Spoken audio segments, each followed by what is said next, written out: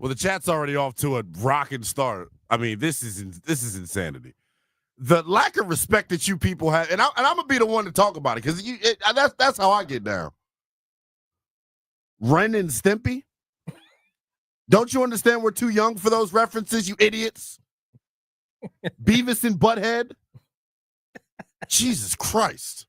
Pumbaa and Pumbaa. I like that one. Well, isn't it Timon and Pumbaa? No, it's Pumbaa and Pumbaa because we're both portly fellas. Yeah, that's tough. Be Mitchell Philly, 106.7 The Fan. We're always streaming live on the always free Odyssey app. And as you can tell by my comments, we're on YouTube as well. You can stream us at 106.7 The Fan on the official stream page of the YouTube. Toby Altizer, Linnell Willingham sitting in for B. Mitch and Philly the next 2 days while the fellas enjoy the bye week. I want to enjoy the bye week as well, but I have a couple of housekeeping notes before we officially get into it. We opened up the show talking about, has the offense reached its ceiling? And I think we have both agreed and come down to it. Hey, look, they have reached their ceiling. But it's not a bad thing that Washington has reached its ceiling offensively because they're a top 5 unit. Yeah. In pretty much every major statistical category.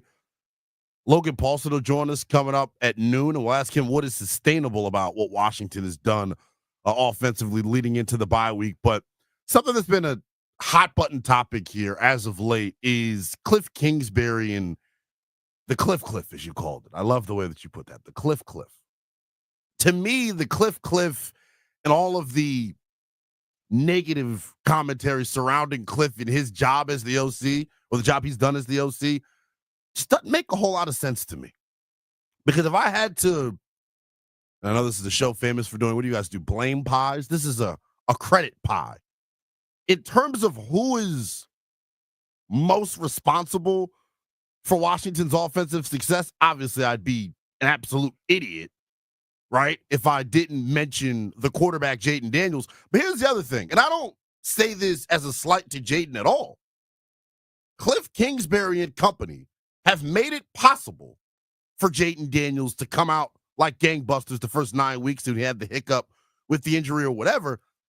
But it's no slight to him. He's probably playing in arguably the most quarterback-friendly system in the National Football 100%. League in terms of what they ask him to do.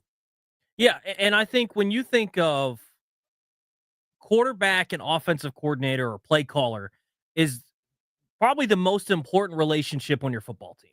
Because you have to marry what you're doing with who your quarterback is. And for the longest time, I felt like Tua was perfect with Mike McDaniel, and that was the best example. Not to say like Mahomes and Mahomes can work with just about anybody. Josh Allen can make it work with a lot of guys. Tua was very specific, and they needed a guy that could run Tua-like offense. And McDaniel was perfect.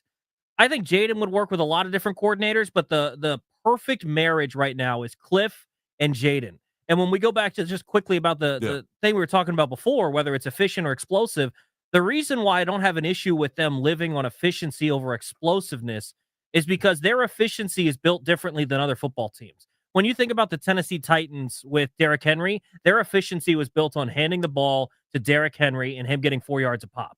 And if you laid out that you were going to stop the run and you packed the box every time and you could stop Derrick Henry, then you could stop some of that efficiency. Well, look at Washington's offensive numbers. Hold on. With Washington, it's all built on the run game, but it's, like you talk about, exotic. It's not not every handoff is just a regular handoff up the middle. Every single run to Brian Robinson is also a read option for Jaden. It's also an RPO with Terry running a slant in behind the linebacker there. Like, there's little bits and pieces that build into that efficiency. And so that, to me, going back to our current conversation about, who deserves a lot of the credit here, Cliff deserves more credit than he's getting. Jaden deserves a lot of it as well. For sure. But Cliff deserves so much credit because of what he has built for this offense that it fits, where this isn't a top 5 unit in terms of talent. It's not even a top 10 unit, and yet they are a top 5 unit in a lot of categories in what they've actually done on the football field. And so I think what you're getting out of this offense has to largely go to Cliff. And then on top of that, it's Jaden being able to execute what Cliff has put in. And that's the other thing, which is why I said it's no slight to Jaden Daniels whatsoever, right? I think we would agree. And I don't know. I would be interested to see what you all think. You could tweet at us. Is that NELL_BTP and at Toby_Altizer? Not mistaken. And you can Yeah, you got it. getting the chat on the old YouTube. First of all, the chat is, I don't know if you've taken the time. I've made inaudible noises during while you were speaking, and I apologize, obviously, but the chat is, I mean, this is insane. Is this what the chat is like every day on this show? Oh, absolutely. This is why you don't read the chat. Absolute. This is why you don't read the insanity. chat. It's the craziest thing. I, This is why you don't read the chat. I'm not even gonna go read it. This is why you have to take it off your screen. It's distracting. That's probably what I'm gonna do. But in reality, though, we'll open up the phones on this 1-800-636-1067. Who, in your opinion, and it could be more than one person, who is most responsible for the success of this Washington Commanders offense? 1-800-636-1067. I think we're on the same page. I would take it a step further and not just say Cliff Kingsbury, but the entire offensive coaching staff.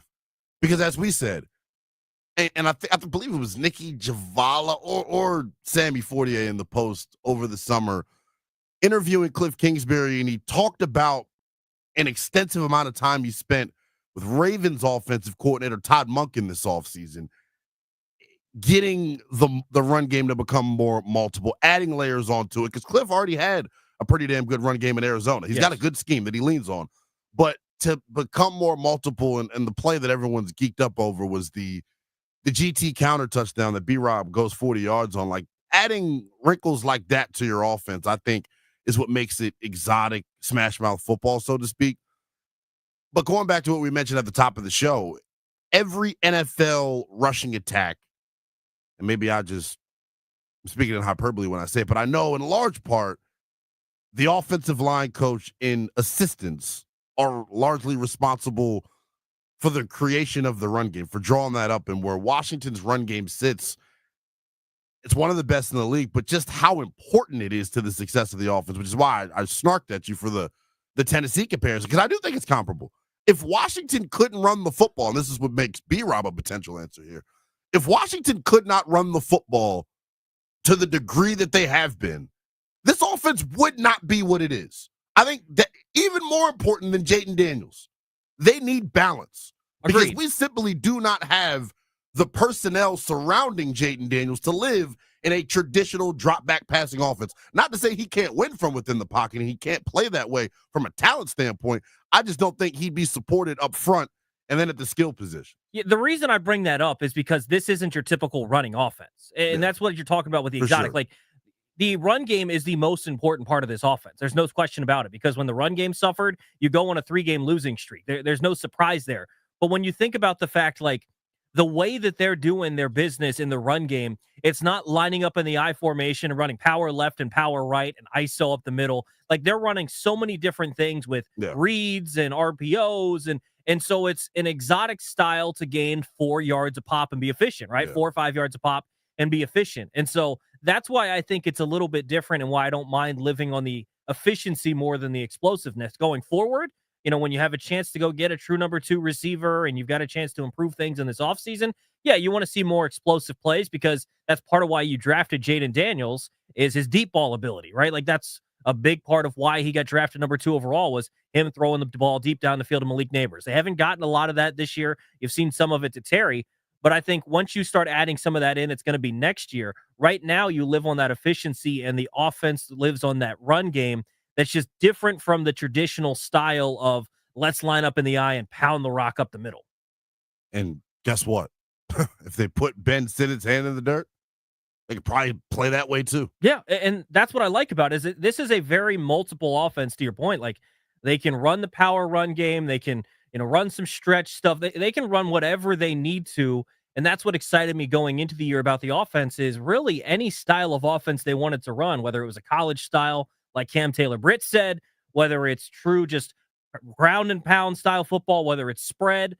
I wouldn't say that they have great personnel, like we talked about, but they have the guys that can do that. And most importantly, well, I keep saying it. You're being kind. They have the quarterback that can do it, most importantly. And that's the most important thing. You're right. But they have, I don't want to speak in hyperbole. Carolina, New England, the list is short in terms of teams that Washington has better offensive talent than. The list is super short. Carolina and New England are the two teams that come to my mind immediately. Outside of that, I can make an argument that Washington's got the third worst skill group in the NFL. And I love me some Zach Ertz, but let's be real I would about put Zach some other Ertz. teams behind them because I think you're discounting the fact that B-Rob is a good back. Austin Eckler's a good But back. Toby, I'm not saying they're I great. love B-Rob as much as the next guy. This is what I keep talking about, though. Not only is it a super quarterback-friendly scheme, but for the running backs, because backside defensive ends have to account for Jaden Daniels as a runner, Correct. they can't crash on certain plays. So Sunday, the offensive line put on a damn clinic. That's my point. Jaden being a part of the run game is huge for sure because it holds one defender out of the run game. And so that's what's different about this offense. And so, look, there's no denying that this offense in terms of skill is not great. Like Terry McLaurin is a legit wide receiver. I've stood on business for that all year. He's a legit number one wide receiver. Is he in the tier with the Tyreeks and those guys? No, but he's a legit number one receiver, and you're seeing it. He's number 3 in the league in receiving yards. People in the chat didn't like that. What? That this is the third worst. I now have every NFL team. I don't think it's the third worst because I think you just faced a unit that has worse skill position because Terry's better than Calvin Ridley and they have no second real wide receiver. But there's I think B-Rob and Austin Eckler form a better duo than what Tony Pollard and Tyjae Spears does. So I think I'll give you Tennessee too. The worst 3 teams in football. I think you're discounting the fact that like their top end, which I think Eckler is a really good complementary back. I think B-Rob is an above average running back, and I think Terry's a legit wide receiver. Like if you're looking at it, there's not a lot of teams that have a better number one receiver than Terry. So I'm not discounting your point. I look at the overall depth of the group. Our number 2 is a 5 on a good team. You're correct. I'm not saying they're a good unit. They're also not bottom 5 in the league. I can make the argument they're bottom 5. I gave you 3. Carolina, I can clearly say is a worse skill position group. Vegas, I may give you. They're pretty bad, but they have depth at receiver. Well, Bowers is the best tight end of the league right now. So there's that group. New England's god awful. New England's I don't understand terrible. how Jared, whatever you want to call him, even has the gig there. It's the weirdest transition of power I've ever seen within a professional sports organization. Yeah, I mean, some of these, like a Cleveland, they've got more receivers, but are any of them better than Terry? Line's a damn good. This is what I keep praising Cliff about. Their offensive line in Cleveland, that's a badass unit. They have several Pro Bowlers. Washington's offensive line is average. That's why I agree. They need help. I mean, chipping backs with tight ends and all that. Like, if you go back and listen to preseason, what I was talking about with this team, I wanted more offensive line help. I sort of agreed a little bit with Danny when he was talking about he wanted more skill position guys, but I think they needed more. And to get where they've gotten this year on offense, it makes me more excited for the future because you're going to add more talent in here. But I don't think you can go as far to say that they're a bottom 5 talent. Toby, we have 4 hours to discuss this. And I'm going to start looking at have all the NFL teams pulled up here, and we can go through it because I think that's interesting. But it's not to try to poo-poo on what Washington has. I'm saying it more so to prop up the job that the coaching staff has done. And the ironic part of it all is you all wanted to behead Cliff 7 days ago. And I understand why. 1-800-636-1067 is number. We'll continue to take your calls. Logan Paulson coming up at noon to give us his thoughts on Washington's victory over Tennessee Sunday. And then we'll also ask the big fella, what is sustainable about what Washington did Sunday, dropping 42 points on the head of the Tennessee Titans? Who is most responsible, though, for the success of the Washington Commanders offense? Your call's next.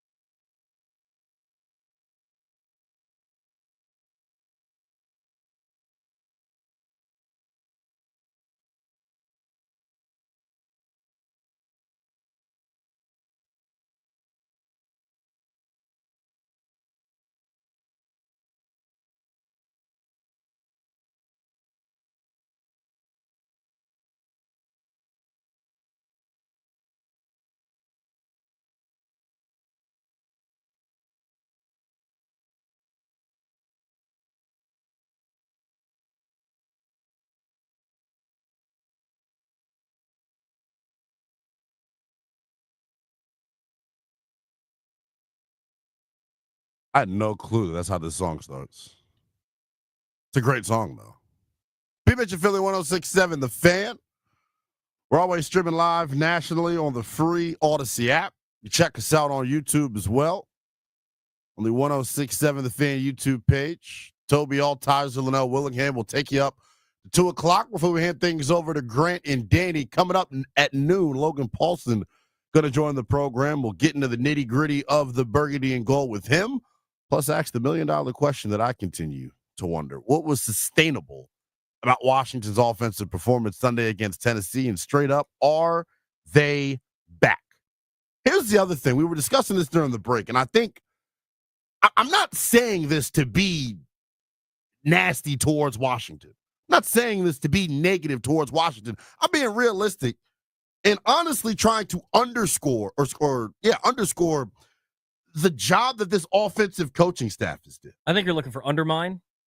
No, underscore, like highlight it. Okay. Underscore the job the offensive coaching staff's done. We can go through every division, and we'll take your calls, too, on who is most important to Washington's offensive success. 1-800-636-1067. You go through the AFC East. Clearly Buffalo, better than our skill position group. Clearly Miami, clearly the Jets. New England's the only team. So that's one team, right? You go through the NFC East. Dallas, Philadelphia, clearly. The New York thing, I'll give it to Washington. I think the offensive line is the difference maker. The offensive line and the running back room is the difference maker. I mean, I still think like you're giving too much credit for guys like Wan'Dale Robinson. Dude, Wan'Dale Robinson would come here and be our number 2. Not even close. Sure. Exactly. And Malik is on the trajectory of being a better wideout than Terry. On the trajectory right now. It's his first year, but you see the type of athlete and explosive dynamic weapon that he is. And that's no shade to Terry McLaurin. Malik Neighbors going to be a top 10 receiver in this league. Sure. Before we know it. And Terry is right now. Terry is right now. I'll give that to you. There you I'm go. not trying to, this isn't me trying to slight Washington at all. I'm trying to really highlight what this offensive coaching staff I get your point. Done. I don't know that we need to do this full exercise because bottom 5. No, because I don't want it to be viewed as I'm and to your point, just rapping. They're a legit bottom 5 group. We can go through every division. The North, every team in the NFC North has a better offense than us. Every team in the NFC South outside of Carolina has a better skill group than we do. And to your the point, entire NFC West has a better skill position group than we do. I don't know if there was a single person on these airwaves. I don't know that there was a single fan that went into the year thinking we've got enough on offense. I don't think there was a single person. So to your point, they're not as great. It's semantics of where you want to rank them.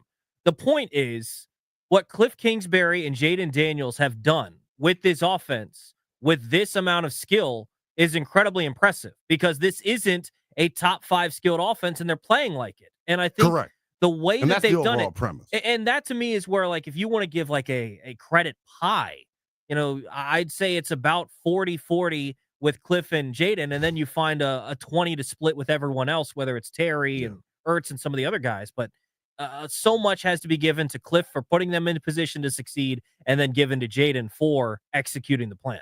1-800-636-1067. Sean's in Columbia. Who is most responsible, Sean, for the success of Washington's offense to start here?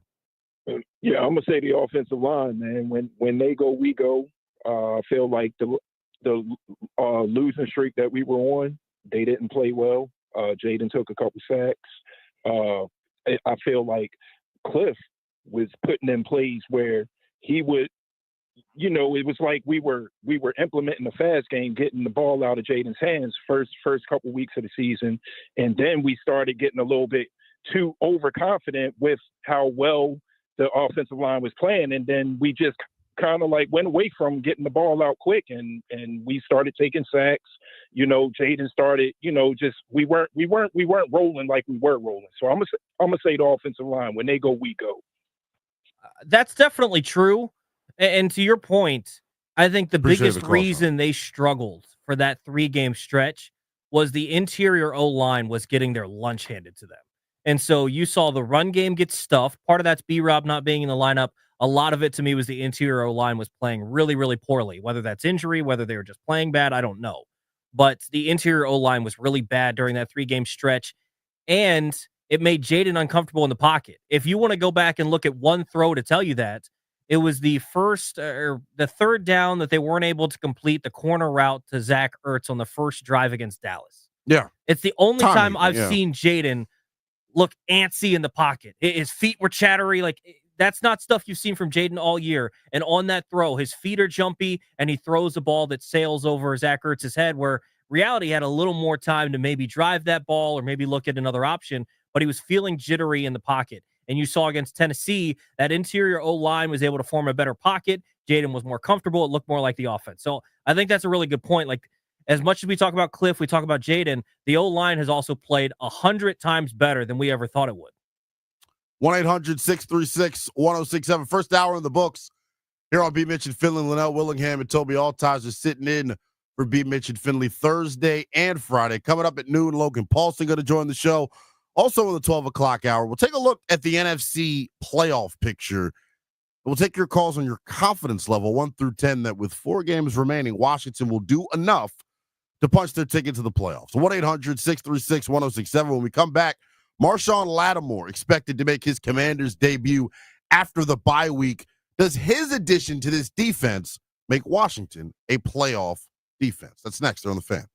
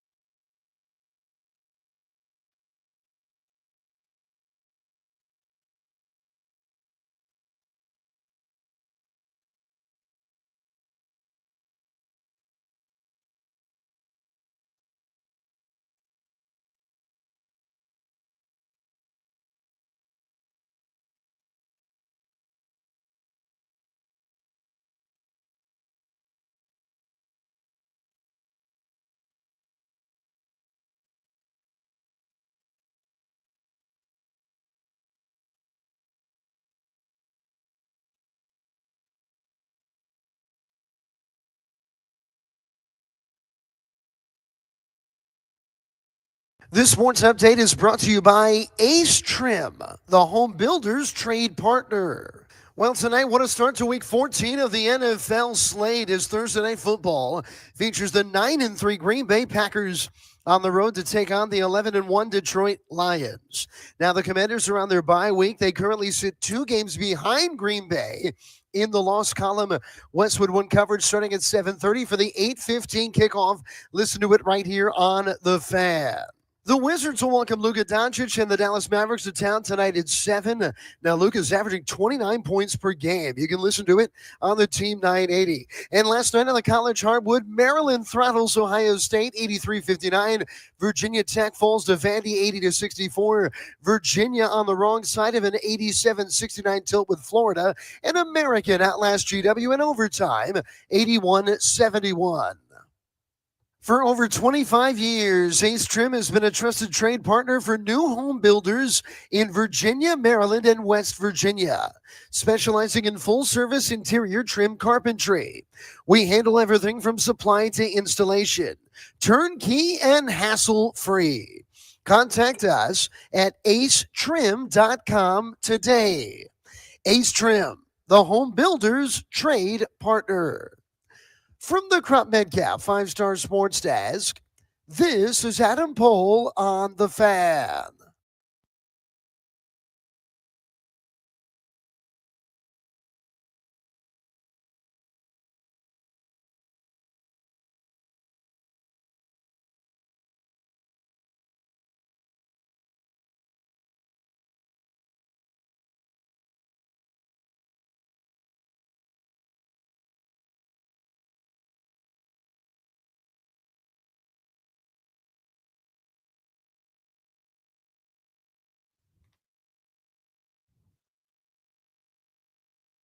Coming up at noon, Logan Paulson, co-host of the Take Command podcast with our pal Craig Hoffman, joins us at noon. Former Commanders tight end will break down the Washington Commanders offense fresh off of their 42-point performance Sunday against the Tennessee Titans.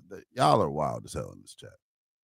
Is this something that It's a normal day, man. it's a normal day? It's a normal day.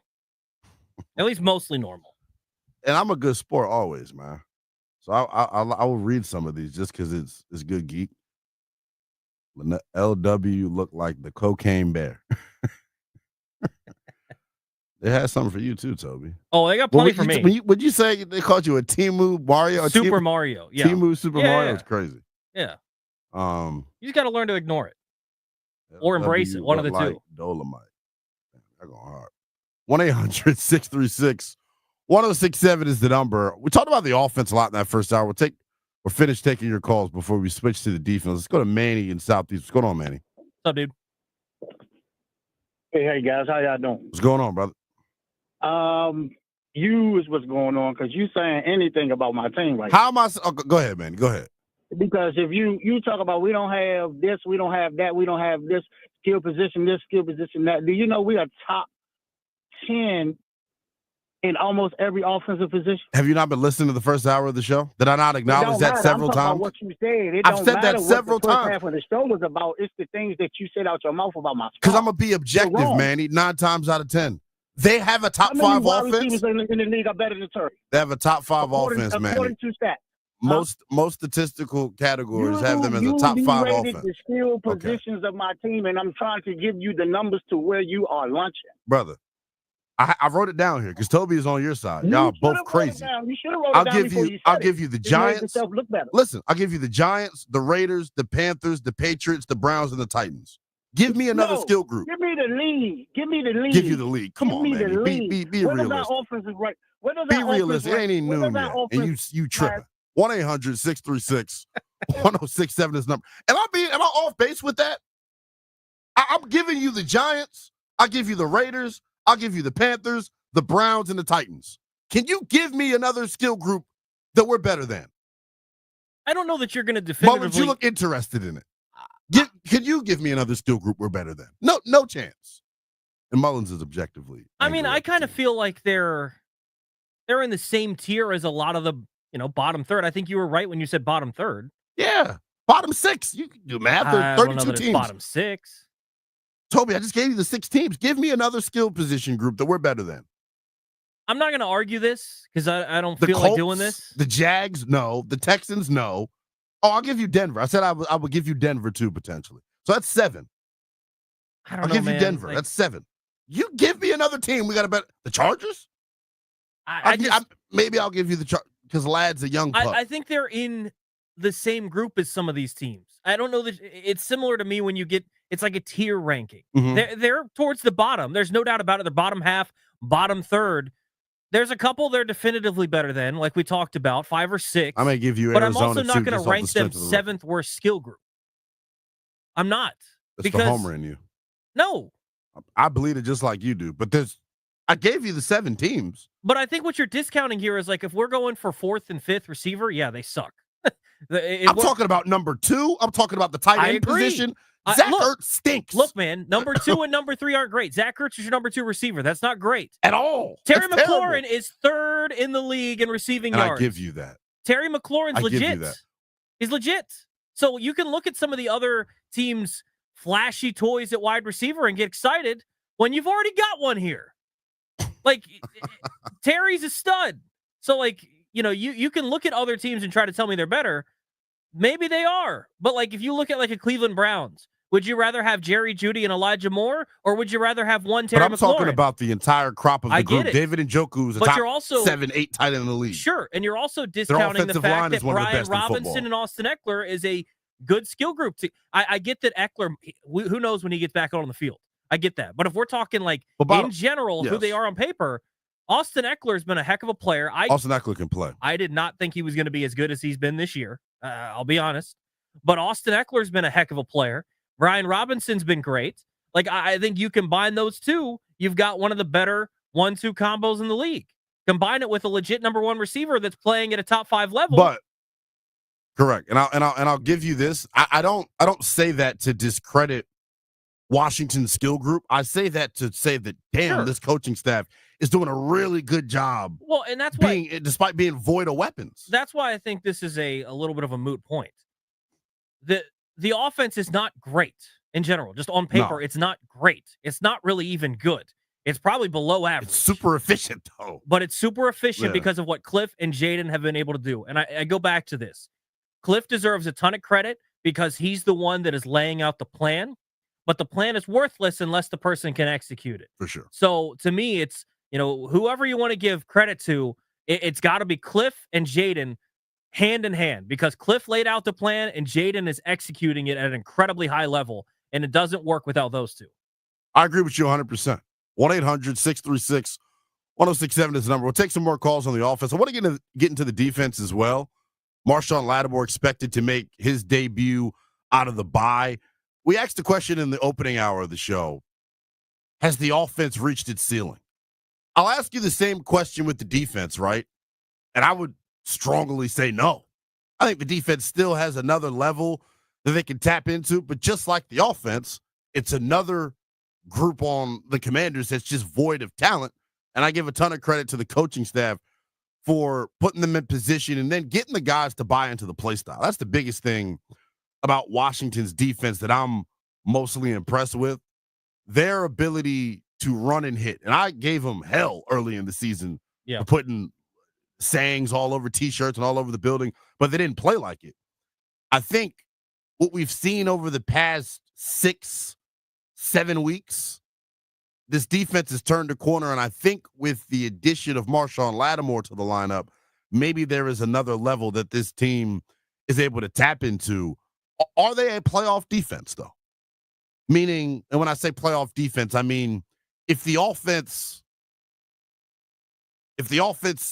gets a banana in the tailpipe, so to speak, right? Is the defense good enough to soften the blow? No. If that makes sense. No. I like the defense. I like where they've gotten. Even with Marshawn Lattimore. No, because look at where they've been. They've had chances to win some ball games. For sure. And they have not done it. Like, they've had a couple good performances. You're right, though, too, on the chance to win game. Pittsburgh, Philly, they crack at the last minute. Yeah, Philly's the big one. I agree. And I know a lot of people look at it as a positive, and you're right, for 50 minutes. 54, however long, right. The exactly. final 10, the final 5, guess what? You play 60, and when you look at the end, Philly's still got, what, 28 on the board because Saquon Barkley turned into Superman for the final 5 minutes? Kanye crazy. Like, you held him in check until the final couple minutes. So, no, the defense hasn't been able to fully finish a game, and guess what? Yeah. Same sort of thing we talked about with the offense. I don't think they're particularly skilled. Like, I think they're not. They're getting a lot out of the group. They're maximizing their talent. And that's why you got to give credit to the coaching staff. But I think when you look at this defense, I think if you're going to win a playoff game, it's not going to be on the defense's back. You hope that they play better, and you hope that they play well enough to give you a chance to win. You're not ever going to win a game solely on the defense. This is my thing with the Marshawn Lattimore addition and why maybe it elevates them. I think the big thing that they're missing and what makes them not a playoff defense to me, and they're an ascending group, I would call them. They don't have a consistent pass rush. No. That, to me, is the number one Achilles heel with this group, is they don't have a consistent pass rush. And as much as I love Dante Fowler, right, on pace for double-digit sacks, him and Luvu, terror, right? Dante Fowler doesn't set the edge. In an ideal world, Dante Fowler is not your first and second down defensive end. He's just not. And you saw it against Tennessee on a couple of runs with Tajay Spears and Tony Pollard being able to get on the edge because he's simply undersized. But with the addition of Marshawn Lattimore, that's why the conversation's layered, right? With the addition of Marshawn Lattimore, I'm assuming, Toby, right? And you know how number one corners work. You do this in Madden. You shut down an entire half of the field. Well, and that's what we hope. Right? So then you're able to cheat over to Benjamin St. Juice's side and send extra guys to aid your pass rush. So that, to me, it's not necessarily stopping number one wide receivers, which I know he's going to do. I just think it allows Joe Witt and company as play callers defensively to just get a lot more versatile. Well, and I think personally, when I've watched this defense this year and even going back and watched some, even going back to week 1 with the Buccaneers, I liked a lot of what they were doing, and I looked at it and said, this is a personnel issue, not a scheme coaching issue. Yeah. And I think that as time goes on next year and the year after that, when Peters is able to add more of his guys into it, that you're going to see the defense improve. But I think you're kind of maxed out here. Like adding Lattimore, we're going to see a layer that we haven't seen yet. But one legit corner just means that Benjamin St. Juste or whoever's on the other side is going to get the ball a little bit more. ESPN just wrote an article about that. Well, basically saying that. Look at Alontae Taylor. I know, like dudes on the other side of an elite corner are going to get targeted more than even you would expect because they're facing. And by the way, too, this is something we can talk about because I know you wanted to talk about who shifts to the bench. Yeah. But like, are we sure that Lattimore is going to travel? I think we. I don't know. That. I think you would have to go back, and maybe somebody in the chat or on the phones can tweet us with this if you're a Cowboys fan, because I know there are many of you that exist in our region. Did Trayvon Diggs travel? Is Diggs a traveling corner? Well, and I don't know. I would go back to that and see in terms of like with last year. I don't know that he travels with Bland all over the place either. Right. So I don't know. But I just don't. This is part of why I like to trade for Lattimore, but it's also why I wasn't. Hard going after they need to acquire someone because I don't know how much one dude really changes the defense. I think Lattimore is, going to be a big boost to this defense. I also don't think it turns it into a legit playoff unit now. It's going to be interesting because I trust Joe Witt Jr. to scheme things up with the pen. And if having more faith in your secondary allows you to be more aggressive, dialing up pressures, then maybe they get over the top. Let's go back to the phones. 1-800-636-1067. Lou. Out of the city. What's going on, Lou? What's going on, fellas? Good morning to you guys, morning, man. I got I don't know if it's a question or to you, Big L. So you only like this team when they win, or what are you talking about? What is wrong with y'all? Why can't I be objective? Why can't I be critical? You could be critical, and I also am positive too. Damn. But I'm saying you want success overnight. It doesn't happen like that. I mean, you like 1 week, you beating up on this team, and then the next week, come on, man. It can't be like that. You got to love this team when they lose, when they win, and everything. You can't be. Come on, dude. I'm being honest with you. I love you. You my dog, but I gotta keep it real. You gotta be there when they lose. When things go wrong, as a fan, we got to figure it out. Like, all right, we got to find a way to get this guy, get that guy, blah, blah, get rid of Benjamin St. Jude because he's not the number one corner, obviously. So when Marshawn come back, trust me, them sacks going to be there for those guys because we ain't got no a corner like that could shut down the number one receiver. So when Marshawn come back, trust me, it will be a change, and these guys going to get their sacks because that's the only reason why. Real quick, Lou, I appreciate the phone call. To your point, I don't know that dudes were running wide open against Tennessee, and Will Levis takes a while to get rid of the football, and there was still no pressure. No, that dude is trash. He can't throw the ball. I gotta be. Look, when I saw, let me break something. Let me break something down for you guys. I was watching Hard Knocks last night. Mike Tomlin, you know Zeus, Ray Brown Jr. Right? He was in Baltimore. He got cut from. I don't know if he got cut. He went back to Cincinnati. He was like, he was telling one of his players. He was like, "We're gonna eat today." Guess what? They abused that dude. They was abusing him in Baltimore. They abused him in Cincinnati. And that's the kind of mentality our coaches have, and I hope they send that kind of mentality to these guys. Be like, look, he's the weakest link, and we got to attack these guys. I don't know if they send that kind of message every Sunday, but I'm sure they do. But when I watch Mike Tomlin, he got the mentality that I have. I'm like, if you got to pick on somebody's weakness, man. And for us, we haven't that kind of. I don't know if we figured that out yet. Well, but when I watched that, Lou, I was Lou, I appreciate you. I felt like we were getting into podcast mode here. We're turning into the Lou Show. 1-800-636-1067. Patrick is in Culpeper. What's going on, Pat? Hey, how's it going? Good, brother. Hey, so trying to stay on topic, what offensive units are in the same category as Washington. I would probably say the Jets because they really only have one good receiver and one good back, and then a quarterback who's falling apart in New York. You can watch a whole thing about him falling apart on Netflix soon. Oh yeah, I'm actually geeked up for that, man. The other offensive position group where you guys are probably about the same, and it's going similarly, is Buffalo. Because they let a lot of their stars go, but you're watching Josh Allen buoy the rest of that offense up.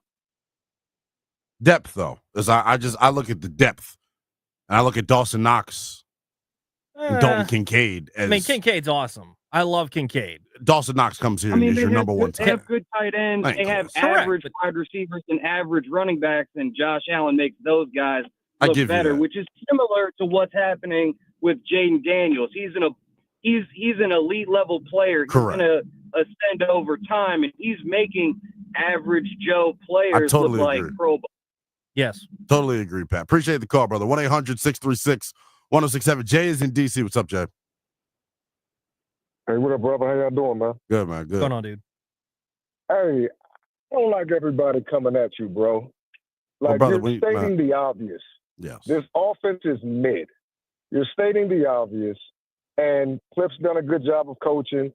DQ's done a good job of coaching mid players. It is what it is. That doesn't make you not a fan of the team. That doesn't make you.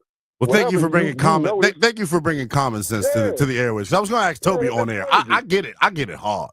They give it to me every which type of way, just for being objective. Sorry, I don't walk around with burgundy and gold colored glasses on 24/7. I mean, I do, but I can say if my kid is bad on the team, he's the last player on the team, I'm going to still go to the damn game. Exactly. I just know he ain't going to get in. I mean, come on, bro. That's real talk. Like, this is crazy, man. Keep doing your thing, man. Like I said, if this team gets in the playoff and does something, okay. If they don't, then okay. We're in year one of a rebuild, bro. And we all understand that. Come on. And I appreciate the call, Jay. 1-800-636-1067. We're going to get deeper into the defensive conversation on the other side of the break. With Marshawn Lattimore expected to be inserted into the lineup after the bye, how does this defense reshuffle? We'll get into that next year on The Fan.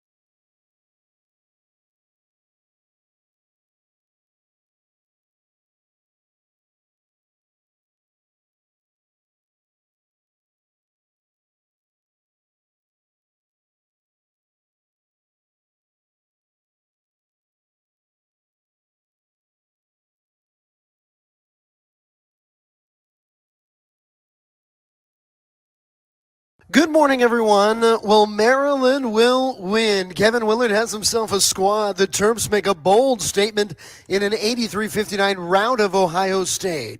Freshman big Derek Queen with 17 points and 11 rebounds for his fourth double-double of the season in the Big Ten opening win. Elsewhere on the court, Virginia Tech drops to 3-5 after an 80-64 loss to Vanderbilt. Virginia taken down by 13th ranked Florida, 87-69. And the Eagles of American are flying high after an 81-71 overtime win over George Washington. Now tonight, the Wizards welcome the Dallas Mavericks to town. Tip time at 7 from Capital One Arena. Listen to it on the Team 980. And what a matchup on Thursday Night Football. The 9-3 Green Bay Packers, they are at the 11-1 Detroit Lions. Listen to the Westwood One call of the 8:15 kick right here on The Fan. From the Crop Metcalf 5-Star Sports Desk, this is Adam Pohl on The Fan.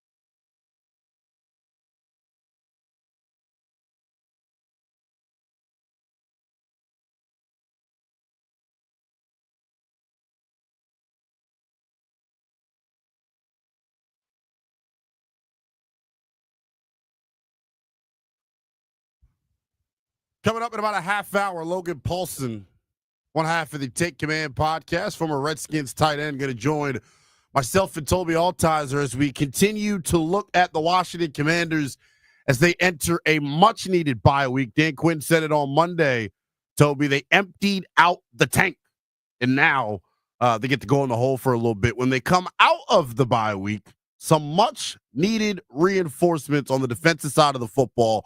Washington, as we know, couple of weeks back, made the trade for former All-Pro corner Marshawn Lattimore. According to all reports, he is expected to make his Commanders debut out of the bye, ironically enough, Toby, in New Orleans against the Saints team. Yeah, and it's about time. He played with. Yeah, no, it's about time. I think if they went back, they would have made. Look, I get that Lattimore's here long term, but I highly doubt that they were trading for Lattimore thinking he wouldn't play till after the bye. I think they're a little bit disappointed he hasn't gotten on the field. But at the same point, when you acquire Lattimore, it wasn't to face Tennessee. It wasn't to face New Orleans. It's for January football. And so you get him back for the 4-game stretch. Hopefully, get into the playoffs. You have him then. That's why they acquired him. But, I mean, it's about time this dude gets on the field. Yeah, they need him. I think, and I hear what you're saying, probably some disappointment internally just because of, how big of a need it is right now at cornerback and the play of the other guys. I mean, you don't make a move at the deadline for a guy not to play for 4 weeks. Right, but I also think, when you don't have a guy in your building, right, and there's a medical, you really have no idea of the severity of it until you get him with your staff and get your doctors look at his records.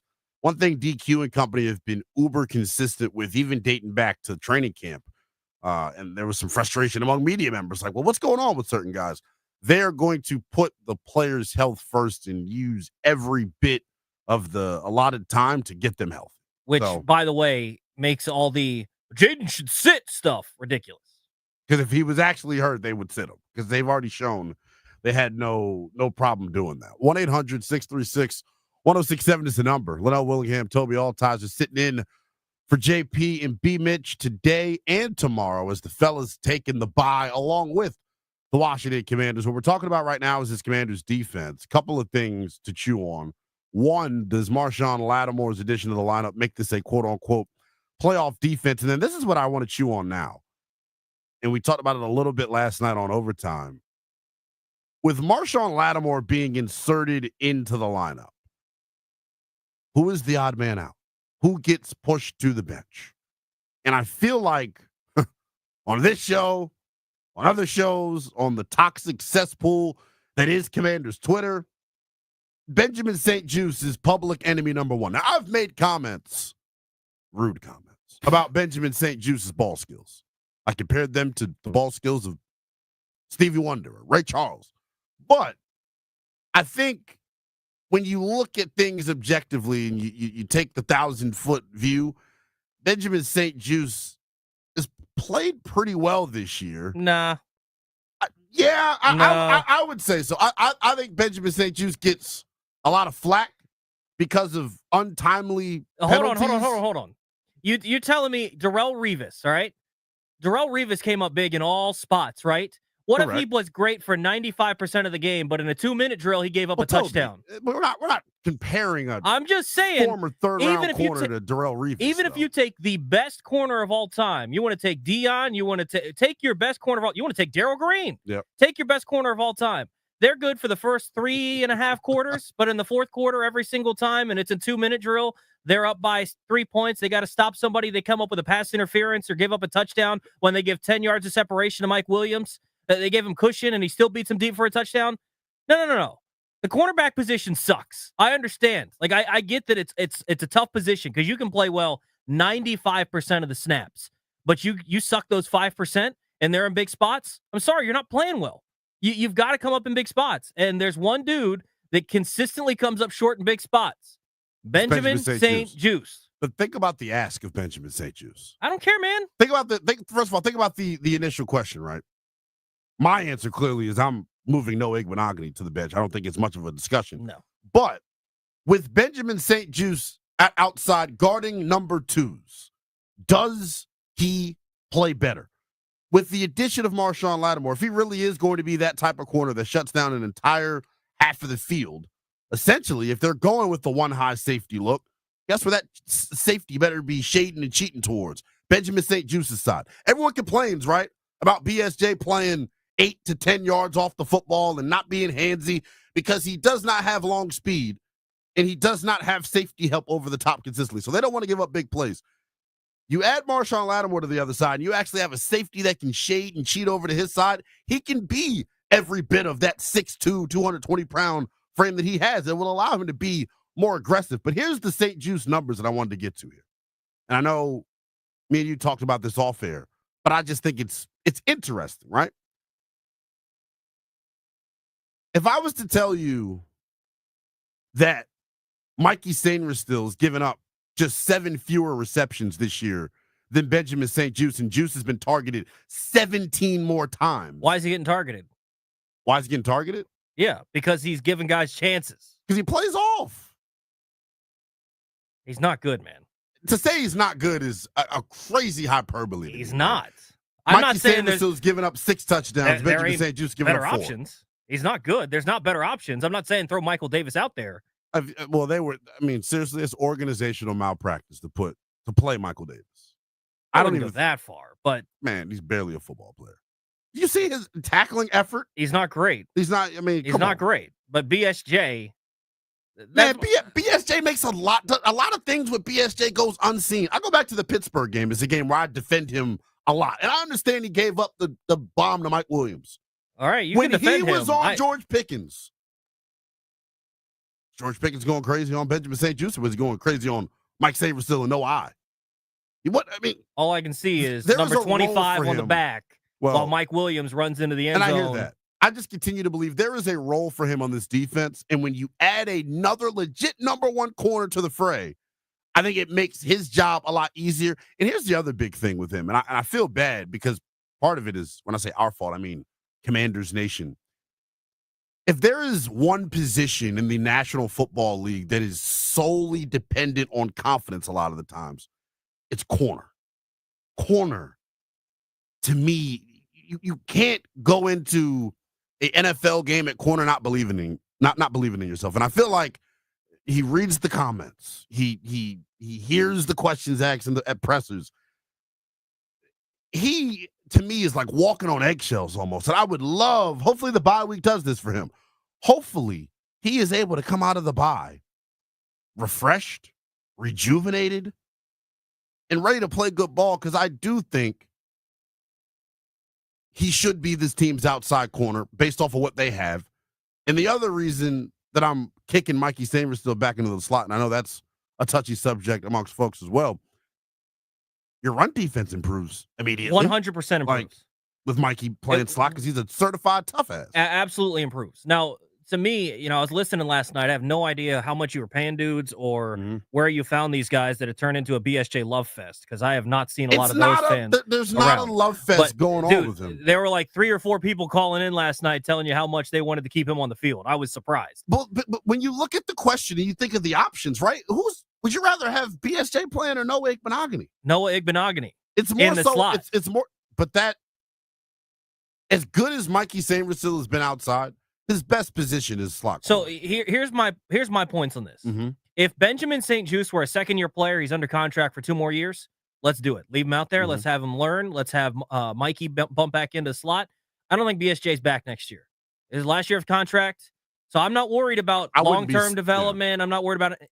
So to me, Mikey Sammer's still playing outside and learning that outside-inside versatility. We know he can play in the slot. For sure. We already know that. You plug him in there, he's already a heck of a player. He's playing well outside. And I think, too, the other part is we can look at, like, the overall numbers, and Mikey got beat a couple times last week, so it definitely wasn't his best game last week either. Yeah. But I think as the season's gone on, he's gotten better, especially outside. I'm leaving him out there, and I'm having Noah Igbenogany play in the slot. Not saying Benjamin St. Juste can't rotate in, and he's going to play some, but There's I'm just having no way I'm moving him to the bench. I am. Like, so just for some ideas here, because I don't think that, one's clearly above the other.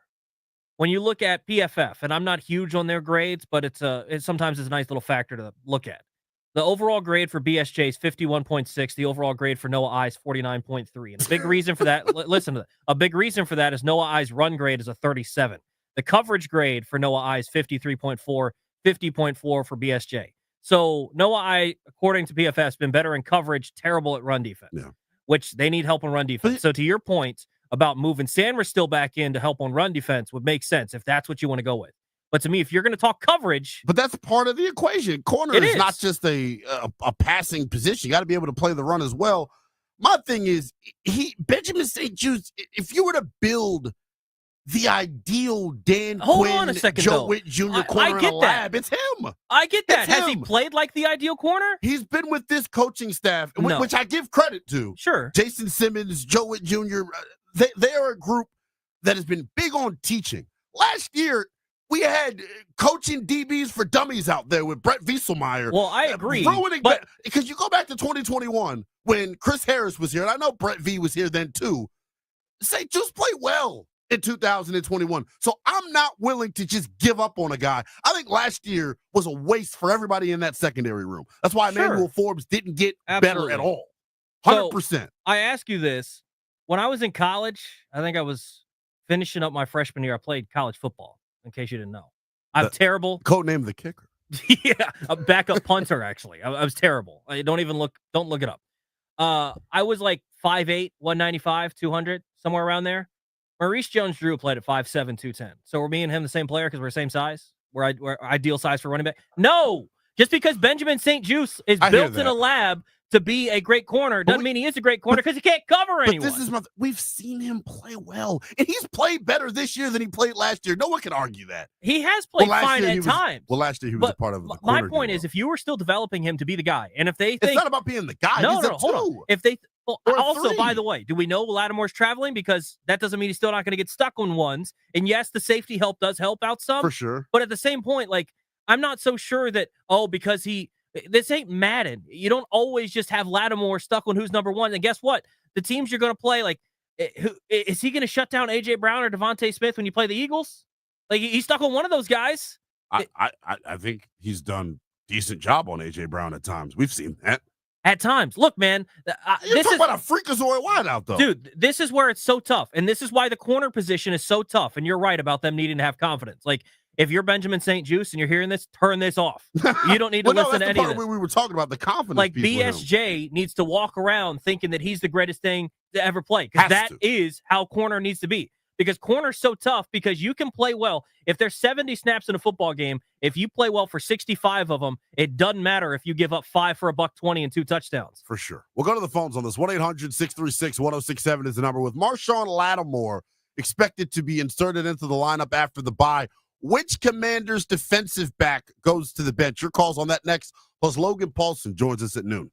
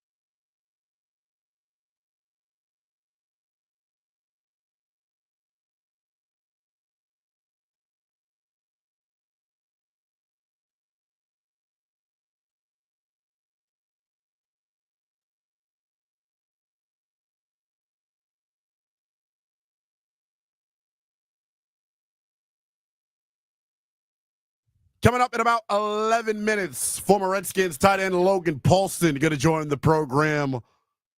Getting to the X's and O's of how Washington put up 42 on the Tennessee Titans this past Sunday.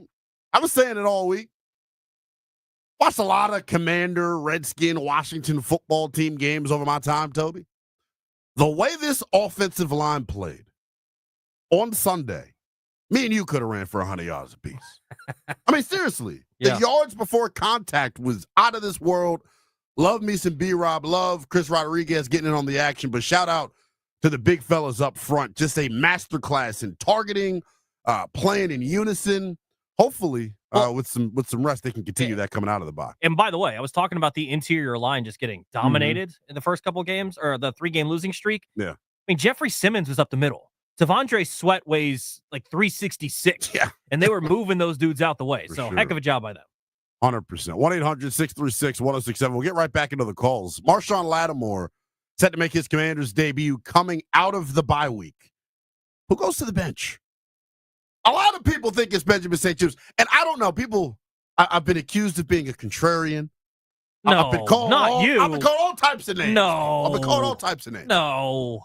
But my truth is that, and we'll ask Logan Paulson this when he comes on. And this is somebody that watches the film 24/7. I'll ask Logan the same question. I can make the argument that at times, throughout the entirety of the season, Benjamin St. Juste has been the team's clear second-best corner. Depending on what game you want to talk about, it could have been the best corner at times this year. We're gonna highlight the first downs given up. We're gonna highlight the plays where he gives up receptions. But the one thing that we don't talk about is when his name's not called, and you're looking at me like, bruh. But you know I'm being for real though. Like there are times. That's why corner is such a fickle position. When you don't hear his name called, like Sunday, I thought. Yeah, I mean, like congratulations. At times he was king of the crap pile. Like congratulations. Like no one cares. No, I think my money is on him bouncing back and being an impactful corner on this football team. To his credit, we haven't heard his name called the last couple of weeks, or specifically against Tennessee. Thought he played well against Pittsburgh. Let's go to Crank in D.C. I know the touchdown against Pittsburgh is the problem. You're killing me with that. What's going on, bro? What's going on, bro? My guy, hey, Linnell, man, listen, man, I love you to death when you be on the radio. Like, you got so much confidence and all that, but, man, you be on here tripping, man. You see, we got the top 5 worst skill players in the league. When you got somebody in our own division, the Giants is garbage, man. But that's another subject. As far as who goes to the bench when Lattimore comes, I think Noah's going to move outside. I think that Mikey's going to move inside. And I think St. Juste is going to the bench. I mean, for crying out loud, he's been splitting time with Mike Davis the last couple of weeks. And you saw what happened with Mike Davis versus Neighbors, man. So, I mean, Mike Davis, Crank. I'm gonna say this, Crank. I'm gonna let you continue, Crank. I'm gonna let you continue, Crank. But I gotta say something about Mike Davis. Mike Davis should be ashamed of himself. Do you realize? And this is why I went so hard Friday about the Cowboys loss. Do you realize this Bama, Jalen Tolbert stopped the Cowboys opening drive himself by dropping the football, and I got to watch Mike Davis get up and do all this and do all that like he did something. He's terrible, and it may be the worst free agent signing they brought in this year. I'll give my guy Benjamin St. Juste credit. At least we haven't seen this crap this year. At least we haven't seen that. It's a good celebration. I don't need to see more of that. It's a good celebration. Whatever we appreciate the call, brother, man. BSJ celebration is. You know what they do now? They do like to lift up the jersey to say like it. They have it's like a strap reference. It's very strange. Yeah, that's not great. It's a DB thing. Vince is in Akakeek. What's going on, Vince? What's up, Linnell? What's up, Nick? So, we got to do a show.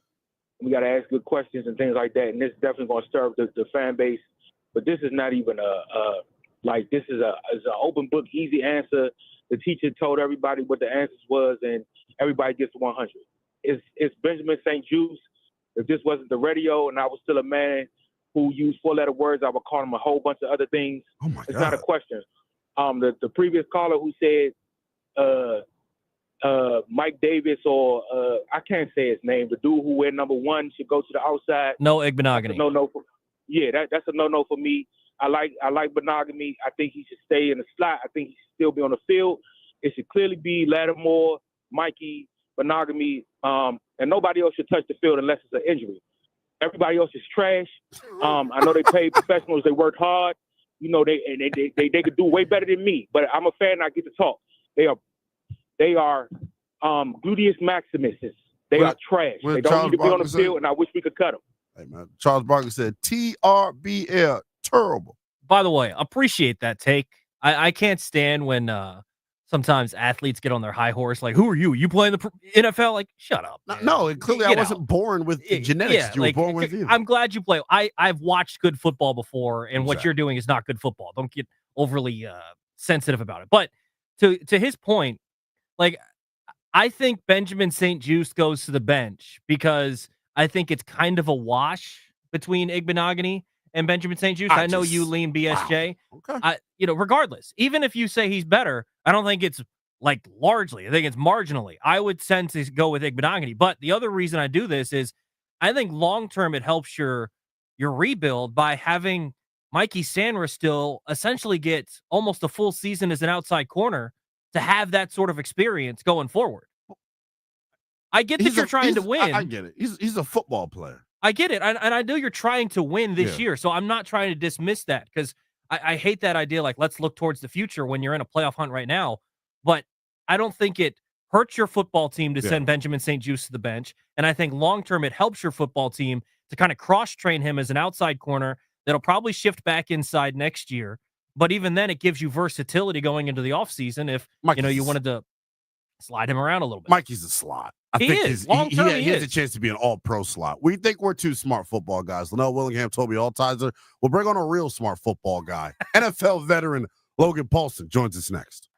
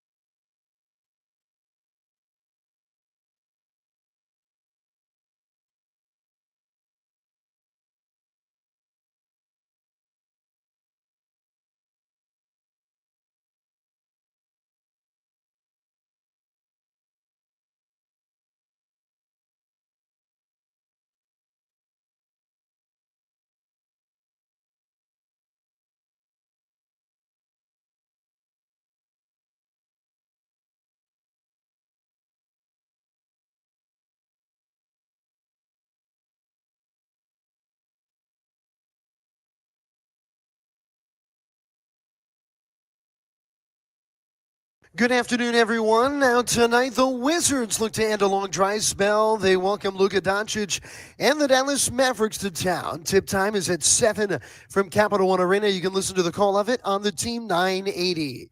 There's a huge NFC North battle on Thursday Night Football. The 9-3 Green Bay Packers are at the 11-1 Detroit Lions. Listen to the Westwood One call for an 8:15 kickoff right here on the Fan.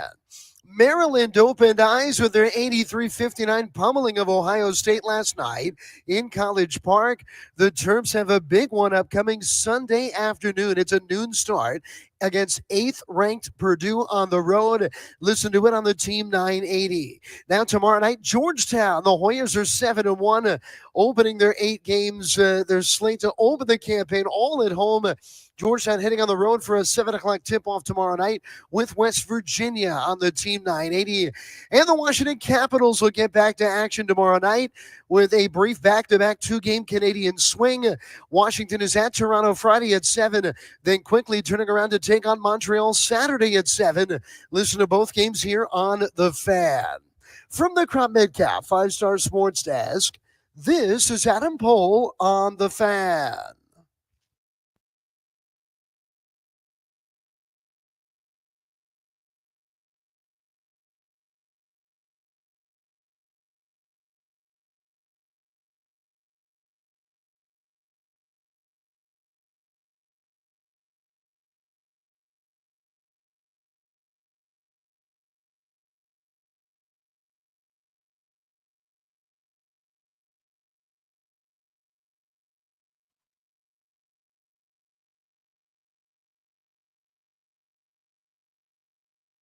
Be mentioned Finley 1067 The Fan. We're always streaming live nationally on the free Odyssey app. Linnell Willingham, Toby Altizer sitting in for B mentioned Finley as they take advantage of the bye week. Yeah, good for them. Good for them. Got former Commanders tight end Logan Paulson coming up momentarily. Take a spin around the Beltway. Adam Pohl's update reminded me that we can free grandma. Yeah, that was a heck of a move for the Terps. Heck of a move. Malik Washington, Spalding quarterback, staying home, 4-star quarterback in the DMV. He was chilling last night at the Terps game where they were just spanking the Buckeyes. I can't believe that was incredible. It was awesome. Derek Queen was legit once again, 17 and 11, just a double machine. It's what he does. The young freshman out of B-More doing his thing, but Terps were big fat winners last night. I got to catch a Cooper flag after overtime last night. I was sprinting out of here to try to get in front of the TV for that. We'll talk a little bit of Wizards before we get out of here, Toby, but I know the Cooper flag race is one that is going to heat up. Poop for Coop. Poop for Coop. Wizards in action tonight as they play the Dallas Mavericks. I wanted to get over there tonight. I've never seen Luka in person. I want to watch Luka. Want to watch a slow tub of goo? I might watch that on up and down. I might watch that on Saturday when Nikola Jokic comes to town. Could you imagine if those two teamed up? How fun would that be? By the way, I don't know if this. I can't remember if Adam mentioned this or not. Jaden Daniels won Rookie of the Week again.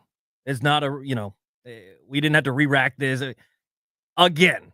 8 of 13 times, dudes won Rookie of the Week. Yeah, I know. That probably should mean he should win Rookie of the Year. I mean, I don't know that I really care that much because, in my lifetime, they've had 2 guys win it, RG3 and Chase Young, your guy. We get to see my guy coming up this week, Toby. Yeah. So, but his extensions and all. Yeah, I just, I don't know that I really care if he wins Rookie of the Year or not, but he has been spectacular this season. Got rewarded once again, 8 of 13. I wonder what the record is for most Rookie of the Weeks in a year because he's got to be getting close.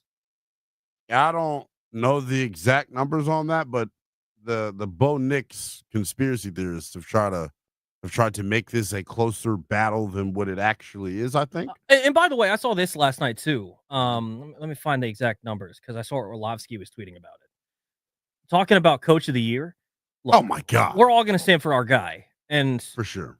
It's just insane to me that you look at the top 5 odds right now, according to BetMGM, as I'm pulling them up now. And Dan Quinn is not in the top 5.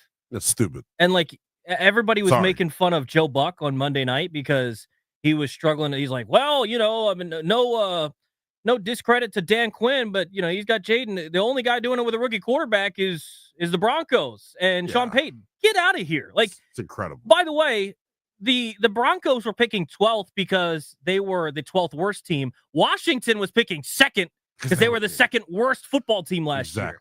They've already blown by their win total. I don't know. It's a little wild to me that he's not at least in the top 5. It's a ridiculous argument. And just rule of thumb for just Americans out there across the DMV, anytime someone says no offense, but they're about to offend the hell out of you. And that's how I felt with Joe Buck's comment the other night. And Dan Quinn is a happy-go-lucky guy, love the motivational tactics. I have complete disdain towards Sean Payton, right? I look at him as a complete piece of crap. The way he came in and tried to hijack the whole situation when he was out of coaching and he visited here, and you remember the rumors of he knows who the next coach was going to be, or they were going to fire Ron a year early. It was a bunch of hot garbage with Sean Payton. But credit to Sean Payton, because to have the stones to say, Russell, hold one. And then let Drake May play on the rookie and by deal. the way, if Bo Nix rather play on the rookie deal. If you didn't already understand this, what we talked a little bit about earlier was having that perfect marriage of the quarterback and the play caller, offensive coordinator, whoever's designing stuff, and you got to be able to design for that specific player, which, by the way, is good coaching. There's a lot of average coaching in the NFL. Sure. Good coaching is being able to scheme to your guy or get your guy to fit into what you're trying to do. Bo Nix fitting with Sean Payton. Bo Nix doesn't work in just about every offense, but Sean Payton's able to make it work because he's able to find ways to make it so that Bo Nix gets accentuated and doesn't accentuate the bad stuff, right? For sure. To me, I'm interested to see J.J. McCarthy with Kevin O'Connell now. Me too. How does he look? Yeah. Honestly, I'm interested to see what Michael Penix looks like in Atlanta. I think we're going to get to see that coming up December 29th. I hope Atlanta's in contention still, because I can definitely go for another primetime game at home. I can see it now. Sunday Night Football. Mike Tirico went. Be awesome. I could go for Love some me some more. Mike Tirico. Yeah. And by the way, if you love the primetime stuff, I agree. I forget who mentioned this, but Washington's going to have a lot of those next year. Oh, I know. They're going to have a lot of them. They're going to have an overseas game. You already know that. What if we're the opener next year at Kansas City after they win the Super Bowl again this year? I can see it. They're on our schedule next year. I can so see it. I will be there. I'm finding a way to be there. Be there or be square. 1-800-636-1067 is the number. We were talking about the cornerback spot, and I see there are a couple of calls still lined up about that. We'll go around the NFL coming up here momentarily. Plus, so some rumors swirling around that Governor Wes Moore is, if he has it his way, he will block any potential Commanders' return to RFK. I don't want to poo-poo this because I know a lot of people care about it getting to RFK, and I want it. I think we're about to agree for the first time. Holy cow! Well, I want it there, but can I just say this? I don't care where it is. Just build the dang stadium. I really don't care. I know a lot of people are like, well, don't build over here. I do not care. I'm going to drive wherever it is. I'm going to go to games there. I do not care where it is. Obviously, it could be in the DMV. I'm not an idiot. But I'll ship them out to Guam. Keep it here. But I'll go wherever it is. Yeah. Just build the stupid stadium already. That's it. I was saying it yesterday, and I'm not trying to do the, play the morale card or anything like that. But this ownership group, man, first of all, kudos to them for saving us from 20 plus years of hell with Dan Snyder and company. I mean, can you imagine if he were still here and we're just waiting? Because no one wants to do business with that bum. Exactly. And we'd be still sitting here thinking, we're going to be stuck at FedEx but for 20 more years. But think about it this way. The opportunity that Josh Harris, Mark Gein, Mitch Rales have here. We're going to love them regardless because of the success of the team, and it feels like these are the guys that are changing us to being a relevant, normal franchise again. But they have the opportunity to be, as guys that are from here, right, real stewards in the community, right? Real guys that not only help the football program get back to prominence and glory, but also they could be guys that potentially revitalize a DC economy that desperately needs it. So in terms of them going back to RFK, that to me, I see the potential economic benefits of it. I also get the other side of it, which is to me where it gets interesting, right? I don't know if you're familiar with Josh's dealings with the Sixers, but they haven't broke ground yet, but it's been approved. A new stadium situation down there with the Sixers, and Josh Harris in the Harris Group, I believe it's Blitzer Entertainment Group, that he's a part of, are going to foot 100% of the bill, Toby, and then they're making a $500 million investment into the greater area of Philadelphia. So they get it, right? You have that opportunity here too. And being guys that are from the DMV, I think you should take it even more personally. So, and I know we're going all over the place there, but the thing to me that drives me up a wall about the stadium conversation is one, kind of what you said. We're going to go watch the team wherever the hell that they are, point blank, period. But two, I think it's a much more nuanced discussion than we want to give it credit for. It's not just about having the roof shake or the walls shake at a stadium. It's not just about having a tremendous home field advantage. I go back to it, man. These are 3 billionaires that are from here. Mark Ine, Mitch Rales, Josh Harris. Legacy is everything to me. We're going to remember, that he was the guy that was the first owner after Dan Snyder, right? He'll always be in glory for that. But what people will remember the most is if they write a $1 million check to fund DC public schools or to fund DC Parks and Rec. Like, that's the type of legacy stuff that I'm here for. And I think they have an opportunity to really be at the forefront of that. And I think they're going to seize that opportunity. I hope. And I get all of that. And to me, when it comes to the stadium stuff, when it comes to political stuff, I don't do politics. Me either. I don't. To me, it's a waste of time. Like, I understand the importance of it. To me, I can't be bothered with it. Right. When it comes to the stadium, I hope they do all that stuff that you're laying out. Can we just get the ball rolling? Like, that to me is the number one.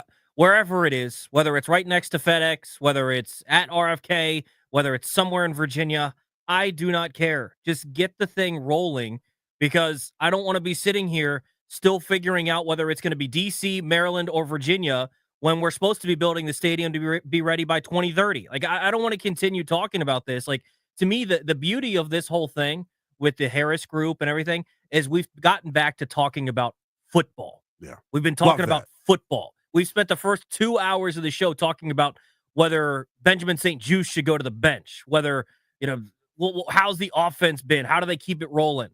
The stadium stuff to me is great, and it's great fodder, and it's especially great for the bye week. I do not care. Just build the stupid thing so we can get to playing football. And by the way, host a Super Bowl here in your championship window. You know what I care about? I can see it now.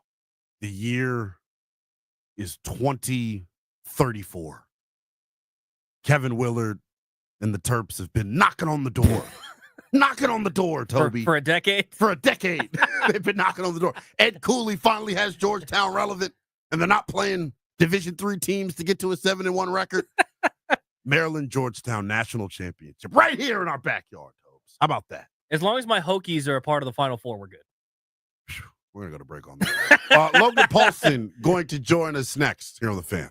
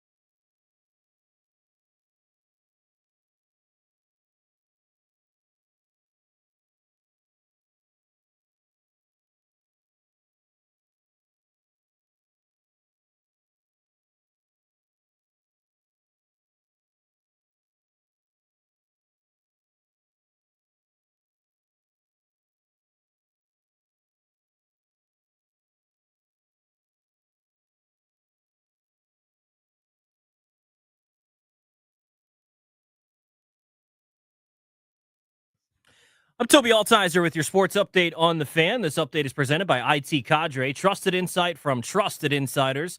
ITCadre.com. In the NFL, Jaden Daniels was named Rookie of the Week. Big shocker. It's the 8th time he's won the award this season. Also, Bobby Wagner has been named the Commanders nominee for the Walter Payton Man of the Year. Logan Wilson had knee surgery today. The Bengals linebacker had a cleanup procedure. He's going to be done for the season. And tonight, Thursday Night Football, Packers at the Lions. 8:15 kickoff. You can hear that game right here on The Fan. In the NBA, the Wizards have lost 15 in a row, looking to avoid making it 16 tonight as they're at home to take on the Dallas Mavericks. 7 p.m. tip-off. You can hear that game on the Team 980. Caps with the day off today. They'll take on the Maple Leafs at home tomorrow at 7 o'clock right here on The Fan.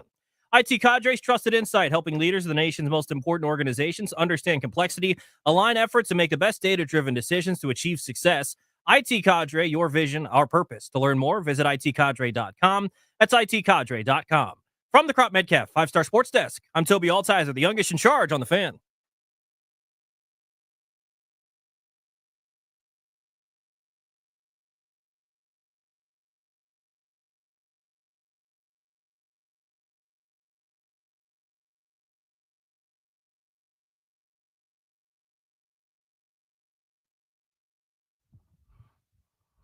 Just going to go out on a limb and say I would not like to see our next guest in a red dress. B. Mitch and Finley here on 106.7 The Fan. We're always streaming live nationally on the free Odyssey app. You can check us out on the 106.7 The Fan YouTube page as well. Nice job, Tobes.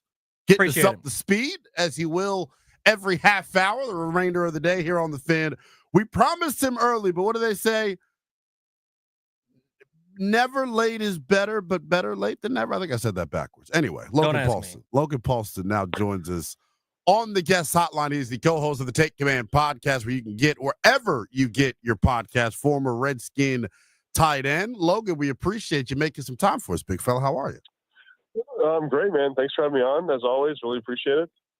Yes, indeedy, my friend. I know I had sent you a flurry of text after Sunday's masterclass offensively.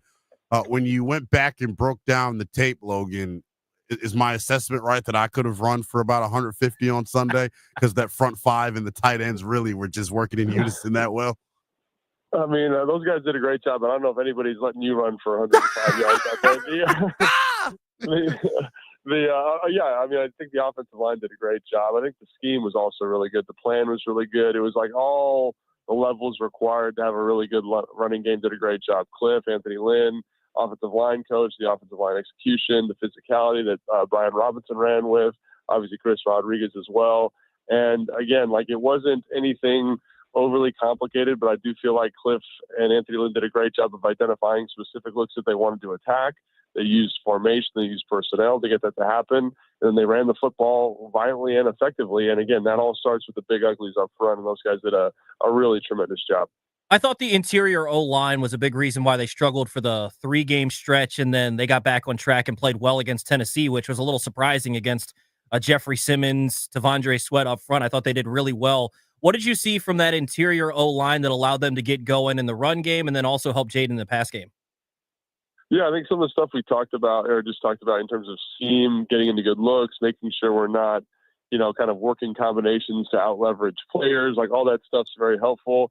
Also, I think the way that Tennessee plays, specifically Tavondre Sweat, kind of is very conducive to what those guys do well. Tavondre Sweat's not, he's a very good football player, uses his hands well, he's big, he's athletic, but he's not a great penetrator. I think when you look at the last couple of weeks, the guys that have done a good job of making life tough for the Commanders are, the undersized front of Dallas and all the movement that they brought. Jalen Carter and Philly, guys that are really good penetrators. And I think this is where Anthony Lynn and Cliff Kingsbury did a great job of saying, well, how do we neutralize those guys that really want to get up the field? And you run trap, you run wham. They did a great job running both of those runs. And again, kind of neutralize what made those guys effective. All that being said, those guys had to come out and play football. And I thought you just saw a different level of intensity, specifically from Tyler Biadasz. He's had a great season all year. But he came out and was absolutely a man possessed and was just a ton of fun to watch, like really putting on a master class at center, showing Tavondre Sweat what it means to be, kind of one of the best centers in the NFL. And I think he deserves a lot of credit for how well those three guys on the interior played.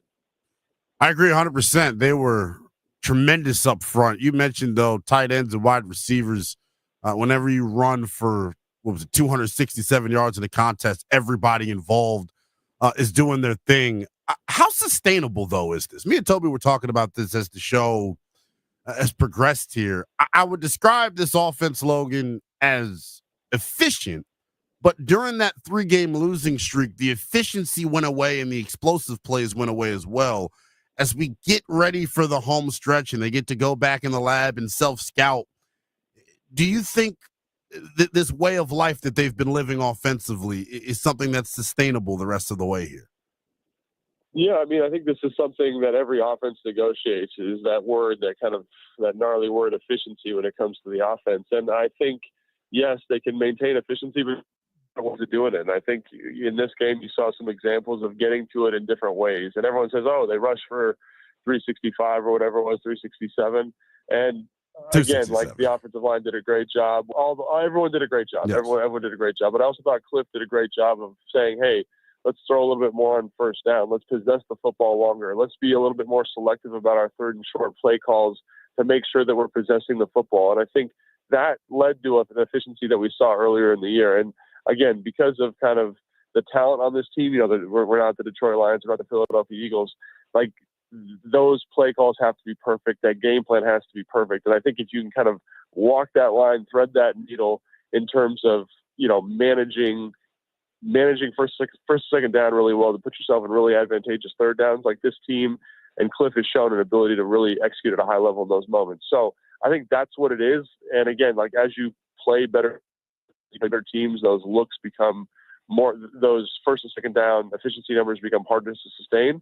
But I do think they've shown an ability to do that. It just depends, can they do it against the best teams in football? And, everybody struggles against Philly. I think that was shown in the Baltimore game Philly had. So it'll be interesting to see. But yes, I think Cliff has shown propensity to get that stuff done. Talking with Logan Paulson here on B. Mitch and Finley, Toby Altizer, Linnell Willingham in for them today. Terry McLaurin got more involved this week. How did they do it? Was it, we saw the first play of the game, almost a little troll from Cliff, lining him up on the right side, getting the ball right away. But were there different ways that they schemed him open, or was it more so that they just looked to him and threw him the ball? Yeah, I mean, I think, the first play I think is really interesting. They got like a little, corner 5-yard sit, bubble to the left. That's a good zone beating concept. And then you get a kind of a smash, like what I would call a smash concept to the offensive right. And they're playing quarters coverage. And in quarters coverage, like, you're going to get off coverage. That's the whole point of quarters. You're defending kind of that deep half of the field with 4 players. You've only got 3 underneath coverage players in quarters. And those smashes, those hitches that Terry ran on that play are going to be open. So I thought understanding what the Tennessee Titans wanted to do on first and second down allowed for some of those opportunities. And I also thought, like, the first third down conversion that they have was Terry in the slot on a slant. Like, understanding what Jaden wants to throw and who he wants to throw it to, and getting guys like Terry in good matchups in those man-to-man situations was also really smart by Cliff. So I think obviously the target share went to Terry this week. He was a big part of the game plan. I think that's something that can continue. It's something that will continue. But I think there's also other playmakers in the offense. And I think Cliff throughout the season's done a good job of identifying kind of those specific matchups. This weekend, it just happened to be Terry. Another guy that had a really good game this week was Chris Rodriguez. Do you think that there's a way that they can involve him, maybe to give B-Rob a little bit of a break? Obviously, if B-Rob is down for whatever reason, any of the games, maybe use him more in a featured role. Because I thought he was really impressive and kind of fills that power back role that they missed at times. Obviously, having B-Rob back was nice, but do you think they could get Chris Rodriguez more involved going forward? Yeah, I mean, I do think so. But I also think it's important to remember how effective Jeremy McNichols has been this year, and I think he's a great special teams guy. He's been great on third down. He's been great, running with a physical mindset. So I don't think we should forget about him.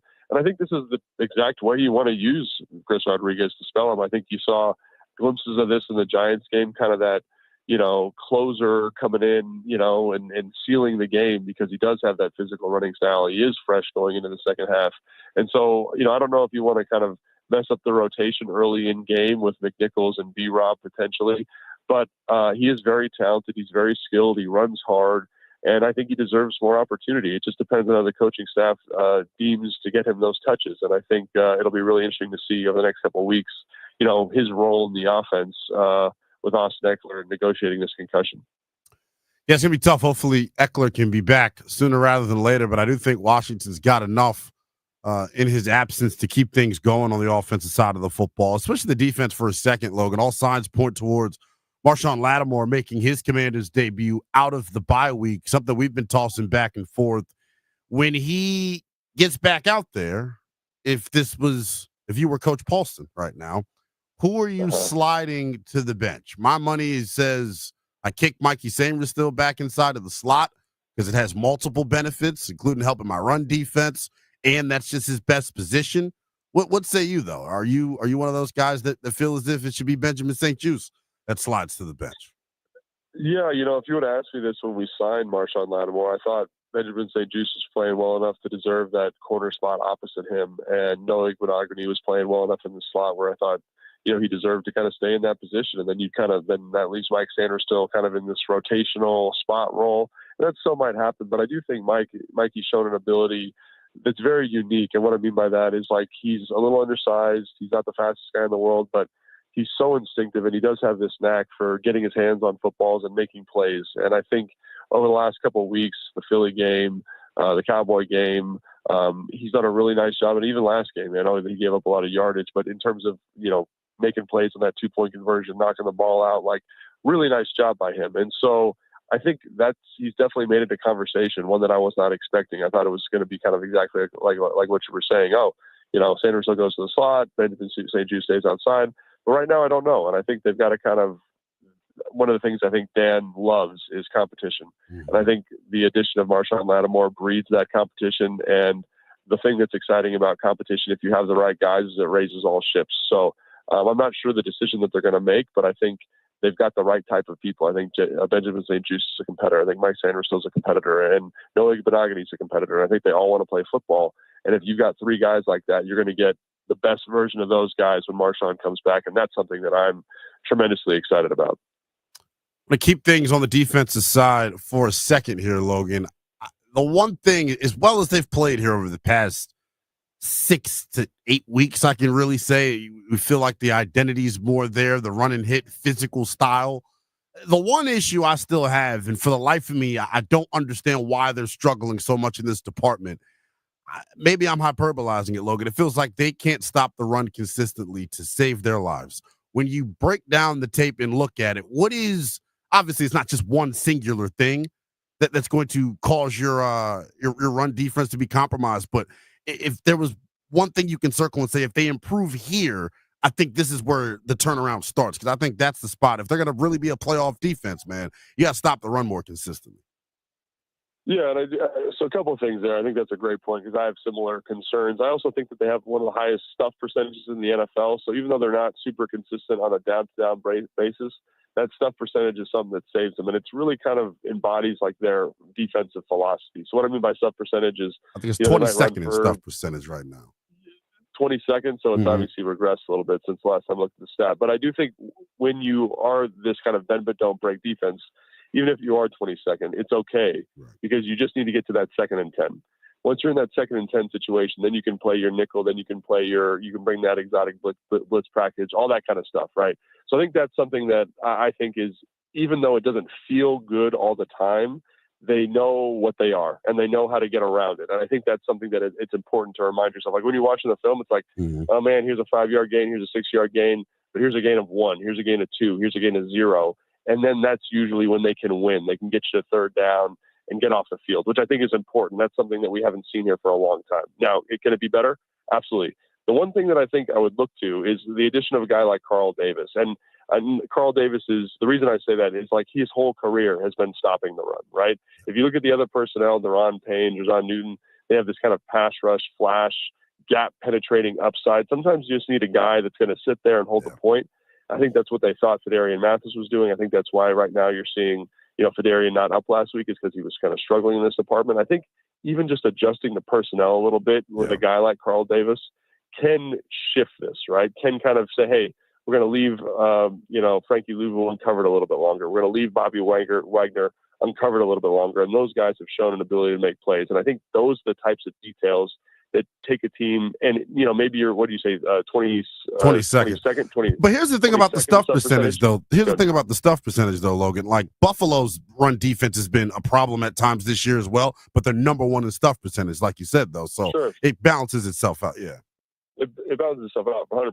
But I think, like, if you can just increase that efficiency a little bit, I think they've shown an ability to be very, very effective in those situations. So I think keep an eye on personnel moves like that, like getting Jeremy Chin in the box more. Like, I think that's something that when I watch Joe Witt Jr. call a defense that really sticks out to me is he's okay with rushing efficiency if the team versus the right opponent. But versus like Pittsburgh, a team that's going to run the ball first, he's going to make adjustments, and they showed an ability to get that done. So to me, it's really kind of a Joe Witt Jr. math thing, stuff percentage thing, personnel thing, all those things kind of factoring into, I think, makes me think they can do it when they want to do it. Yeah. And they understand that it's an issue, and they are trying to make a correction there too. Talking with Logan Paulson here on B. Mitch and Finley, Toby Altizer, Linnell Willingham in for the guys today. Looking back at Lattimore, how much does his addition to the lineup change what they're doing in pass defense? Is it something where they simply just have a number one corner and they're able to kind of run their stuff a little bit better because they've got a guy? Or are they going to actually add some stuff now that they have a legit number one corner and they can run some stuff that they couldn't before? Yeah, I mean, I think it's when you look at the Tampa Bay game, I think when you look at this Tennessee game too, I think you see the bones of what Joe Witt Jr. and Dan Quinn want to be defensively. They want to play a lot more man coverage than they're playing. And, Linnell was talking about, stopping the run. Like, one of the things that playing man coverage allows you to do, it allows you to get more people near the line of scrimmage, at the line of scrimmage to stop the run. And so when you look at Dallas, like they would kind of fluctuate between playing man and playing cover or Tampa 2 essentially, or a little bit of cover 3. This team now is pretty much like a cover 2, cover 6, predominantly kind of structures, which are much softer zones. You got to play 2 high safeties to kind of keep everything in front of you. I think the addition of a guy like Marshawn Lattimore gives you some flexibility to be like, hey man, it's first down. Let's play a little bit more man. Let's get Jeremy Chin close to the line of scrimmage. And he's done an excellent job this year stopping the run, but let's get him in better situations, better matchups to do that, to do what Linnell's talking about. So I do think he totally revolutionizes the defense if he comes in as advertised and can play man coverage, can lock guys down, and find better matchups for the other secondary players like we already discussed.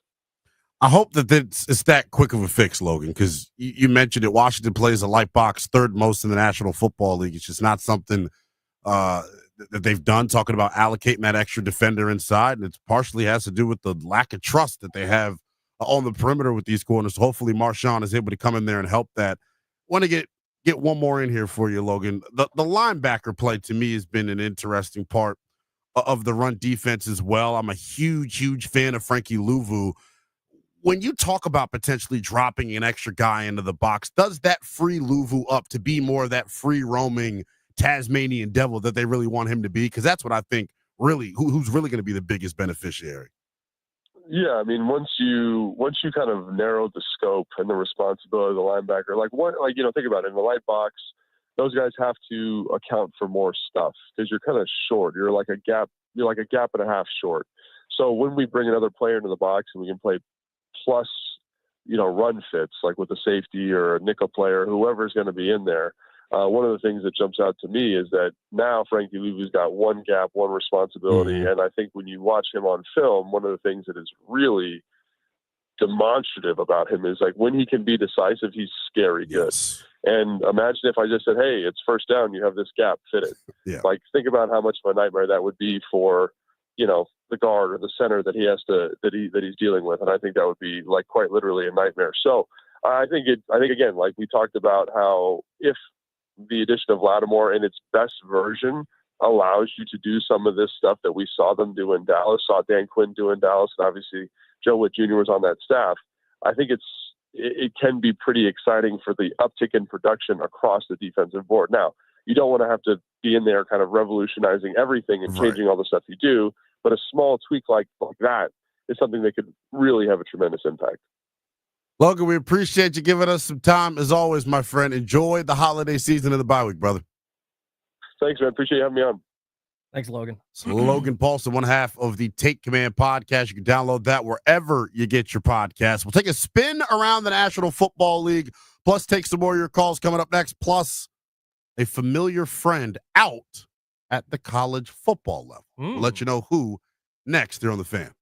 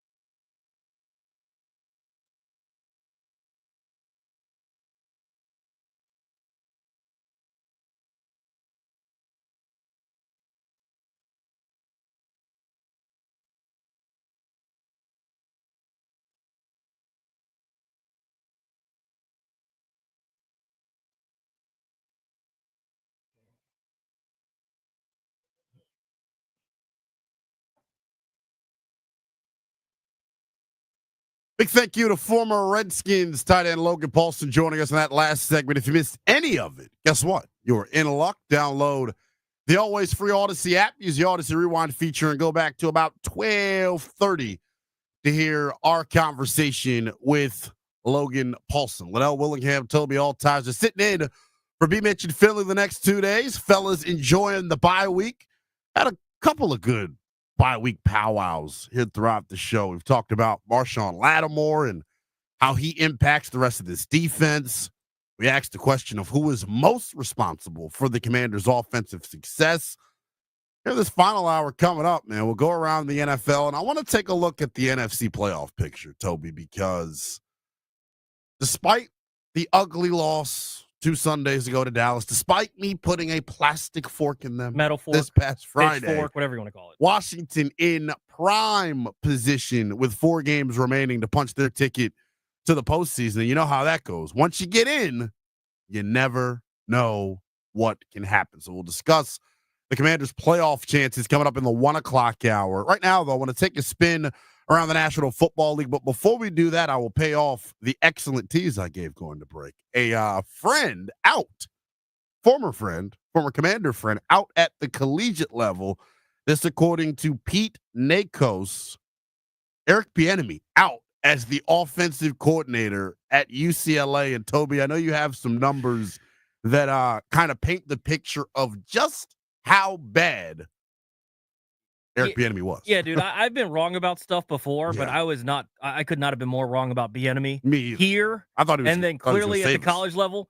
So out of 134 teams this year in the FBS, UCLA's ranks 117th in yards per game and 126th in scoring offense, 18.4 points per game. That's at the college level. Yeah. There's what, awful. Like 134? Yeah, 134. FBS programs. It's just embarrassing. It's embarrassing. Look, never want to do the revisionist history thing and look back at it, but the further removed we get from last year, watching EB and Sam Howell work together, what the hell was happening? And why did Ron allow that to go down the way that it did? Holy hell. Well, and incompetence at its finest. It was so bad. And like, you read some of the numbers going back and just look at the amount of sacks that Sam Howell was taking. And some of it's Sam, some of it's the O-line, some of it's EB. I get that.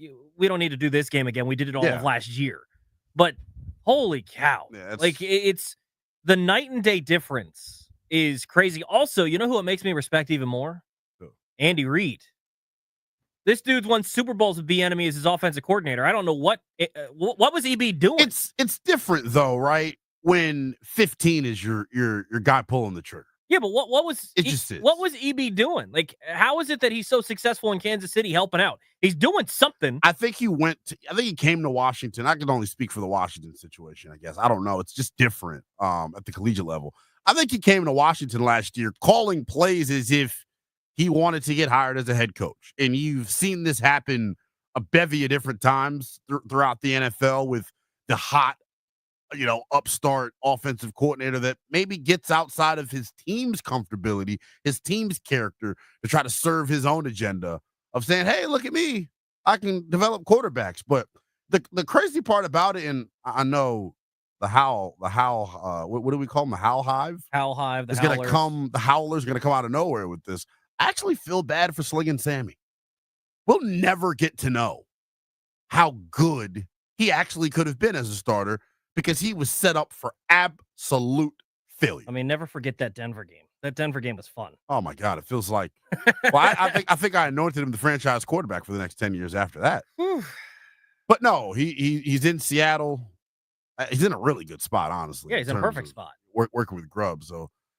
It's gonna be interesting to see if he ever gets his shot and has that like career renaissance like we've seen with Baker and Geno and guys of that nature. But Eric Bieniemy out as the offensive coordinator at UCLA. I said I wanted to take a spin around the National Football League before we got into the final hour of power of the show.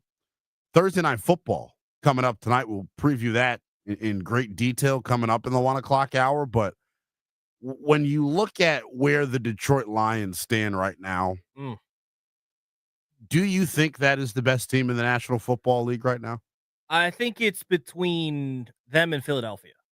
The way that Philadelphia, and this goes back to it. This is why I think it's so funny that we like to break football down into all these numbers. We like to do all these things. We like to get all the sexy stats. It comes down to, can you run the football, right? Like, I understand how important the passing game is in the modern game, but think about Detroit, the different ways that they can attack you because they can run the football. Think about Philadelphia. Finishes there, yeah. And think about Philadelphia. Saquon Barkley getting added to Philly reminds me a lot of when the San Francisco 49ers finally went out and said, you know what, let's add CMC into this offense. Yeah. They can get it done with Swift. They can get it done with other running backs, but you add in just the one and only Saquon Barkley, good luck stopping them. And so to me, it looks like a crash course between those two teams. I don't know who's better. I agree. I would tend to, this is tough. I can't believe I'm saying that with so much conviction. I would tend to lean Philadelphia. I kind of lean them too, because I like Jahmyr Gibbs and I like David Montgomery, and they're the best 1-2 punch in the league. Yeah. They ain't Saquon. They're not. And it's on the counterpoint of it, right? Like, Jalen Carter and Jordan Davis as a defensive tackle duo right now are as good as anybody in the National Football League. And when you really think what about John Allen and Deron Payne? Wow. But yeah, I mean, I just you it was such a crazy comment that I lost my train of thought. But oh gosh, Toby. But no, seriously, when you think about stopping Detroit, though, right? If you can make them one-dimensional and make Jared Goff have to drop back 30-plus times, you have a much better chance of beating them. I think Philadelphia can stop Detroit's rushing attack playing their nickel personnel that they love to live in. They don't have to add an extra guy because you got two space eaters in the middle. I saw a stat on Jalen Carter. He's played every defensive snap like the past 8 games. That's impressive. For a defensive tackle. And the thing, we were sitting here making excuses for Deron and John. Oh, they're playing too many snaps. They're playing too many snaps. They're just not like that. Point blank. It just is what it is. There are difference makers and there are Jags. Yeah, and I mean, Payne and Allen are Jags. I don't. Hey, I would call it what you want. Well, no, I'm not even talking about them. You don't want to minimize what happened with Jalen Carter with off the field. Oh, for sure. You not at all trying to admit that, but from a football standpoint. But my point is, he was the best player in that draft. Oh, and Philadelphia had zero chance of getting him before any of the off-the-field stuff. The off-the-field stuff happens. I agree. And he ends up in Philadelphia. I remember I had Eric Edholm on before that draft. Yeah. And he's like, I don't know, man. Jalen Carter might end up in Philly. I was like, please don't let that happen. Yeah. Sure enough, it happened, and it's as bad as we thought. That guy's an animal. Yeah, he's hell on wheels, man. And the fact that he's got. Well, and by the way, their secondary. Quinyon Mitchell, as a rookie, has been spectacular. Credit to Vic, though, man. And think about how the Dolphins players hated him last year. Yeah, Cooper DeJean has been spectacular. And look, I'll still take my guy Mikey because, I like. Over Cooper? Yeah, because, what happened in the draft, they traded back. I think Mikey long-term, maybe gives you a little bit. I don't know. Either way, Cooper is a dog. I'm about to say, man, it's no slight or shade at Mikey. If you had to ask me right now who's going to be the better defensive back long term, I don't know who I'd say. I'd say Mikey because Cooper's playing his tail off. Mikey's my guy. Yeah, we got a little bit of bias, but it's all good though. Yeah. By the way, I saw somebody talking about this in the chat, and they're not wrong. If you want the coolest, to me, like if you're going to show up at the stadium, you want the cool drip, the cool jersey to wear. A black number 0 Mikey Sandristil jersey, or a number 4 Frankie Louvu jersey might be the best option right there. I'm glad Marcus Mariota allowed that to be a thing. Shout out to you, Marcus. Yes. I know me and you had some. that's history. Yeah. Credit to Mariota though, because he's been a pro. I don't know what number he was going to switch to because he's wearing 2 in the preseason, and Diami's still on the team, so I don't know what number he would have switched to, or if Diami was going to have to switch. But 0 on Sandristil, 0's hard. Just fits. I give it to him. One other thing I wanted to kick around here. I guess we'll take a break. We'll do it on the other side. Final hour of power coming up here on B. Mitch and Philly next.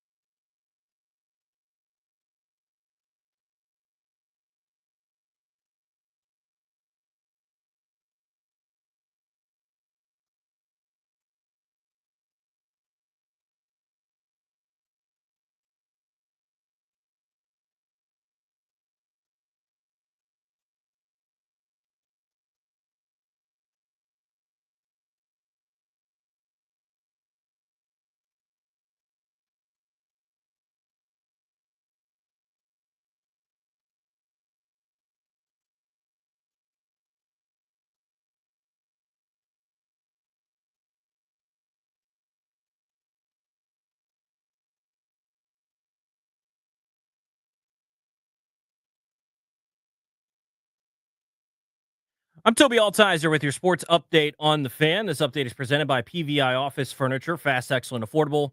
Business grows with PVI. In the NFL, the Walter Payton Man of the Year nominee for the Commanders is Bobby Wagner. Also, Jaden Daniels was named Rookie of the Week. It's the 8th time he's won the award this season. Some injuries in the NFL.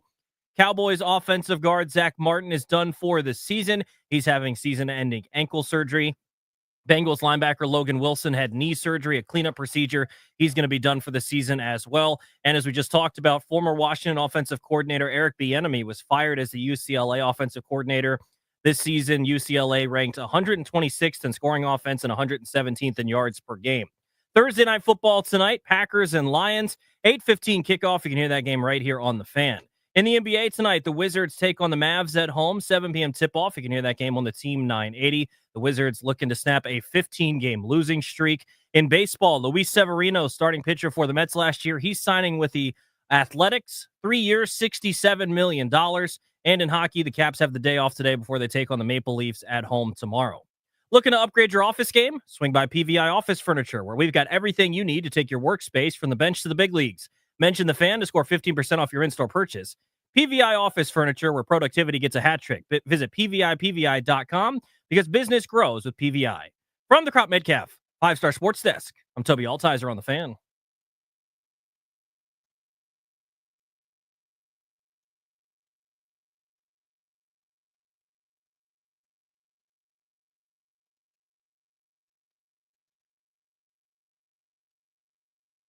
I actually do know this song because I'm a wrestling buff. This was the theme song for a pay-per-view. Is this not? It's not. So that's embarrassing. Well, I definitely don't know the song. That's embarrassing. Baroness, my friend, Baroness. Oh, I should know. I thought you would have known. Yeah, you're right. Final hour of power coming up here on 106.7 The Fan. Grant and Danny in the saddle, getting ready to take you on your afternoon drive home. Linnell Willingham, Toby Altizer sitting in for B. Mitch and Finley today and tomorrow. Double dose. What are we calling ourselves, Toby? Little TNL. You're the one that comes up with the nicknames. Well, I am the brand messiah. Yeah, you're the one that comes up with the branding. You got to figure that out. But no, it's been awesome working with you, my guy. It's been fun, dude. It's been cool taking you all's calls as well. We will continue to go around the National Football League here in the final hour. We'll get you a Thursday night football preview. We'll participate in Bleep You Thursday because it's a tradition of this program. We'll also discuss our confidence level, 1 through 10, that Washington actually punches their ticket to the big dance, not to the big dance, but to the postseason for a shot to play in the big dance. Before we get into Washington's playoff hopes in future, it was a quarterback situation. First of all, aren't you just glad that we aren't monitoring the draft right now when it comes to the quarterback and position? I'm thrilled because I wouldn't want any of these guys. Well, neither would I. Yeah, Shador I think Cam's like the safest thing, but Cam, yeah, Cam's going to be fun to watch, but I don't know. Jekyll and Hyde. I don't know if you can get him to be a franchise quarterback. He just too wayward at times, and I would like Shador, but I don't want to deal with Dion.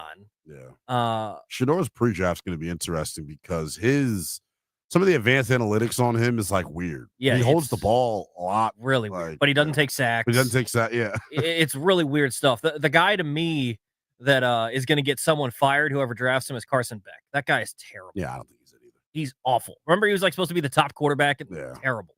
Whoever drafts that dude's going to get fired.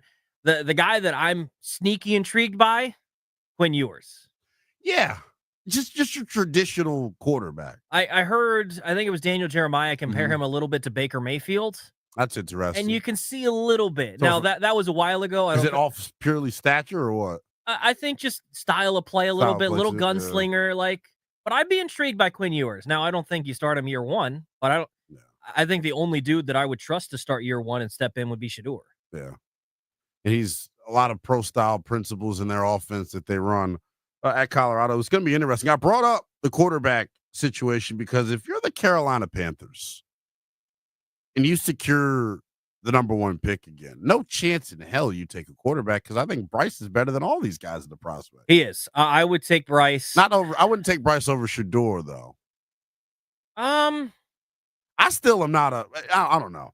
I still have a hard time believing that he is going to be able to figure it out long term. I mean, Bryce has been kind of playing well these last couple weeks. I hear that, but what type of quarterback ultimately is he? I think it's been proven here, right? I can tell you exactly what he is. You need a dude. I don't think he's in that upper. I don't think he'll ever have a chance because of the physical limitations to be in that true upper echelon of the position. He's miniature right-handed Tua. Oh.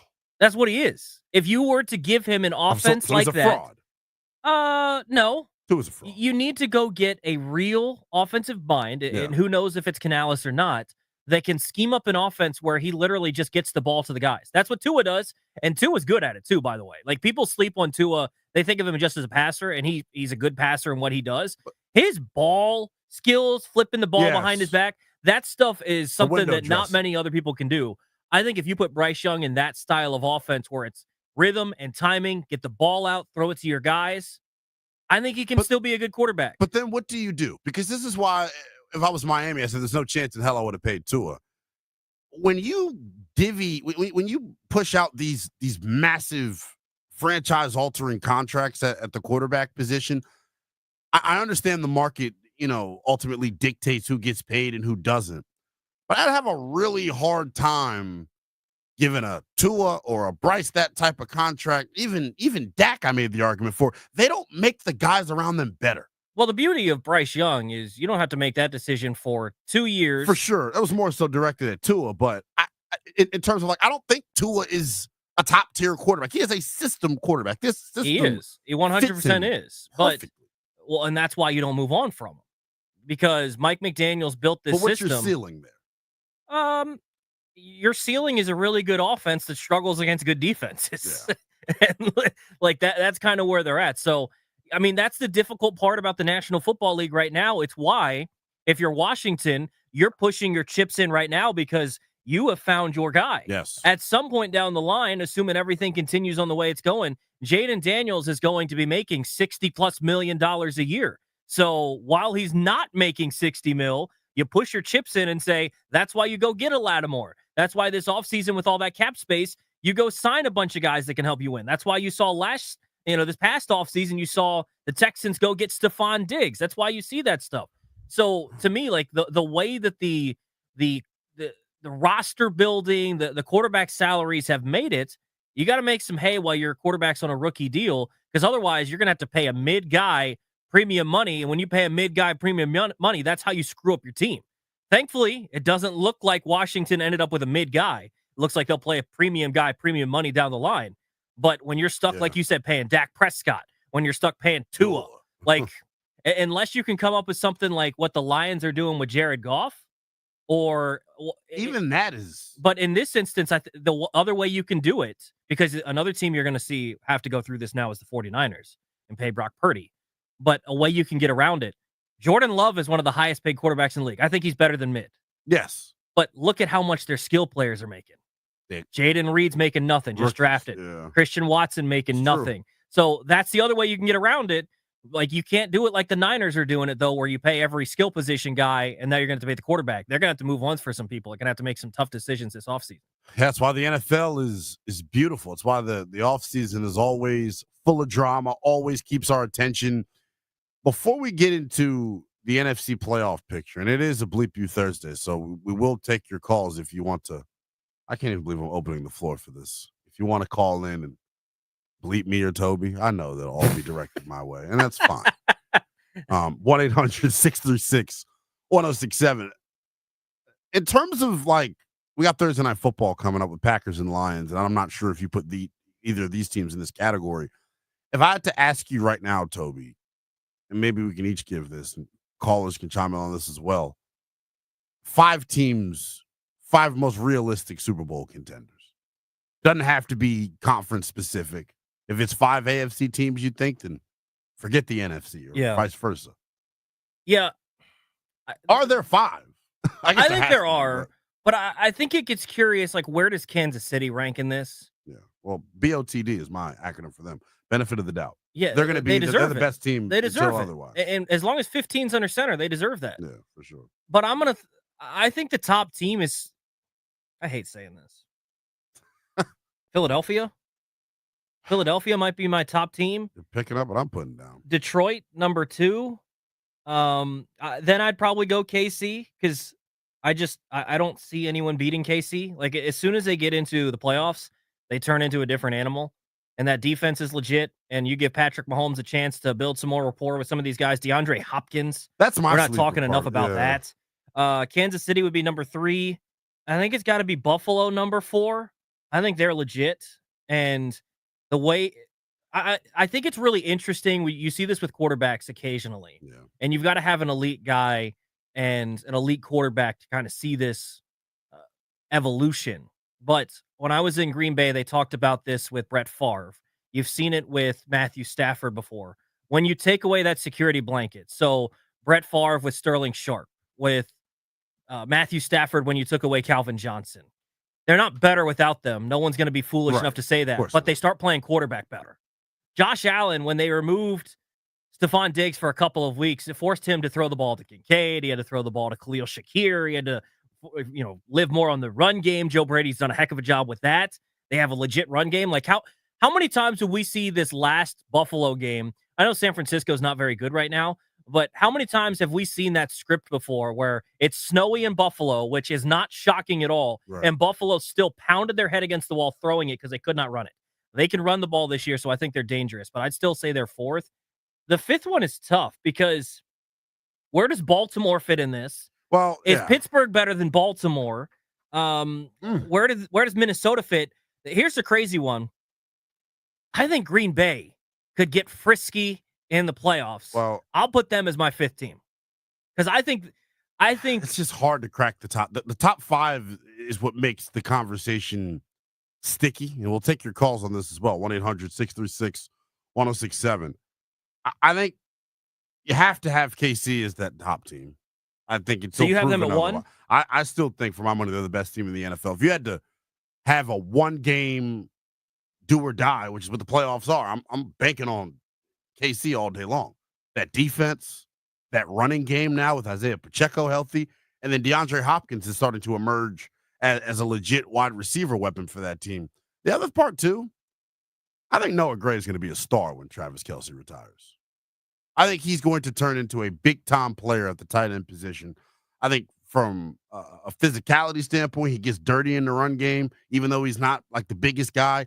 And he's just an athlete. He can scoot, man. Yeah, he's just an athlete. Has the mold of a wide receiver. So KC will be my number 1 team. I think Philly comes in second. It's hard for me not to put them first. I just think Saquon Barkley behind that offensive line's a cheat code.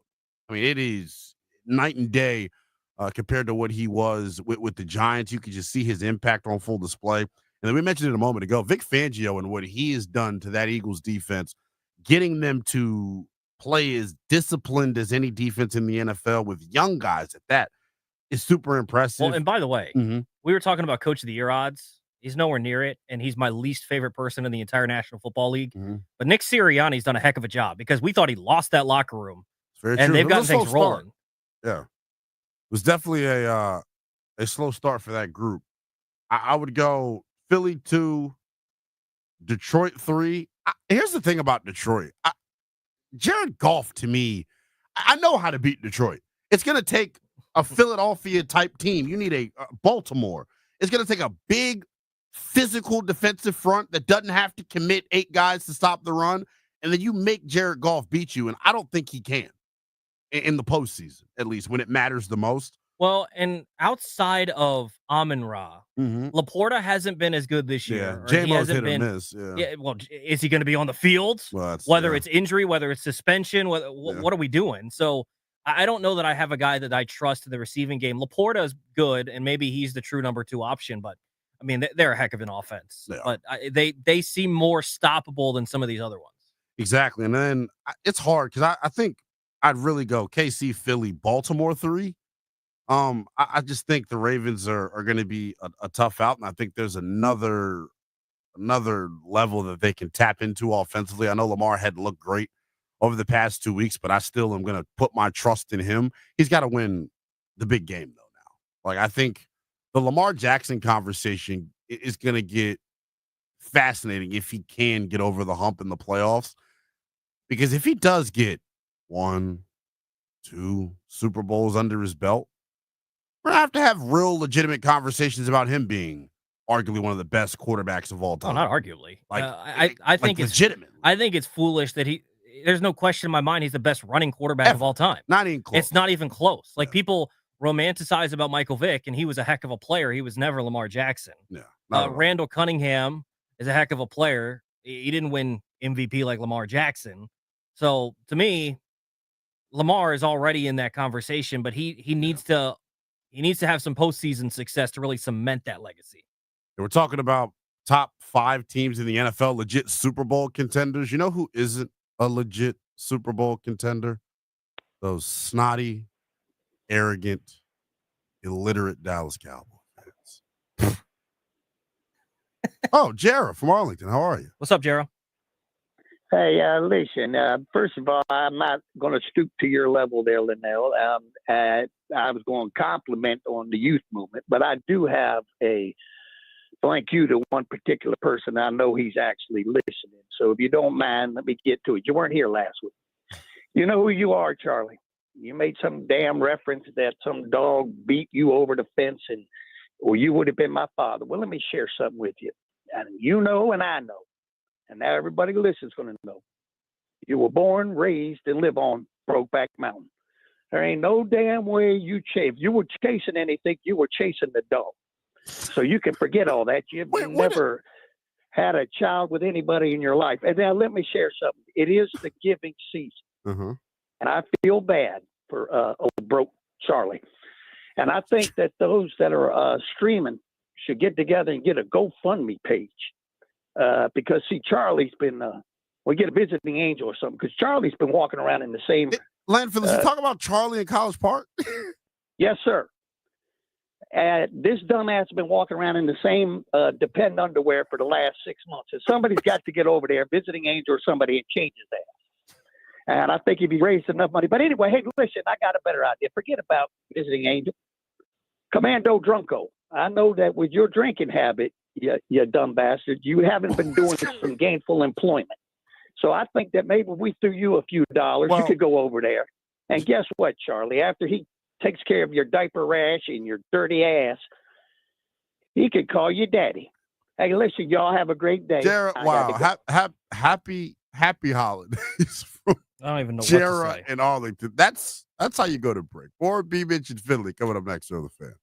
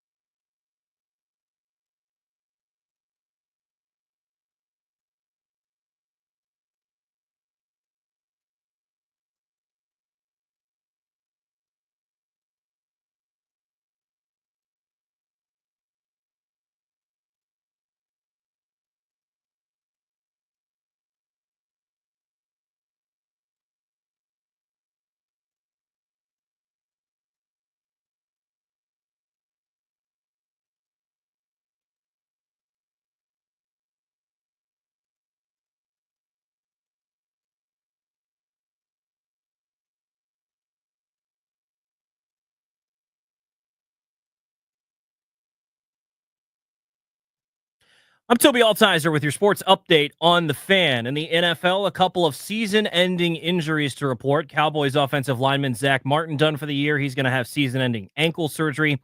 Bengals linebacker Logan Wilson is going to have a cleanup procedure on his knee. He is out for the season as well. For the Commanders, their Walter Payton Man of the Year nominee is going to be Bobby Wagner. And for the 8th time this season, Jaden Daniels was named Rookie of the Week. Also, former Washington offensive coordinator Eric Bieniemy was fired as the UCLA offensive coordinator. Thursday Night Football tonight, the Packers and the Lions kick off Week 14, 8:15 kickoff tonight. You can hear the game right here on the Fan. In the NBA, the Wizards looking to snap a 15-game losing streak since they won 2 in a row over the Hawks. They take on the Mavericks tonight at home. 7 p.m. tip-off. You can hear that game over on the Team 980. And in baseball, Luis Severino is signing with the Athletics. 3 years, $67 million. From the Crop Metcalf 5-Star Sports Desk, I'm Toby Altizer on the Fan.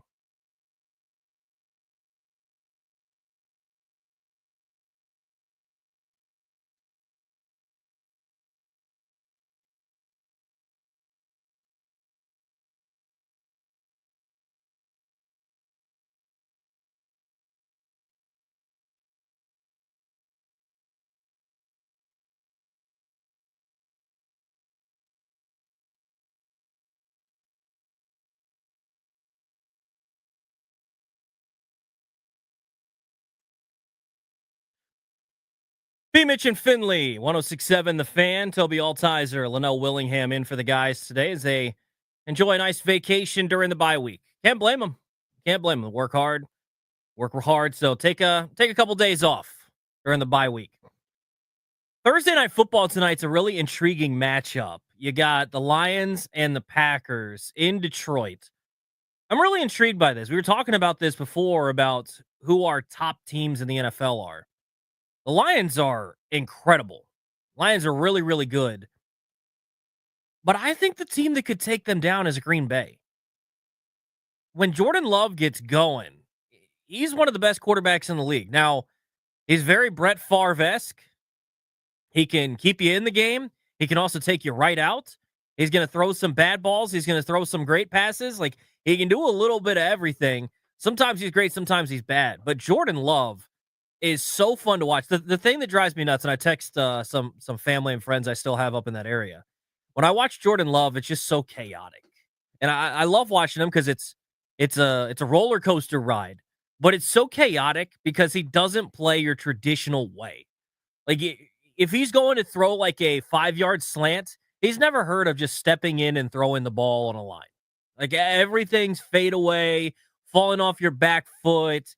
Everything's like that. It's wild to me watching Jordan Love. But tonight's game, Linnell, is going to be a fun one to watch. I'm excited to see what happens. I mean, this Lions team has been rolling.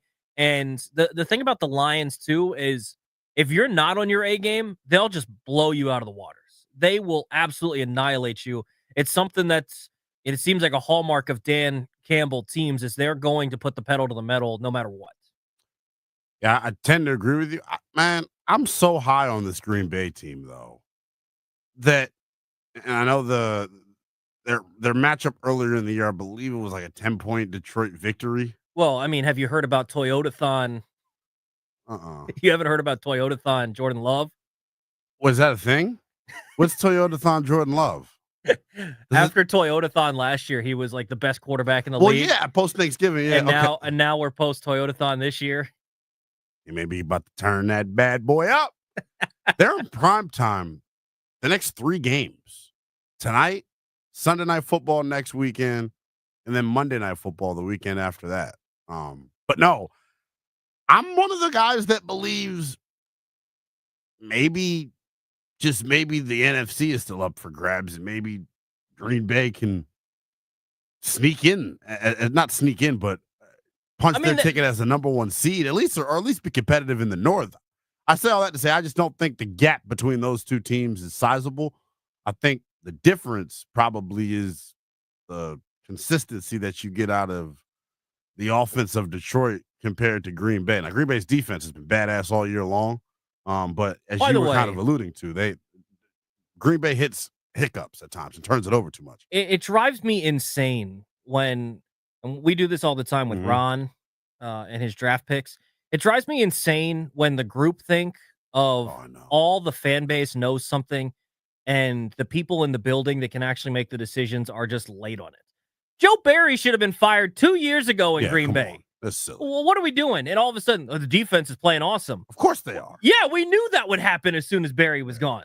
Xavier McKinney's also on one right now. I'm not one to say, I would be better as a talent evaluator and all this stuff. I would be better than drafting than Ron because at least one of my first-round picks would still be on the team. Yeah. I mean, it ain't saying much. I wouldn't draft Emmanuel Forbes. I'd take one look at him and say, yeah, I need a guy with actual legs to play football. Did you see the video of him? Is crazy. Did you see the video of him out in LA? Yeah. I mean, it looks it's shocking every time you see it. But oh my gosh. I know it. Yeah, it's crazy. And the fact that this group, and I think they were just trying to show that, hey, there's no use for him. The fact that they tried to put him back to return punts. Come on. Every time there's very few times when you go to an NFL field and just look at the players out there because they're all football players. They've done it their whole lives. That you're scared somebody's going to get hurt. Every time I looked at Emmanuel Forbes, I was scared something was going to happen because it looked like he was sickly. He was so small. Yeah. But I mean, I hope he succeeds. I like Emmanuel Forbes, the guy. Ball skills. I still believe he's got ball skills. I still think he's got cover skills. I think he could be good because the issue for the longest time with this stuff is I don't think that Jahan Dotson was the wrong pick. I think the scenario around it, but whatever. I think Jahan Dotson can play football. Well, it doesn't look like it right now in Philly, but I think Jahan Dotson can play football. I think Jamin Davis can play football. I think Emmanuel Forbes can play football. All these guys that were drafted in the first round that were reaches would have still been drafted at worst middle of the second round. Ron didn't do crap to help them out with their confidence, with their development, putting them in the right position to succeed, and just tanked their careers from the start. So that to me is more of an indictment than the actual drafting of those players. So I got a spicy one. Of the former Ron rejects, right? Bear with me here. I actually think Emmanuel Forbes has the best shot of turning into somebody.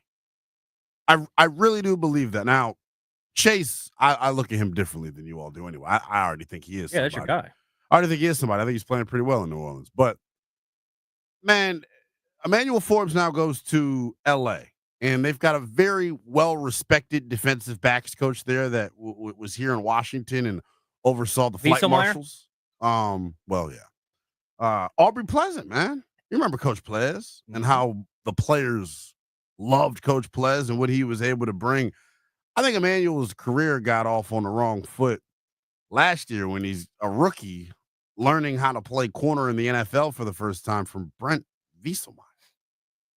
And they also didn't put them in good spots to succeed. No. Honestly, it's crazy to think about last year versus this year, the roster turnover and the amount of guys that just changed. Well, that's a heck of a job by Adam Peters. But also, we're talking about in the first hour, we're talking about how this offense isn't particularly skilled, but they're a top 5 unit because of the way that the coaching staff has put them in positions to succeed. We're talking about the defense, kind of maxing out its potential because we don't think it's particularly skilled, but they're getting put in positions to get better and showcase the best possible way. They didn't do any of that under Ron. No. They didn't. I could have told you the one that's the biggest indictment on what JDR and what Ron was doing was when you're playing Philadelphia and you put him one-on-one with A.J. Brown. And let me tell you something. If Emmanuel Forbes was the best corner in the league and looked like that, I still wouldn't put him on A.J. Brown. Yeah. There's literally a guy on the other side of the field. His nickname is the Slim Reaper. There's literally a guy over there that's the same. I mean, we're making jokes. Mina Kimes is making jokes. She weighs the same amount as Devontae Smith when he's getting drafted. Why in the world is he on A.J. Brown, the tank, then? What are we doing? They just weren't a very smart group. I mean, it's sad, and I make the joke about it all the time. That was the infamous Happy Thanksgiving presser when Ron was introduced, right? I think so. Something. Dan was all out of whack, and Ron was all geeked up and excited to take the job. There's just no way. We have to blame. You want something I'm thankful for now that we're past Thanksgiving? I'm thankful that all that crap is gone and we're on the new pastures. That's what matters. Let's go back to the phones. 1-800-636-1067. Chris is in Hyattsville, wants to chime in on something we were mentioning earlier when it comes to the Commanders' defensive backs. What's going on, Chris? Chris, you there, brother? Chris, what's up? Well, he's been on hold for a while, so I'm not surprised he's not there. Yes, no, Chris. Ronald in Greenbelt. What's going on, Ron? What's going on, dude? Big L, Toby, What's going on, brother? Young is in charge. The Young is in charge. Let's do this. Listen, and you guys were talking about the 5 best teams earlier. Mm-hmm. Okay, you're right. I think it's Buffalo, Kansas City, Detroit, maybe Minnesota, Green Bay. Sounds good. You're not buying Philly? And Philly. I said Detroit, Green Bay, Philly. Yeah. Oh, okay, I'm yeah. sorry. Philly. Yeah. Philly, Kansas. Buffalo, Philly, Kansas City, Detroit, and the other team. I forgot the name. The other team I said. But anyway, I think those teams are the front runners. And the Commanders, I think we need to get out of that 7th spot, even though we play Philly pretty well because we're in the same division. I like our matchups better maybe against Minnesota indoors. And we could really run the ball on Green Bay outdoors. We would have to do that to beat Green Bay outdoors moving forward. But I just wanted to get out of that 7th spot and, and beat Seattle out of that 6th. Thank you. Yeah, appreciate it. Appreciate the call. So that is interesting. This is what's intriguing to me. I am curious to see in a couple of weeks how Washington looks against Philadelphia for the second time. Because the first time they played Philadelphia was arguably the worst game I've seen from Jaden Daniels. That's fair. And to me, I don't know what it was. To me, Jaden didn't look comfortable. He didn't seem like he was similar to early in the season. I remember the first 3 halves of football I watched at Jaden Daniels. He'd drop back to pass, and I'd be sitting there watching like, throw it, just throw it. Yeah. And it didn't seem like he trusted what he was looking at. I didn't see that a whole lot after that until Philadelphia, where it was like, dude, just let it go. Yeah. Let it rip. And he didn't do it. I'm curious this time against Philadelphia, now that he's seen that defense before. I'm sure there's going to be other wrinkles they throw in there, but at some point, like, you are what you are. Mm-hmm. And now that he's seen it once, I'm curious for the second time, is he able to improve upon what happened the first time and not look so confused and flustered out there and improve the way he plays? Because I think if Jaden plays better, I think they have a real chance to beat Philadelphia. Like, I just don't think we can stop their running. But dude, they stopped the run. They did, but you gave up the explosives. I realized those that's changed. That's the end of the game. But they were there. Like they were leading at halftime, if I'm correct. That's like, fair. But they, in reality, shouldn't have been. I mean, Jake Elliott was. I know they didn't play their bad. I know Philly didn't play their best either. No, but if I hear both what you're teams are saying, playing at their best, I'm just curious to see what happens. I agree. And this is no disrespect to Washington. It's just where Philly is as an organization and how they've been able to stockpile talent across their roster. They're just a better football team. I mean, there's no question. I think we have the better quarterback, right, between Jaden and Jalen. But now we're talking. This kind of goes back to the quarterback. I mean, the last caller about not wanting to face Philly. I actually would prefer to play Philly in the first round because it would be your 3rd meeting against them. There has to be tendencies and schematic things that you can pick up on and use it to your advantage. Now, on the flip side, they get to see your offense 3 times as well. But the coaching chess match between Vic Fangio and Cliff Kingsbury, Vic won the first time. Can Cliff get round 2? That's what's going to be interesting to see here. And to your point, like if you can get to the 6th seed, which right now Green Bay is 9-3, they're in the 6th seed. Washington 8-5. If they got to the 6th seed, they'd face Seattle. Oh, I would love to play Seattle. I would love to play the winner of the NFC West because that's who that would be. Right now, the playoff picture is Detroit 1 seed, Philly 2 seed, Seattle the 3 seed. This would be a real fun one if you could get here. Atlanta's the 4 seed. Huh.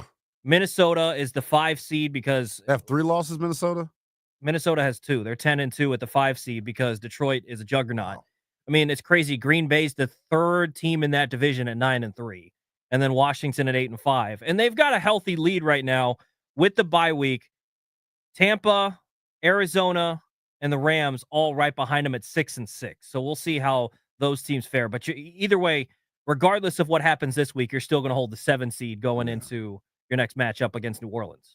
It's just tough because I think no matter who you end up matching up with in the postseason, your talent deficiencies when the stakes matter and the games become more important, I think your talent deficiency gets exploited more. It does, but you know who was talent deficient last year?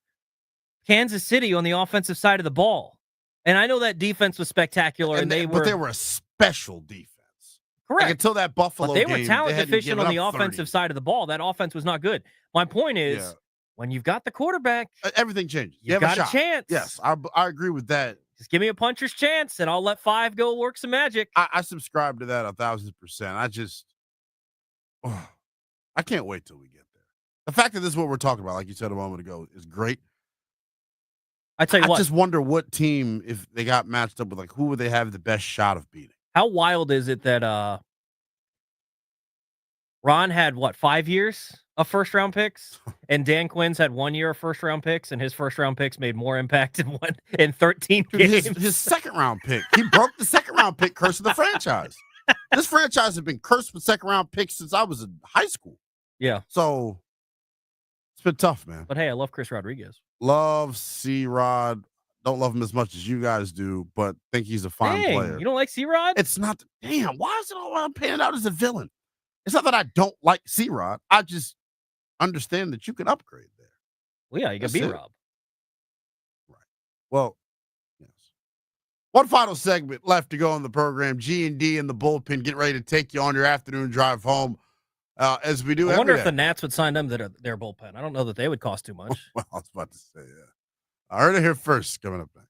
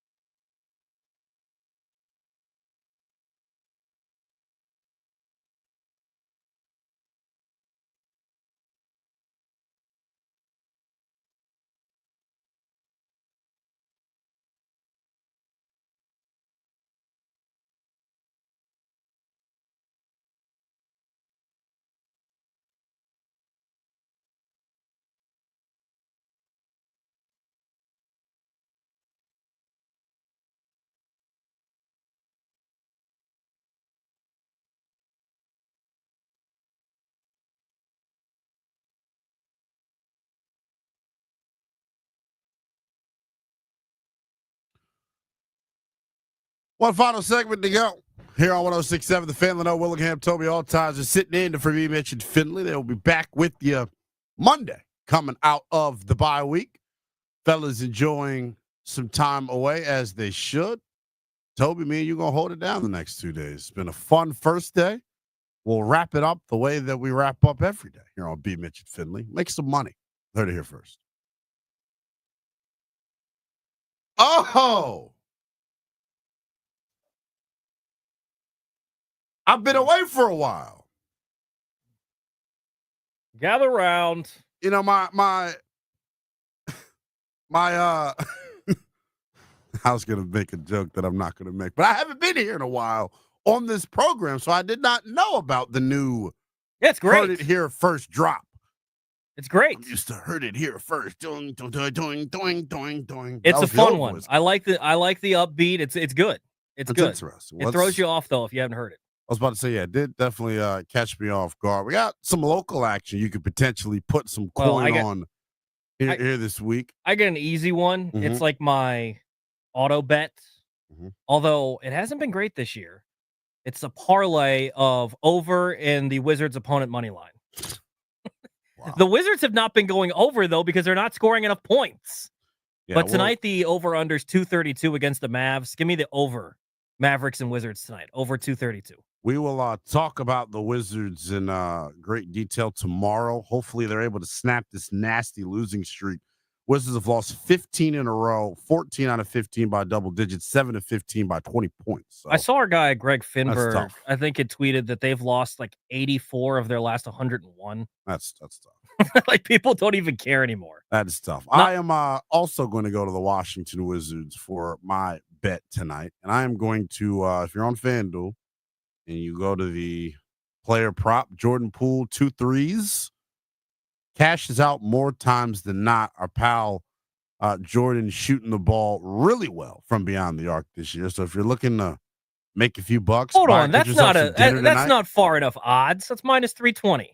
It is? Yes. Okay. Well, it's changed. I'll say that because I've been playing that all year. I mean, if you want to do 3, that's minus 130. What's the rule, Landfill? Minus 200? Minus 200 it has to be? Yeah, minus 200. Well, here. I'm going to go. Give me Packers money line tonight. How about that? I like that. Yeah, how about that? I like that. I'm intrigued by that game tonight. So you think they're going to win tonight? I do.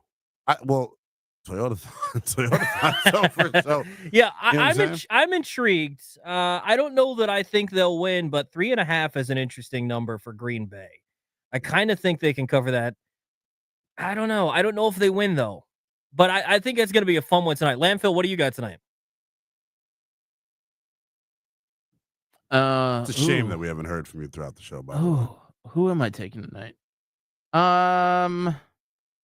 What random is there? European soccer or something going on? Oh, there could be potentially Swedish. Would you like to play Swedish field hockey? Are you intrigued by Cal Poly versus UC Davis in college hoops tonight? Is that more up your alley? Not really. But I will take the Lions. I mean, come on, how could you not? How could you not take the Lions? Yeah. I mean, who would take the Green Bay Packers to win tonight? Well, yeah, who would be such an idiot? A donk.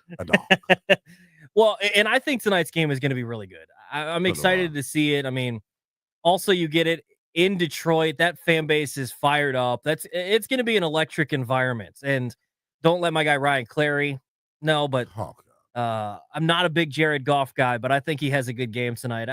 I think Jared Goff gets put in the blender tonight by this Green Bay defense. That's going to do it, though. Appreciate Logan Paulson for joining us earlier in the show. Appreciate your calls. Appreciate our pal Landfill Metal Chris. For Toby Altizer, I am Linnell Willingham. Grant and Danny comes your way next.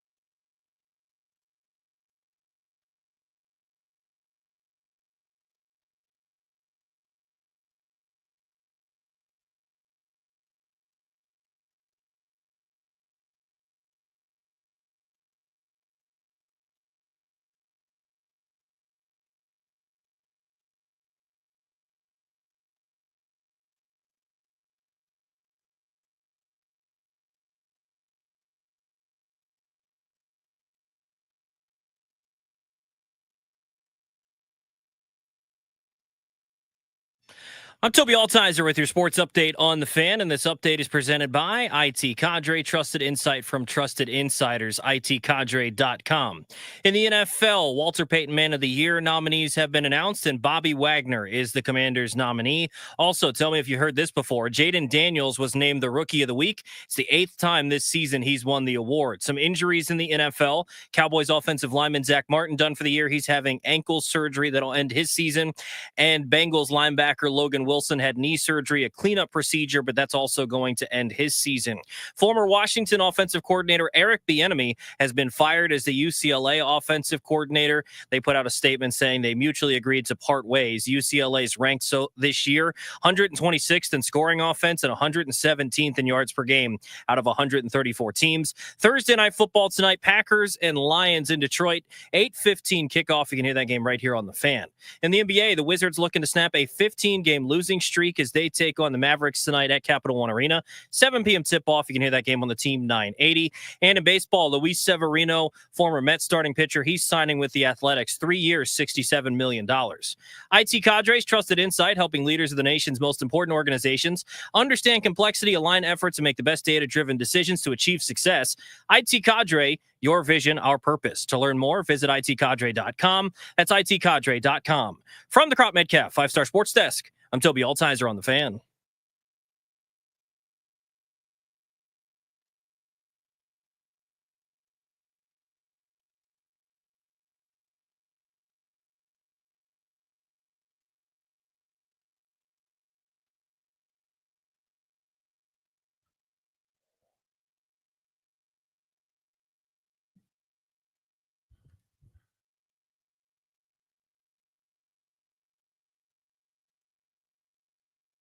Welcome into Grant and Danny on the Fan. It's Thursday, December 5th, 2024.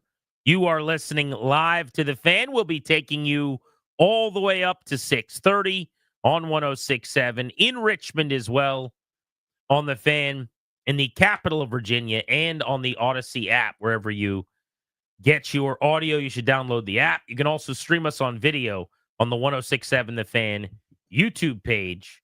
We've got a chance for you to win Caps tickets ahead of the Beltway Blitz coming up in 2 hours at 4 o'clock. Danny, what's up? Felt like we were getting ready to play a game in Green Bay in January this morning, taking my kids to school. With the wind whipping about the place. Ridiculous. What is going on? I have no other comment other than that, but like this, we need to transition a little better. Like, let's go. Summer wasn't that long ago. We falled. We had a very brief fall, as we always do, and it's the best. And now we're just in the teeth of whatever this is. Just absurd. We can deal with either cold or wind, but we can't do both at once. Both at once stinks. And we shouldn't be asked to. Mm-hmm. Today, you're asking me to do frigid and very windy. One or the other, never two. It's just not okay. I agree with you. But, yeah, I'm a hoodie guy more so than like a big winter coat and gloves and hat guy. Although I didn't see you come in here. I know you had your big winter coat. Yeah. Did you do your thing? You wear earmuffs. You're the only grown-up I know that wears earmuffs. Yeah. Did you rock those today? No, I went full hat. Full hat, full gloves. Beanie? What's a beanie again? Just the... Some people call it a toboggan or like the full over your ears. I don't know what a toboggan is. A beanie is just like what you see Lamar Jackson wear on the sideline. It is, I guess, yeah. Over your ears, wool. Yeah. Like, toboggan, I think, is more of like a formal, it's got ear flaps, but it's like big hat. Gotcha. Whereas a beanie, you know what a beanie is? A beanie is a beanie. A beanie is like what I've been wearing since you were 16 years old. It's one of those that I've never actually been sure. I always call it like a winter hat where it's like goes over your ears. You know don't what I mean? use the term beanie. I've never really used it because I'm uncertain. I'm just confessing to you. I've never really known exactly. Okay, but when I say the perp was in a beanie, what do you picture? He's got a hat on. I don't know if it's a newsman's hat from like a musical that you like. Come on, you're doing a bit. I'm not. I've never been sure. I thought it was that it goes over your ears. A newsman's hat? Oh, you're saying the correct thing. So this is a beanie, by the way. It's a beanie. It's exactly what you think it is.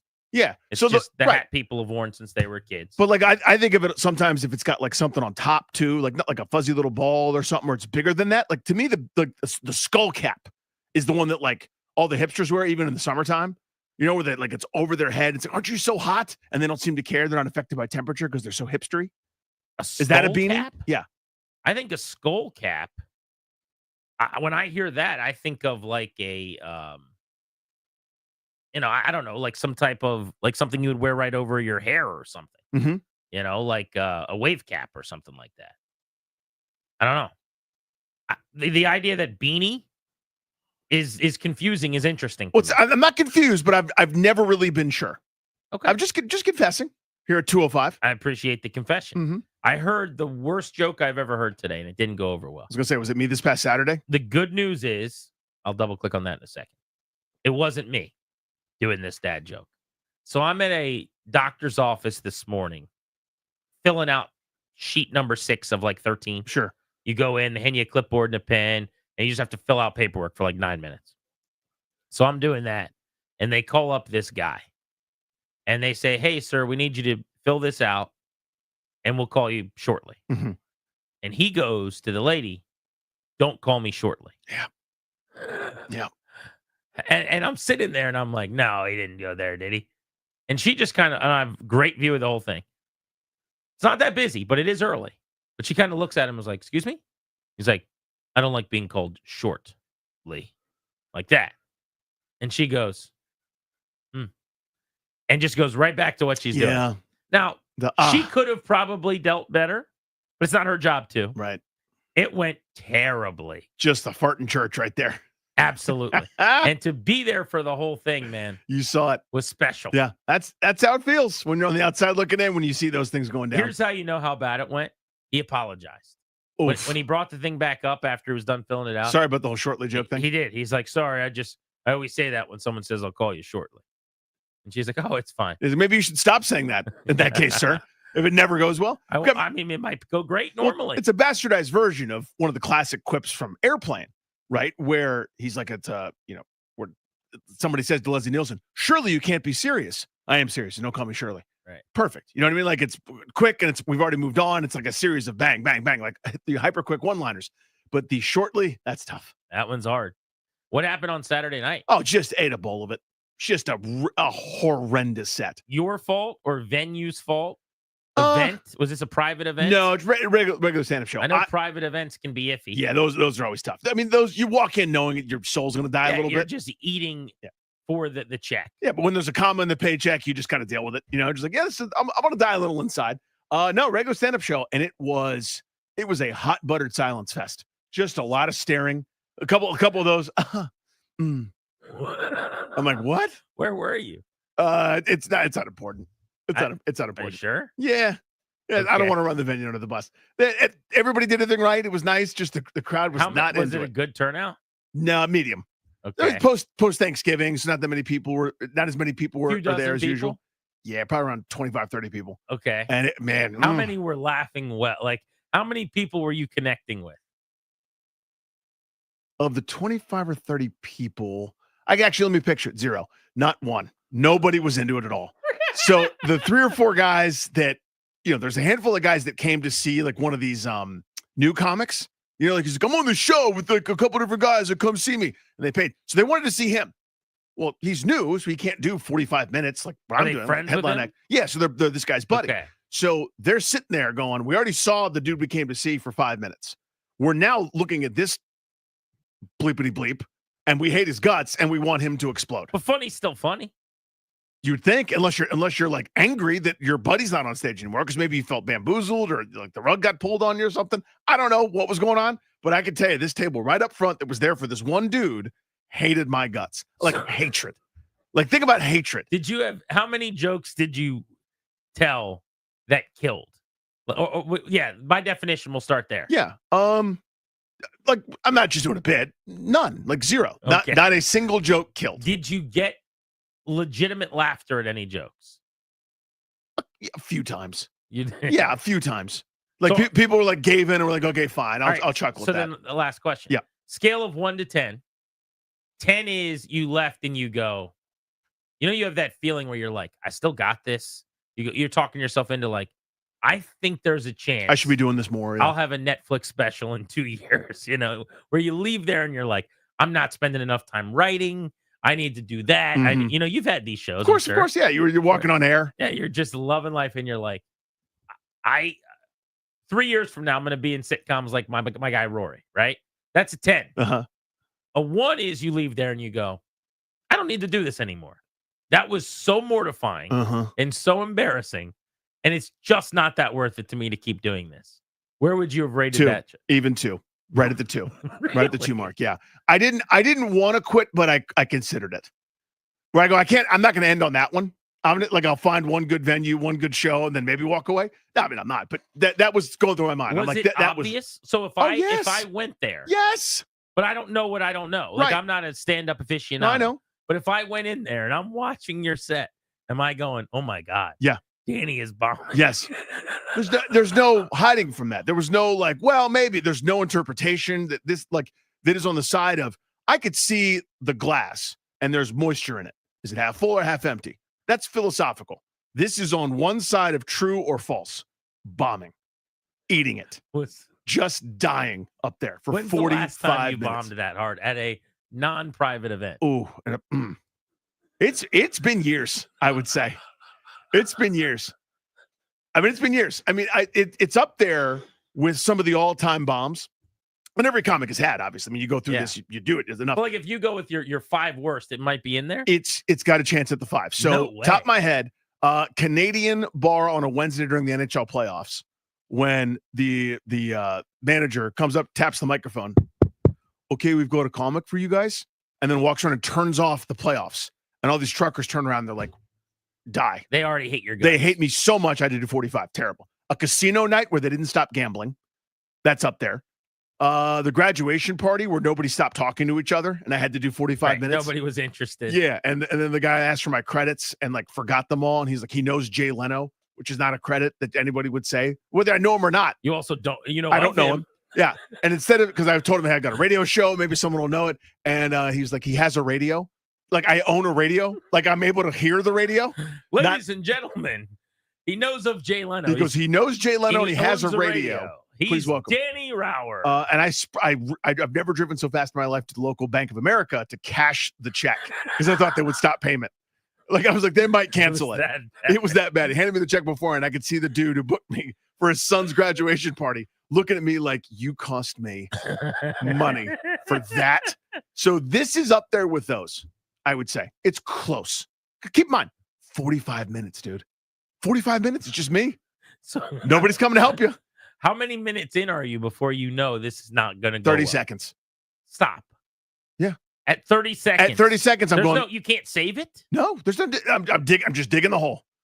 There are a couple little tricks, little things that you can do. You try to acknowledge it, right? You say like, let's ease the tension, and I'm just sitting there with a shovel. My hole's getting deeper But and see, deeper. what's and deeper. amazing to me about that is when you described all those previous worst situations you've ever had. Yeah. In every single Those one are of circumstantial, yeah. Right, but they're exactly right. Those are people that are upset and or didn't come there for comedy. Right. You are either a distraction at best or an annoyance at worst because they're just there to celebrate the graduation or whatever. In this situation, these people all signed up for comedy. Yep, they opted in. They left their home. Uh-huh. They put on decent clothes. They went to the venue. Yep. They sat down. So it makes it sting a little more, Grant. They probably drank something and eaten something and gone, okay, now amuse me. And so it's just amazing to me that they wouldn't have laughed. Yeah. Why did they not laugh? I don't know. So my theory is that one group came to see one person. So the only laughs I heard from, because like it's hard to explain at the venue, but when you're not on, you sit kind of outside the room, but you can hear everything that's going on, right? It's like kind of a quasi green room. And the other comics, nobody really did very well at all. And it's like, okay, it's a little tight, but that's happened before where then I go up and I'm able to get them and I win them over and we do fine. The only laughs that you could hear were from this dude, bro, doing jokes for his buddies, basically. And they're like guffawing, like, Def Comedy Jam style, like standing up and losing their minds, having a great old time. And then he's done after 5 minutes because that's the gig. Is that guy good? No, he's new. It's not his fault. It's not good. But no, he's not like, quote unquote good, but his buddies were thrilled that he was up there. And he's done after 5 minutes. And then it's like, okay, now you're ready for your headliner. And they're like, I guess. Like the applause, like, are you guys ready for your headliner? A couple of people were like, so did you know you were dead then? I had a decent idea, but again, it's happened before where you go to a Okay. show that's where nobody's doing well, And then it's hot. and you could win them over, and they could be on your side. I never got them on my side once. So how you're supposed to do 45? How long do you go? 45. That's the job.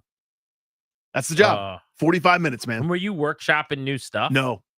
So this is stuff that's Oh yeah, rehearsed. supposedly tried and true. Maybe tried and false now. Oh my Maybe I'm God. questioning. Like, do I need to rewrite everything? That is so terrible. It's all. I'm telling you, that's why they call it dying. I mean, you go up there and you bomb like that. They don't say like you got a poor set. It's like it feels like dying. There's no net, man. There's no scene partner to rely on. It's just you alone with a microphone and a spotlight for 45 minutes. Are you far enough along? Because you've been doing this for 25 years. 20 years. 20 years. 20 years, yeah. You don't feel the pain. Oh, you feel it. That never changes. That's what's so But exhilarating you're about able it. to compartmentalize it better. Better now than I did when I was in my 20s, certainly. Yeah. Like I don't take it as personally anymore. Like I'm not Jordan with the iPad. Like it still hurts like hell. Like Saturday night, I'm driving home going, why did I do this? Like what about this what choices have I made that led me to this point that I bombed there? I ate a bowl of there. Like I'd left my home and my family.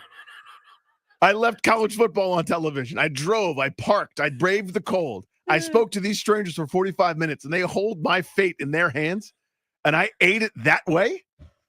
What am I doing? That's what went through my mind. But everybody's had it, man. Everyone's had the existential crisis. Yeah. They just force you to confront some stuff you don't want to confront. 2 out of 10. 2 out of 10. You had not brought it up. This is the first I've heard I about don't just this. it shows you the growth, right? Like, nobody wants to hear about like my thing. Like Monday morning, like you could barely talk because your throat's all sore and you're coughing up a storm. Ryan's car got towed 17 times. Everyone's got stories from the weekend. Mine's like, I had a terrible show on Saturday. Like, what are we talking about? Tonight's going to be better for you. I know this. I don't have a show, do I? No, you don't. Oh. Thursday night football. Packers Lions tonight. This is the best Thursday night matchup we've had all year on I agree with paper. And normally I would say, oh, well, it's Thursday night. It's going to ruin it. These teams played a week ago. They did. So because of that, this is essentially like a Sunday game. They are rested. They have a full week to go into a Thursday night game. There's really no reason that this shouldn't be a normal, excellent NFC North matchup between two good teams. 9-3 Green Bay, 11-1 Detroit, ton on the line. The Lions, trying to get to 12-1 tonight, would maintain the number one spot in the conference. In the new format over the last few years, as you guys know, only one team gets that opening round bye, and obviously you get home field advantage throughout the playoffs. So that's on the line for them as the Eagles at 10-2, likely to beat Carolina. 11-2 will have caught you if you lose this game. Now all of a sudden you're at risk of having to go to Philly, let's say, in an NFC championship game, having to play an extra round of playoff football. Meanwhile, for Green Bay, it goes without saying, they could, with a win, be within just one game of the top of the Lions in the division. I mean, can you imagine? Minnesota could catch Detroit this week, and Green Bay could be one game back. As much as we've talked about the Lions as this insurmountable force in this juggernaut, if they stumble tonight and lose to Green Bay, it's a 3-horse race with a month to go. Yeah, so Detroit, Green Bay, Buffalo, at Chicago, at San Francisco. Who knows what San Francisco team's showing up, by the way, for that one. And then they close the season with Minnesota. For Green Bay, I could see them, by the way, if you count tonight as one of them. I know that they have won every single game since week 2. They've lost once all season. They're 11-1. But that 11-1 is 9 straight wins, by the way. I could see them losing to Green Bay, Buffalo, San Francisco, and Minnesota. Now, I don't think they will lose all of those. They may not lose any of them. But I could see them losing 4 of those games. Yeah, and so Green Bay is a loss away from being a game up on Washington for the trying to hold on to the 6th seed, or a game back of the division potentially, and right there neck and neck with Philadelphia and Detroit for the number 1 overall seed. So it just shows you how quickly that kind of stuff can change. Yeah, you're rooting for the Lions tonight, guys. 100%. Because if the Packers lose, then the Commanders go into next week 1 game back of the 6th seed. You want the 6th seed because you get to avoid Detroit or Philly. And whoever's the 7th seed is playing whichever of Lions, Eagles doesn't get the 1 seed, those are the 2 best teams in the conference. You got to go to their building, and you're probably going to be cannon fodder for what is an explosive game for them to open the playoffs as the favorites to come out of the NFC, expected to go to a Super Bowl perhaps. So if you're Washington or you're one of the Commanders fans listening right now, you really, really want Jordan Love and the Packers to have an off night tonight. But they have been fun to watch all year. Matt LaFleur does a great job with their offense. They're a really fun running team. They do a lot of unique things, almost high school level type rushing stuff, especially when Malik Willis was their quarterback. But finally, Jordan Love's protecting the football. It was not until 2 weeks ago that he had his first game this season where he didn't throw an interception. And now in consecutive weeks, he has not turned the ball over.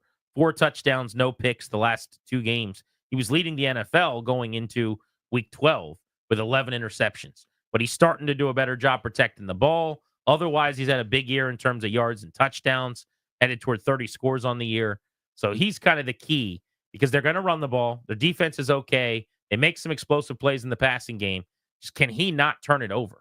That's the key. I mean, for he and CJ Stroud both, these are guys that we thought of as MVP candidates potentially. Both have had relatively disappointing seasons for 2 teams that are going to the playoffs, and maybe our eye line was so high for, remember the way Jordan Love ended the season last year. You're going, oh my God, not only did they find it, they found a superstar with the way that he trailed off, or not trailed off, the way that he finished the season kind of in that sprint.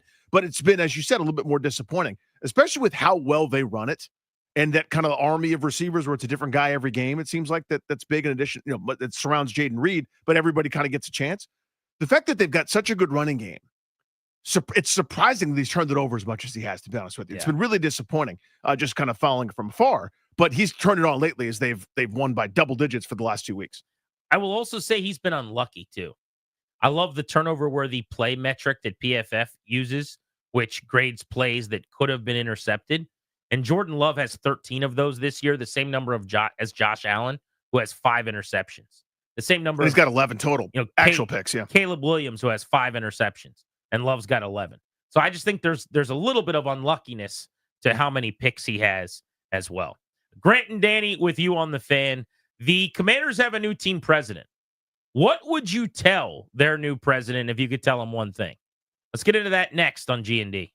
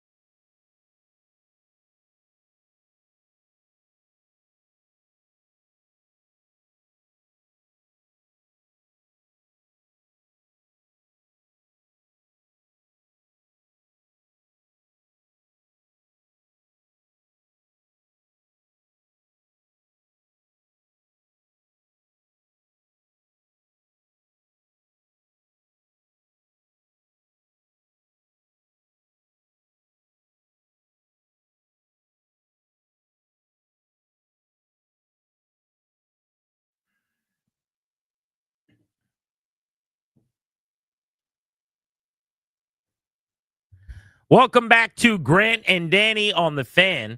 We'll take you up to 6:30 tonight. We've got a chance for you to win Caps tickets in 90 minutes right here on G&D. The Commanders have a new team president. They have hired Mark Klaus to be their president. We told you about this when the news broke just a couple of days ago. President and CEO is going to be the title. That's where the job was. That was his title at Campbell's, the company that he served at since 2019. He fills the place as team president of Jason Wright. He was hired 4 years after Wright was in August of 2020. Danny, what would you tell Mark Klaus if you could tell him one thing? Because I feel like, and I don't know if you agree with this or not, but I feel like one of the issues Jason Wright had was he didn't have enough people around him that had been here to tell him things. One of us, I don't mean you and me, I mean the people listening, like one of the real ones, one of the people that are OGs, Commanders fans, Redskins fans, people that when they were 7 like I was doing, put on their Christmas list Redskins stuff. Like there just weren't enough people like that in his ear. And so if you got to tell Klaus one thing, what would it be? Play the long game. So there's a million ways to do that, and some of the permutations as it presents itself to fans. But what I think drives a lot of people crazy is think of like I don't know, I'm picking a team. Pick the Nationals, for example. One year it's Nats plus rewards. The next year it's Nats Bucks. The year after that it's Nats red carpet rewards. The year after I'm making these up. I have no idea if this is real or not, but you know what I mean. The next year it's like Nats Diamond Special. Like stop coming up with new gimmicky things and play the long game. Give the people that are filling your coffers reason to continue to do so. Give people stuff. If it costs you in the short term, it's going to build something in the long term, right? Your season ticket base, all the people that have been with you through thick and so much thin, give them things. Don't just like, here's $1 off a soda. That ain't enough. There's no reason for somebody to go on StubHub and pay $11 for a game, and then they can pay full price for a burger or whatever that's probably pretty cold. There's no advantage to being a season ticket holder. Give them advantages. I'm not talking about like a voucher for I don't know, like a koozie or something like that. It's got to be a significant, huge investment, kind of like what Mitch Rails was talking about, going to different schools and busing the kids to games and getting everybody a Terry McLaurin jersey, whatever. But play the long game. You're still in a friend-raising phase. Do that for a long, long, long time, and eventually you'll reap the benefits. I think that's really good. I thought you were going to go with changing the name, which has kind of been a pet project of yours for a little while. But that's actually helpful, good advice. I think I would probably at least want to mention in a short conversation with him that Jason Wright's issue, if he had one early on, was the lack of kind of long-term knowledge. Institutional memory.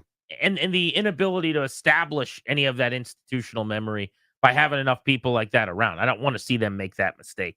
I think that's high on my list, honestly. Make sure that you got someone in your office, like the dude that's got the Redskins tattoo on his forearm. Maybe don't fire that guy if you don't need to. I would say that would be a start. Another thing, though, is, and I don't think I would need to tell him this. I bet he would know this as a pretty good, sharp businessman. Like, everything you do, you can do behind the scenes.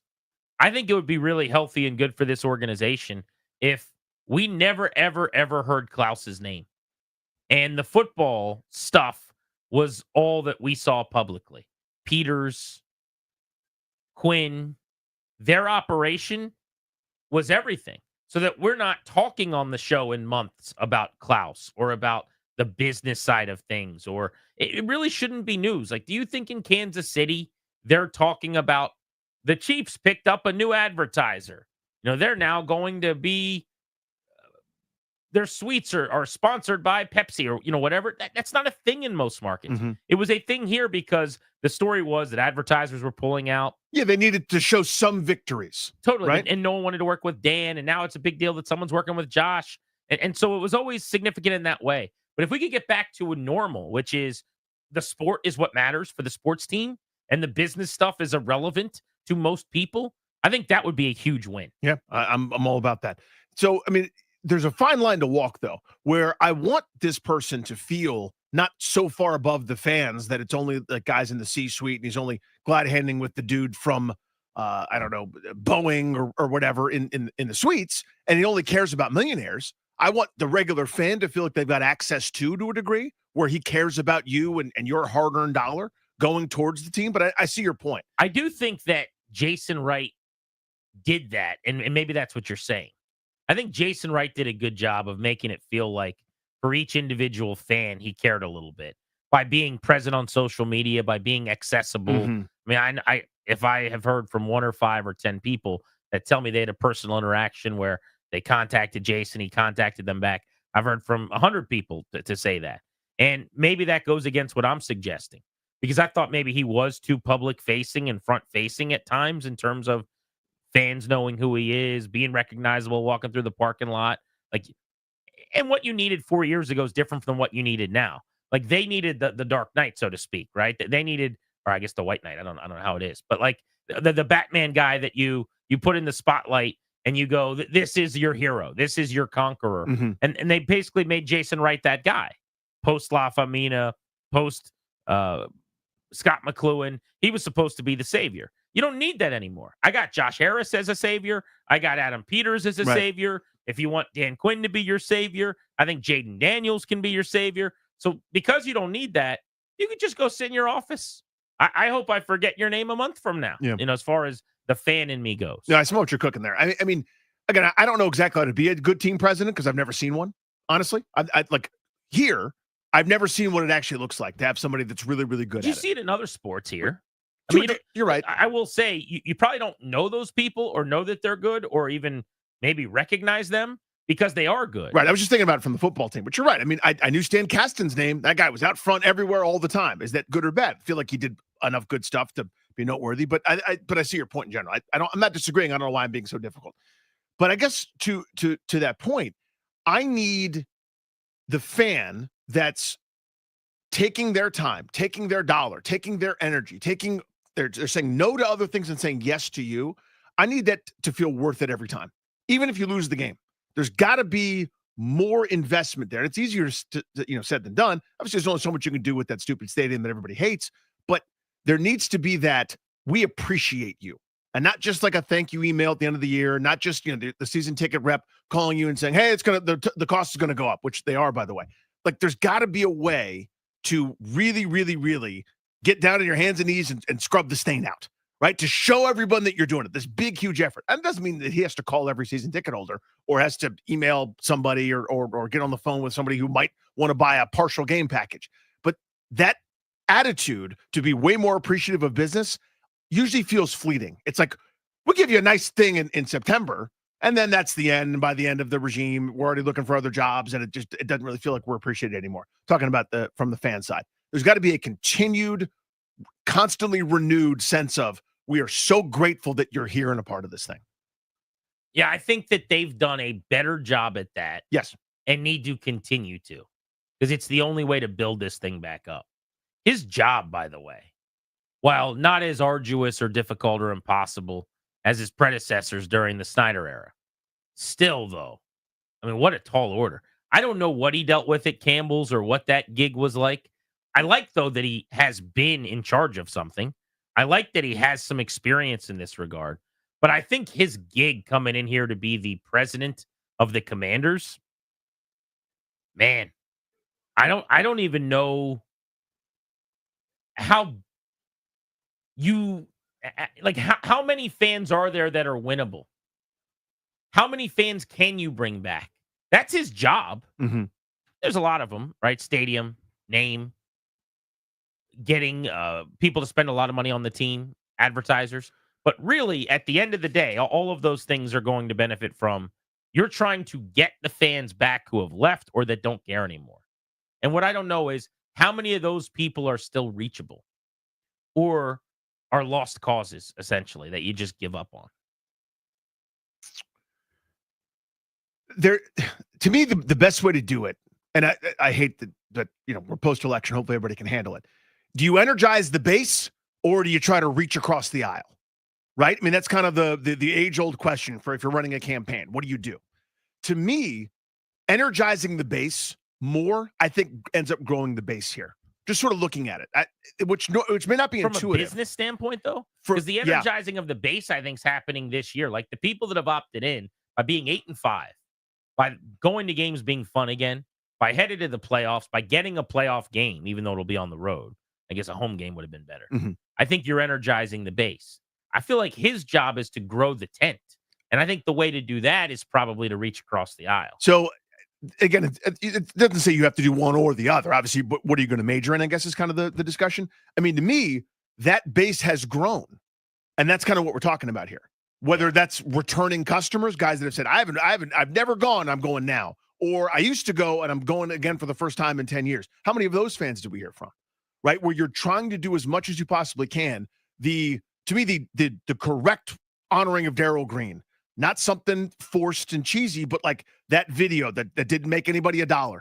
You do that, and who gets excited? Everybody that remembers Darryl Green playing. And that's your old base that kind of made this thing huge and great, right? Maybe you do the more of that stuff you could do, because that also appealed to your current base. Precisely. That was both. Yeah. I mean, when you say reach across the aisle, I think it's important to kind of define that.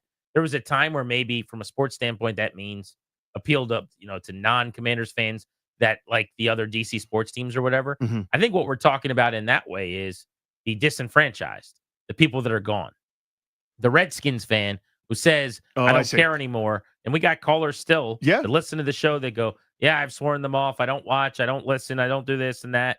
I mean, that's who we're talking about when you say, outreach across the aisle. So I meant it more as my kid who only watches Manchester City play. Like trying to win the new fan, the people that haven't been a fan before. I was thinking of that. So the young people's a whole different category to me of that. That's a good point. And that too is how you could grow the bases. Mm-hmm. But then you don't even have to worry about the old fans. If really it's just about the people that have bought in and making sure young people continue to, you could just tell the old Redskins fans that don't like the name and don't like the logo and don't want anything to do with the new thing. So be it. And just move on, which I don't think is the best way. I don't think that's what they should do. But that's definitely a philosophy as well. 800-636-1067. You want to hop in. We'll get back into the team in football in 2024 here. But we want to hear what you would tell the new president of the Commanders. If you got to say one thing to him, what would it be? We're Grant and Danny on the Fan.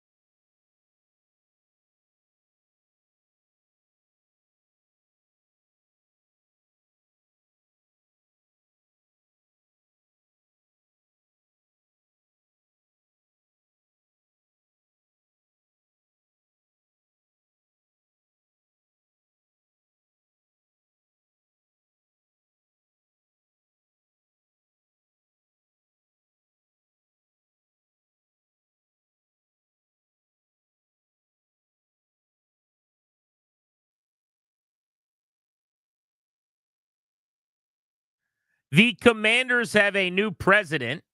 They hired Mark Klaus this week. Welcome back, Grant and Danny.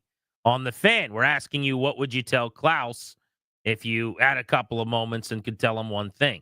You know what I should add to my list, by the way? And this is not one thing because I'm up to 2 or 3 things. So our conversation's getting a little longer. But I would also say, I think your legacy is going to come down to this stadium situation. Mm. And I hate to say that. I know someone like you might say the name and where we end up on the name. I don't know if they're ever going to change it after this year. I don't think they are. I thought they were going to before this season. I think there's been a lot of growth in not only the acceptance of the name, but in merchandise being purchased and people seeming to care less about changing the name as the season's gone on. Maybe I'm wrong. Maybe they'll eventually change it. No, the people that want it changed, like myself and a number of others, that hasn't changed. But you have to kind of shut up while they're winning football games. And Jaden Daniels' jersey is the number one selling in the sport. Yeah, you don't really get to stand there and wave your sign when they're up 41-13. Yeah, it's to me. I think the ship has sailed. I'm to that point where I think there's now no hope of it happening. I'm kind of resigned.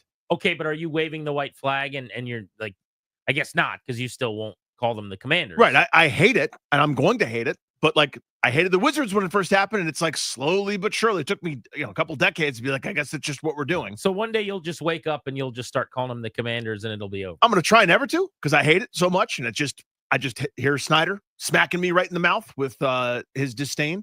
But yeah, I mean, I just don't think it's going to. I don't think there's any possibility anymore. I don't think it has to be in DC, although that would certainly help. But I think getting this stadium right, because there was a time where that was how Bruce Allen was going to salvage his time with the organization, if you remember. And we would talk about Bruce and how many things he'd screwed up and how bad it had been. But the point then was, yeah, but if he delivers a Taj Mahal, if he gets you the state-of-the-art stadium back in the nation's capital at the RFK site, we're going to be building statues of Bruce Allen. Then that was Jason Wright's entire emphasis and put a lot of work in, and they moved the ball down the field. I mean, they're the closest they have ever been to getting a new stadium. That has something to do with Jason Wright. I would say it has, more than anything else, a lot to do with the fact that Dan Snyder's not the owner anymore, and they have new owners. And frankly, if Jason Wright's entire 4 years came with this ownership group, they may have already broken ground on a new stadium. Because the problem they had, more than all the other issues, and there are a lot of them, was a Dan Snyder issue. But if you get this stadium right, you're going to be beloved. You can get it right in Maryland. It'll be a little harder. But if you built Allegiant Stadium 2.0, just as an example, I think that stadium, which the Raiders playing in Vegas, is awesome. And you drop that into PG County out by FedEx, I think there's going to be a lot of people that are giddy and excited to go there every single Sunday. But you got to get the stadium deal done. You got to get it right. Let's go to Kyle in Fairfax. What would you tell the new team president if you had a couple of moments with him? Hey guys. So one thing I would tell him is kind of echoing what Danny said about being loyal to the fans. And I actually wanted to discuss something that's been going on. I sit in section 101 at the far back, row 28. There's a few rows there where the team has contacted us and has told us basically our seats are too good for the price we pay, and they want to turn them into a touchdown club area, which means that they want to double, maybe more than double those prices, and they're forcing us to relocate.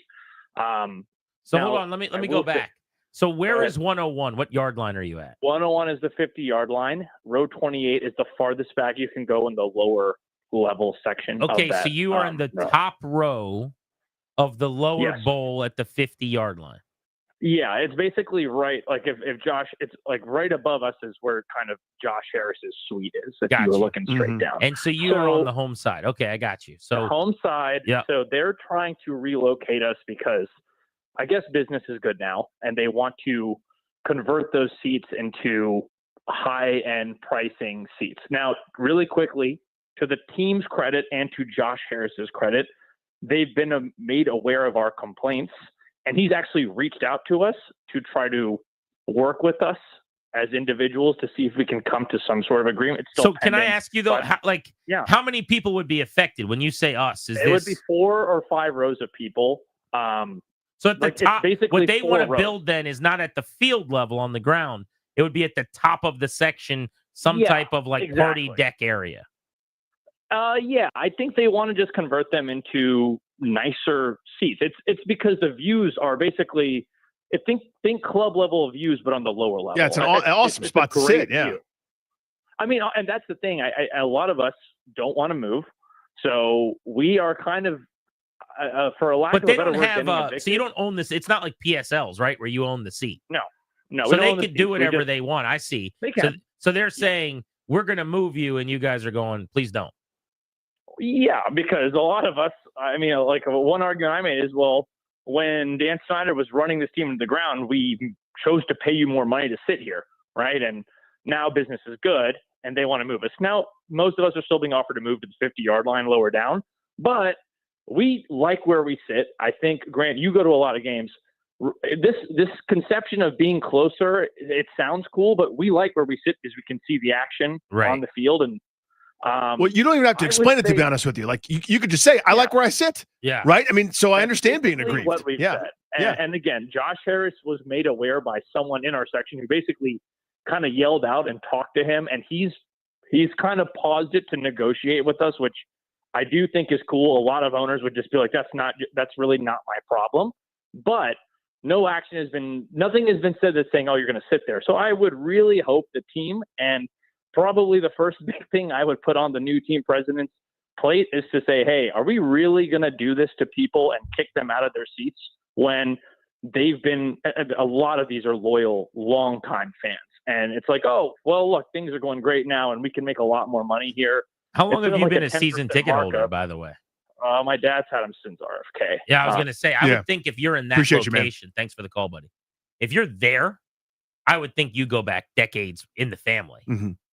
Right. I mean, nobody that's a second year season ticket holder is probably getting in on the 50-yard line right there. So if there's construction that's literally going to happen and there's no avoiding that, then what you'd really hope is that the team would say, we are so sorry about this. Here's what we're going to do for you, instead of either pay us double or you got to move. You know what I mean? Like the take it or leave it approach doesn't sit Which well. it sounds like the second one is what they're doing now.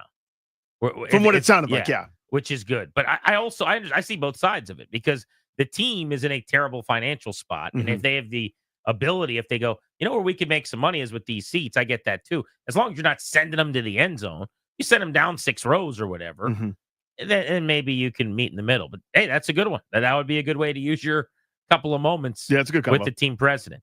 Grant and Danny with you on the Fan. In about an hour and 5 minutes, the Beltway Blitz. At that time, we're giving away Caps tickets today on G&D.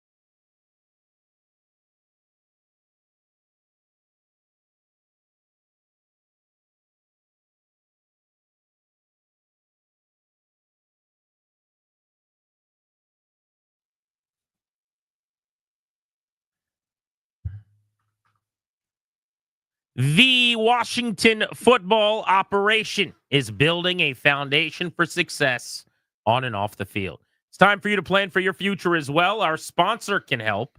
That's the law firm Kandori and Murrah. They'll help you update your last will and testament, set up a revocable trust for you and your family. Schedule a free consultation with their estate planning attorneys today at kmlawyers.com. Be sure to tell them that we sent you to get a discount. That's kmlawyers.com. We're giving away Caps tickets in 55 minutes. You can watch the show on the 1067 The Fan YouTube page. You can listen all over the DMV on 1067 The Fan, and for the next 3 hours, starting right now in Richmond on AM 910 and FM 1051. How about the big news out of college football today? This is related to the Commanders. UCLA has fired Eric Bieniemy as their offensive coordinator. Now, there's some terminology differences depending on where you look at the reporting. Parting ways with. Fired was the original phrase. Obviously, Bieniemy's camp's now putting out the word that they're mutually agreeing to go their separate ways. But the initial report 2 hours ago was that he was fired after UCLA had just a brutal offensive season under his watch. They ranked 126th in scoring offense in the nation, 18.4 points per game. They ranked 117th in yards per game, and those ranks are out of 134 teams. Golly. I mean, can you imagine? Like, listen, I couldn't tell you what kind of talent UCLA has this year versus, USC or anything else, but that doesn't sound real good, does it? You mean the 117th ranked? Yeah. Yards? There's a 1 in front of it. It's not like a 10 or 11 either. It's 100 something. God, that's bad. So Bieniemy has gone from, in the span of a couple of years ago, after having been interviewed by half of the National Football League's teams, the next head coach in waiting for the Chiefs, a guy that was being passed over and everyone who didn't hire him was mean and wrong and terrible. Everyone who said, are we sure he's a great head coaching candidate? To getting a job in Washington with the Commanders. And this is what I said about the job he got here last year. It was the last OC job to be filled. No other team offered him a offensive coordinating and play calling job. Not one. The job he took here, I don't think coincidentally, with Ron Rivera, is a gig where Rivera is very, very close with Andy Reid. Andy Reid, we know, spoke to and counseled Ron Rivera about bringing in Eric Bieniemy before he did. That was something that Rivera would talk about from time to time. So you've got a head coach in Reid that, by way of his relationship with Rivera, helps Bieniemy basically get placed in Washington to be the offensive coordinator. And part of the excitement, it's not like I never thought it could work. It's not like I didn't see some of the upside, is that this guy came over here with Super Bowl rings. A guy that had been to Super Bowls and won AFC division championships and conference championships and hardware, and was a part of an offense that had been a juggernaut in Kansas City. Maybe it rubbed off on him. Maybe he had something to do with it. At one point last year, which is so funny now to think about, because they won the Super Bowl since, and they're the best team in the AFC right now. But people were saying, they're missing something without Bieniemy. I think they really miss not having him around.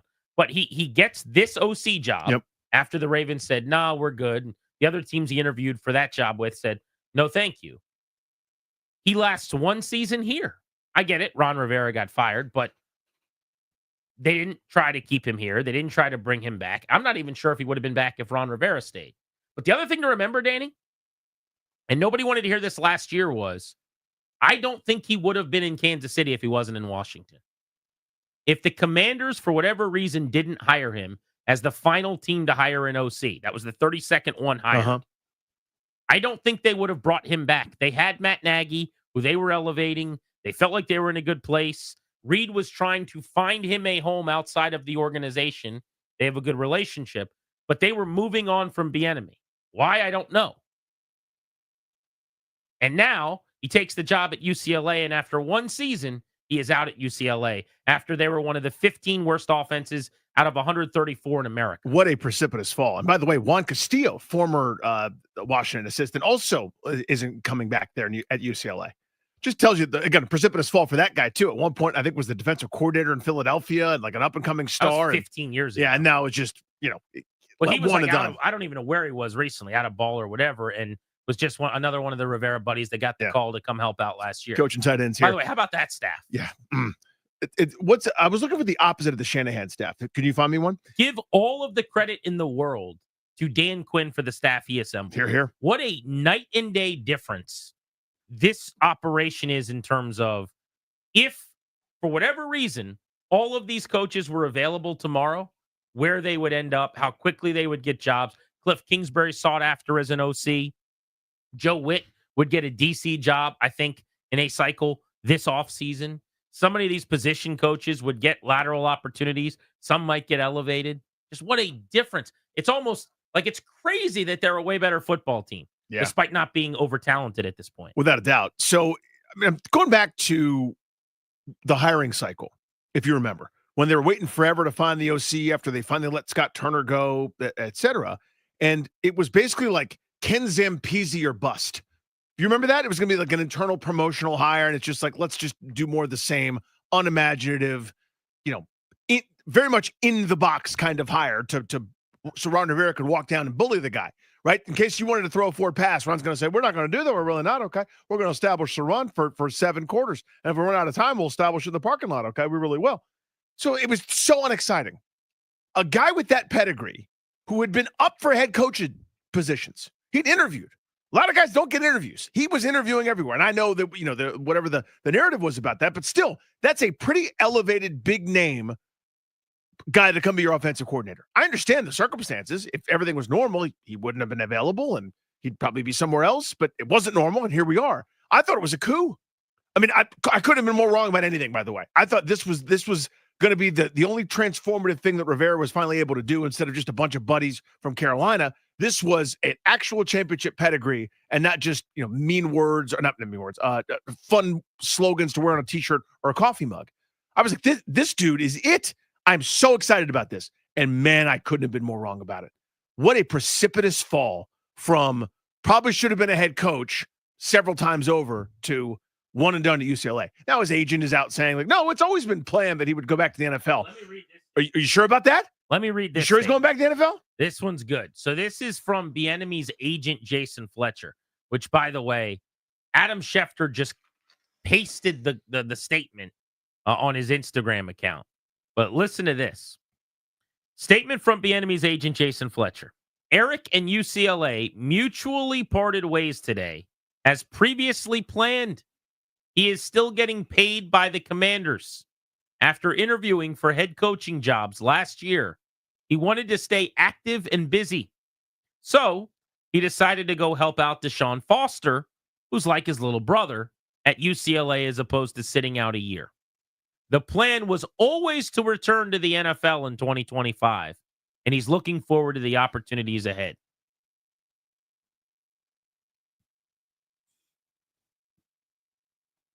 That's one of the funnier statements I've heard in a long time. Well, I actually have a statement. I mutually bombed at my stand-up show this past Saturday. Mutual. We did it together. It was always part of the plan. Ask my girlfriend in college, Allie. Mutual. I didn't get dumped on my ass. She didn't hook up with one of my teammates. No. It was mutual.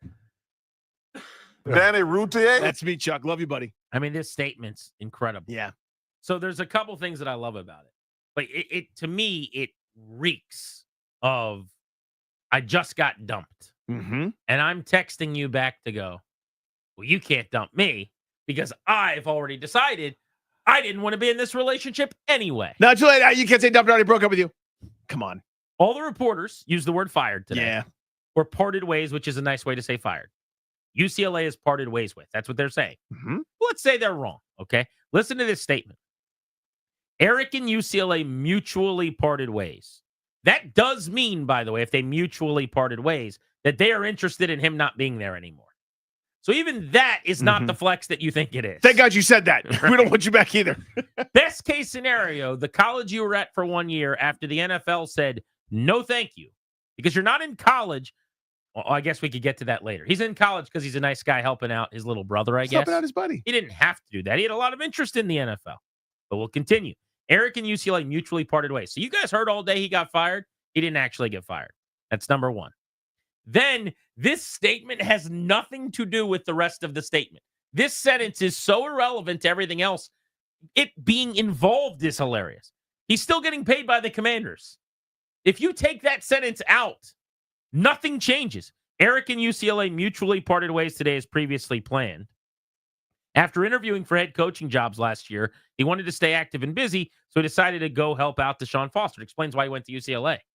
Why are they saying at all that he's still being paid by the Commanders? That has nothing to do with this statement about UCLA at all. It's an attempt to remind you, like, we should all be so lucky to fail like this, huh?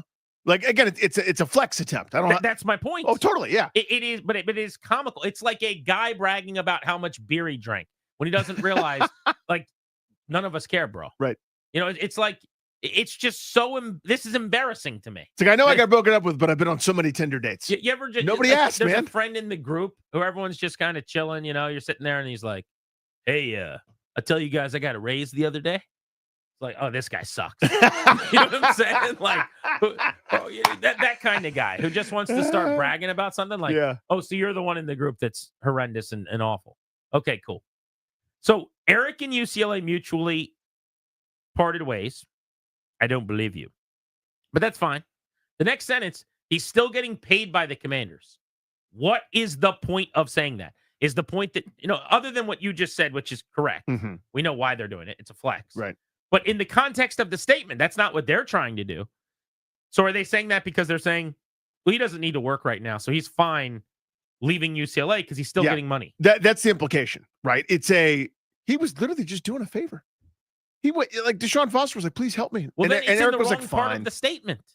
Then the next sentence should have been, after interviewing for the head coaching job last year, he wanted to stay active and busy, so he decided to help out Deshaun Foster, who's like his little brother at UCLA as opposed to sitting out a year. The plan was always to return to the NFL in 2025, and he's looking forward to the opportunities ahead.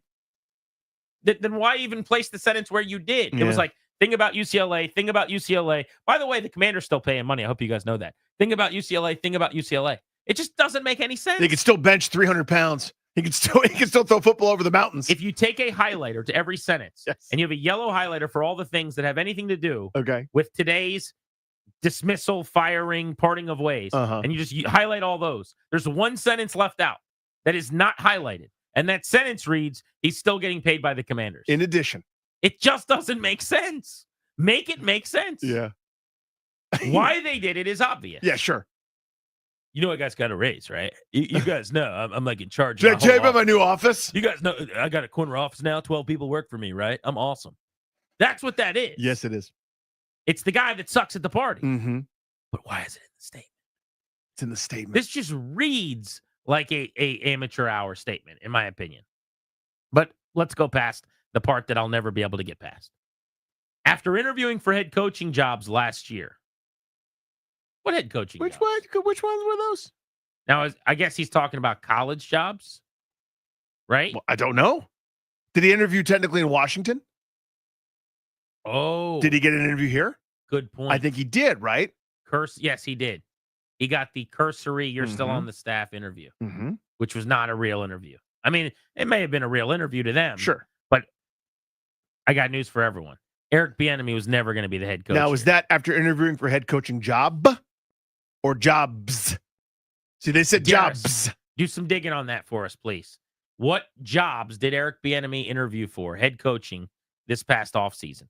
I'm guessing he interviewed for a college job as well.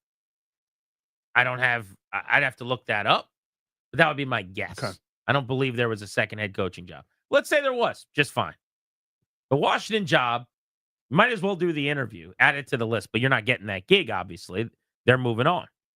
He decided to go help out Deshaun Foster, who's like his little brother at UCLA, as opposed to sitting out for the year.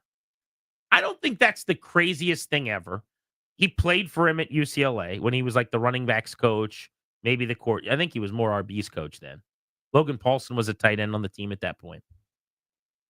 Maybe Deshaun Foster goes, hey, I need you, man. I don't have enough experience around. I just want someone in here. Come here for a year. That's not how it was billed when he went there.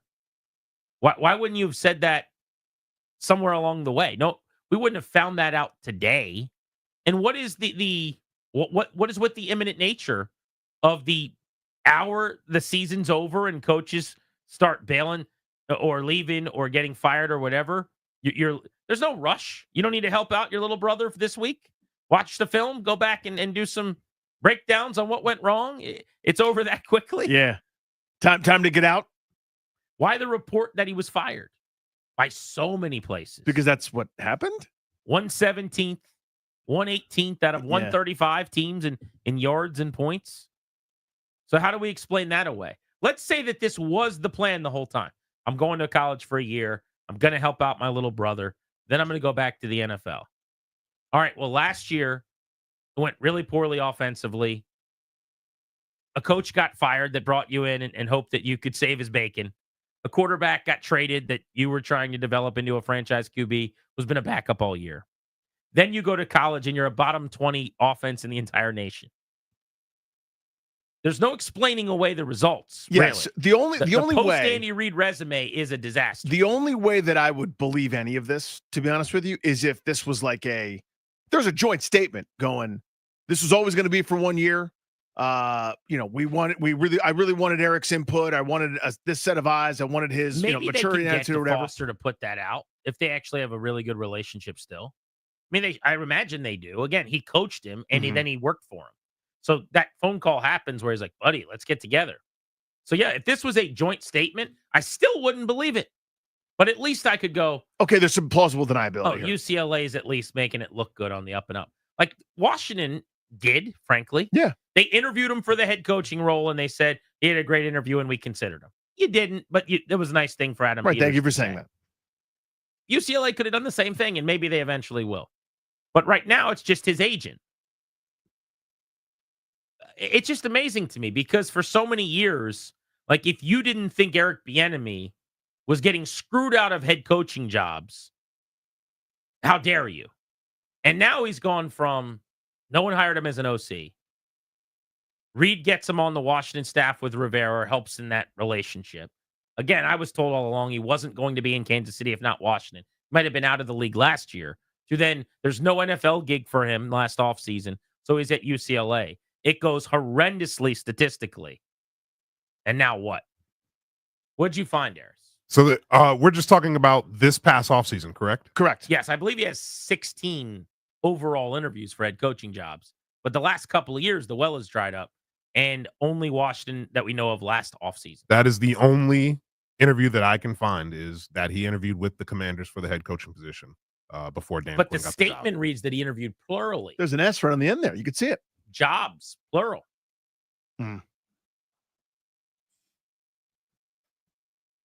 What do you think Eric Bieniemy is doing next offseason or next football season? Do you think he's an OC in the NFL? This reeks of XFL to me. Oh, man. United Football League, I'd be steamed up. If Eric Bieniemy was the head coach of the DC Defenders, that's not true. I like Reggie Barlow. Let's say he was the OC for Reggie Barlow's DC Defenders. I think I'd be fired up for that. Let's sling the football. You want to see some passing? Let's sling that ball. I think I'd get behind that. UFL's the next stop. That's what it feels like to me. I think he'll be back on the Chiefs staff. That's probably the most likely. I'm going to say offensive.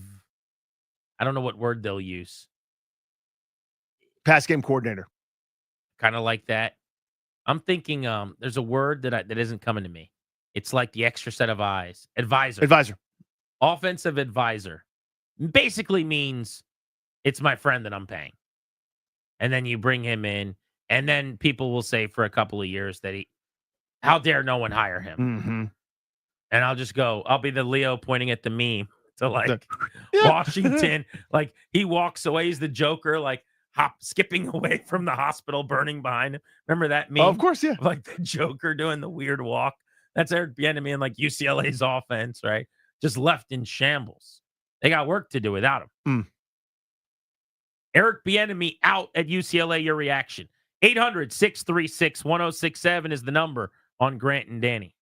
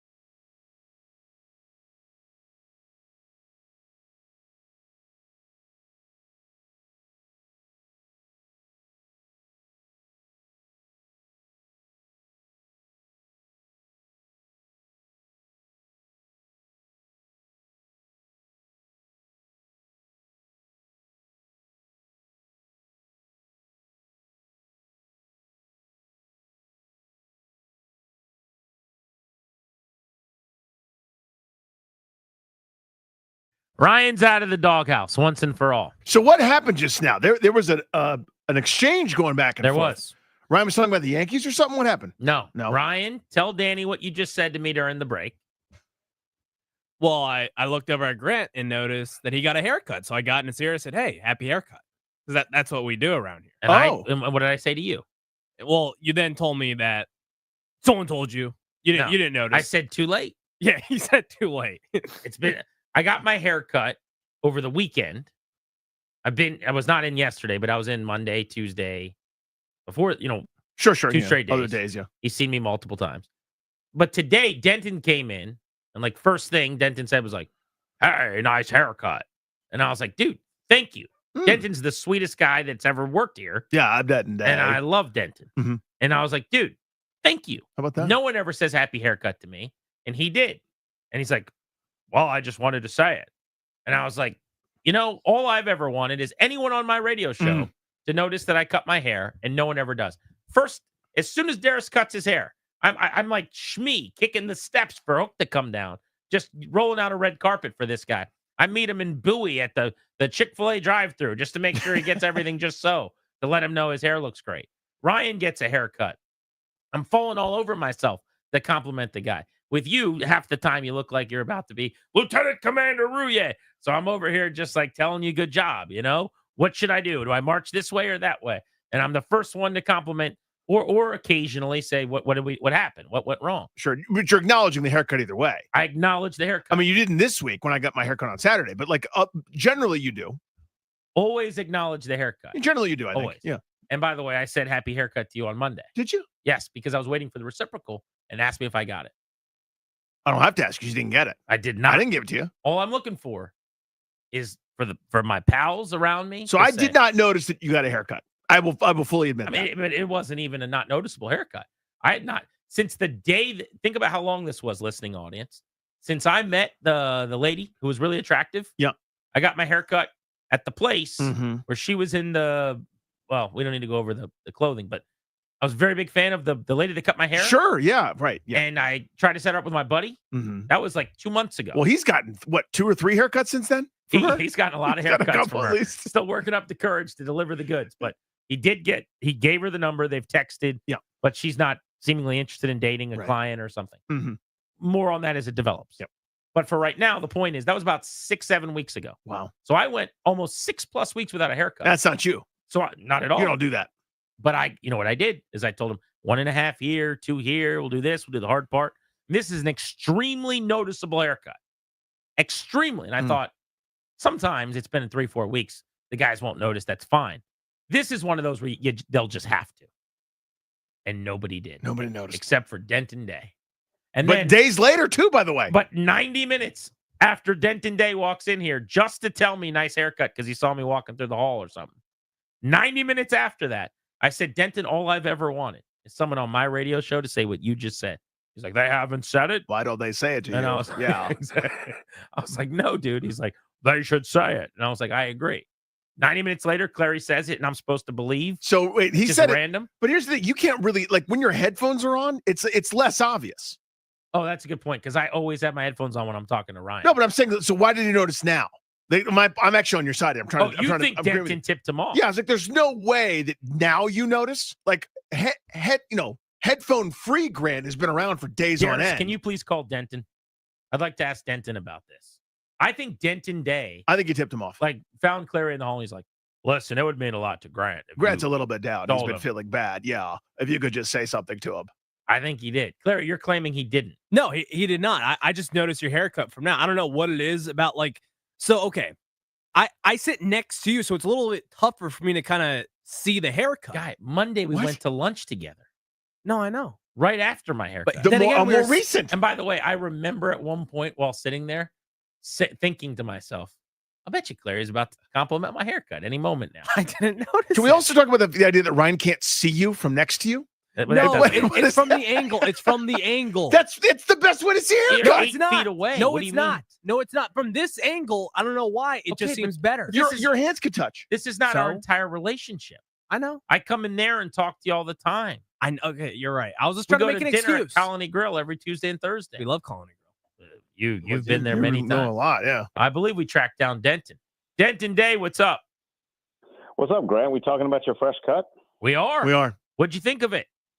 I think it looks great. I noticed it immediately. I walked in. I was like, I got the sides trimmed up, high and tight. Still got a little bit of flow on top. It looked good. Yeah. My guy came. Now, I don't think you came in just for that, but you might have. You came flying across into the studio, and the first thing you said is, what? I complimented your haircut. I said, it looks good. And I appreciated that. Thank you. And what did I tell you, Denton? You said that not a single person on your show had said anything about your haircut. Damn it. And I got my haircut this weekend. But it wouldn't be a problem if this wasn't every time I ever get a haircut. And if I wasn't the first one to compliment all of them when they get a haircut. Well, guess what happened about 3 minutes ago? Ryan complimented my haircut. There you go. So what I'm wondering is, did you tell Ryan to compliment my haircut? I did not. Wow. Did he hear you reference the hair? Did he hear you say anything? Oh, that's a good point. He did walk in. Weren't you still in the room when he walked in? Yes. He did, but he rightfully, by the way, he took over the conversation because of things in his life were really falling apart. Yeah. That's a great point. Back-to-back days of being towed. He gets towed every 3 hours. Every day he gets towed. But I'm wondering, when he walked in, I think we probably were talking about my hair, weren't we? I believe we were talking about college basketball when he walked in. Yeah, we were talking about future wizard Cooper Flag.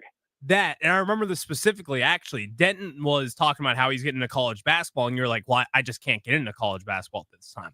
I walked in as soon as that conversation was kind of wrapping up, and then I took control of it then. Clary's innocent. Yeah. I think I'm going to say Clary is just a nice boy, a sweet soul, and he's complimenting his friend's hair. And I appreciate that. Denton, I don't have any more questions for the witness. Do you, Danny? No, I think we're good. Denton, that'll be all. Witnesses dismissed. Thank you, Denton. Thank you, Denton. I appreciate it, fellas. Absolutely. See you, buddy. Continue the great work. See, I think it's like one of those O's the mentalist type situations where he planted the idea. It's Oz the mentalist. I think it's O's. It's definitely not O's. Isn't it O's? I've never heard Anyway. anyone call him that. Yeah, I think that's what he calls, Is this like not knowing himself. what a beanie is? No, I think it's. Look it up. That's what he calls himself. It's definitely. Are you doing a bit? I think it's O's. If it is, I'm wrong. I've always seen it as Oz. Well, it's because it's OZ, and you think that's all it is. But I think it's O's. Darius, we're putting you to work this segment. I Sorry, want you to Darius. find some audio of Oz the Mentalist. I gotta be wrong. Very clearly seems like it's Oz, but I'm not maybe it's O's. Passionate about this one. Just doing my best over here. Anyway, he wrote it down, and you don't even realize he's planting the thing he wants you to say that he already wrote down. So I think that happened. I think Ryan, through osmosis or osmosis, if you will, got haircut and hair in his brain based on the conversation. Didn't even realize that it rattles around, and then he's like, your haircut. So do you remember this, Claire? This is actually sad to admit. Do you remember Monday when we were sitting at Walter's having lunch, and I said to you, oh, you got a haircut? And you're like, dude, it was last week. You already told me I looked good or whatever. I do remember it was me trying to get you to notice I had gotten a haircut. He was fishing. So sad. He was fishing. That is so sad. So sad. Because I remember I was like, yeah, like you acknowledged this on Monday of last week. Yeah, you're like, Grant, you've already told me I got a haircut. You said it looked great. I was doubling up the compliment, knowing that I'd already complimented you in hopes that maybe I could just maybe get one. I mean, okay, to be fair, like the lasers are pointing at me again. I complimented your haircut. No, you Danny, are off the hook. I'm off the hook. Danny and Darius. Yeah. Even with knowledge of it, I mean, Darius hasn't said a thing about his hair. The tough thing about the Darius hair, Darius gets his haircut like once every 8 months, in like 9 months. It's like a pregnant lady or something. And when he comes in, we're all like, whoa, no way! What's happened? There's like a Super Bowl parade in the hallway out here. It's the biggest, and then like someone comes over that I don't know, like stands in the studio, like, you got a date this weekend, and it's like a whole lot of that's a whole thing. Shtick. Yeah, there's a marching band on Wednesdays. I'm not looking for a lot, just like yeah. Hey man, you got your haircut. Mm-hmm. What Oz or O's? I haven't been able to listen yet because Ryan was talking a lot and I can't hear him in the studio. We'll go with Oz. Microphone. Pete's in Upper Marlboro. What's up, Pete? Yo, Brandon. What's up, buddy? Hey, man. What's up, man? First time caller, long time listener, man. Well, thank you. We appreciate that. Welcome to the program. For sure. Well, you know, I'm a Chiefs fan. I'm out here, man. I've been a Chiefs fan since 2003. And, you know, it really hurt me, you know what I'm saying, when Eric Bieniemy rolled out on us. I bet you felt better when you won that Super Bowl without I him. was going to say the Super Bowl winning probably cured some stuff, right? You just kept on winning Super Bowls. You're like, it's not as care bad. as much as you think. Cool. Say But what? You broke up. Sorry. It doesn't fill the void almost, you know? Of not having the coordinator that you didn't need? And see, I don't believe that. I don't believe in that. So their Super Bowl need last Eric year B. and their 11-1 record right now is not indicative that they can still persevere without him. Okay, yeah, I understand, but you got to see how the noise from the outside, and it's just like I just feel like if we had the family together, we could really show the people and the haters. Pete. You know what I'm He's saying? like, we're what's missing really a family real. member. First of all, I would love to have that problem. That is so great. That the Super Bowl win and then home field advantage going to another AFC title game again this year isn't exactly how I'd like it. That's a good call. I appreciate you, buddy.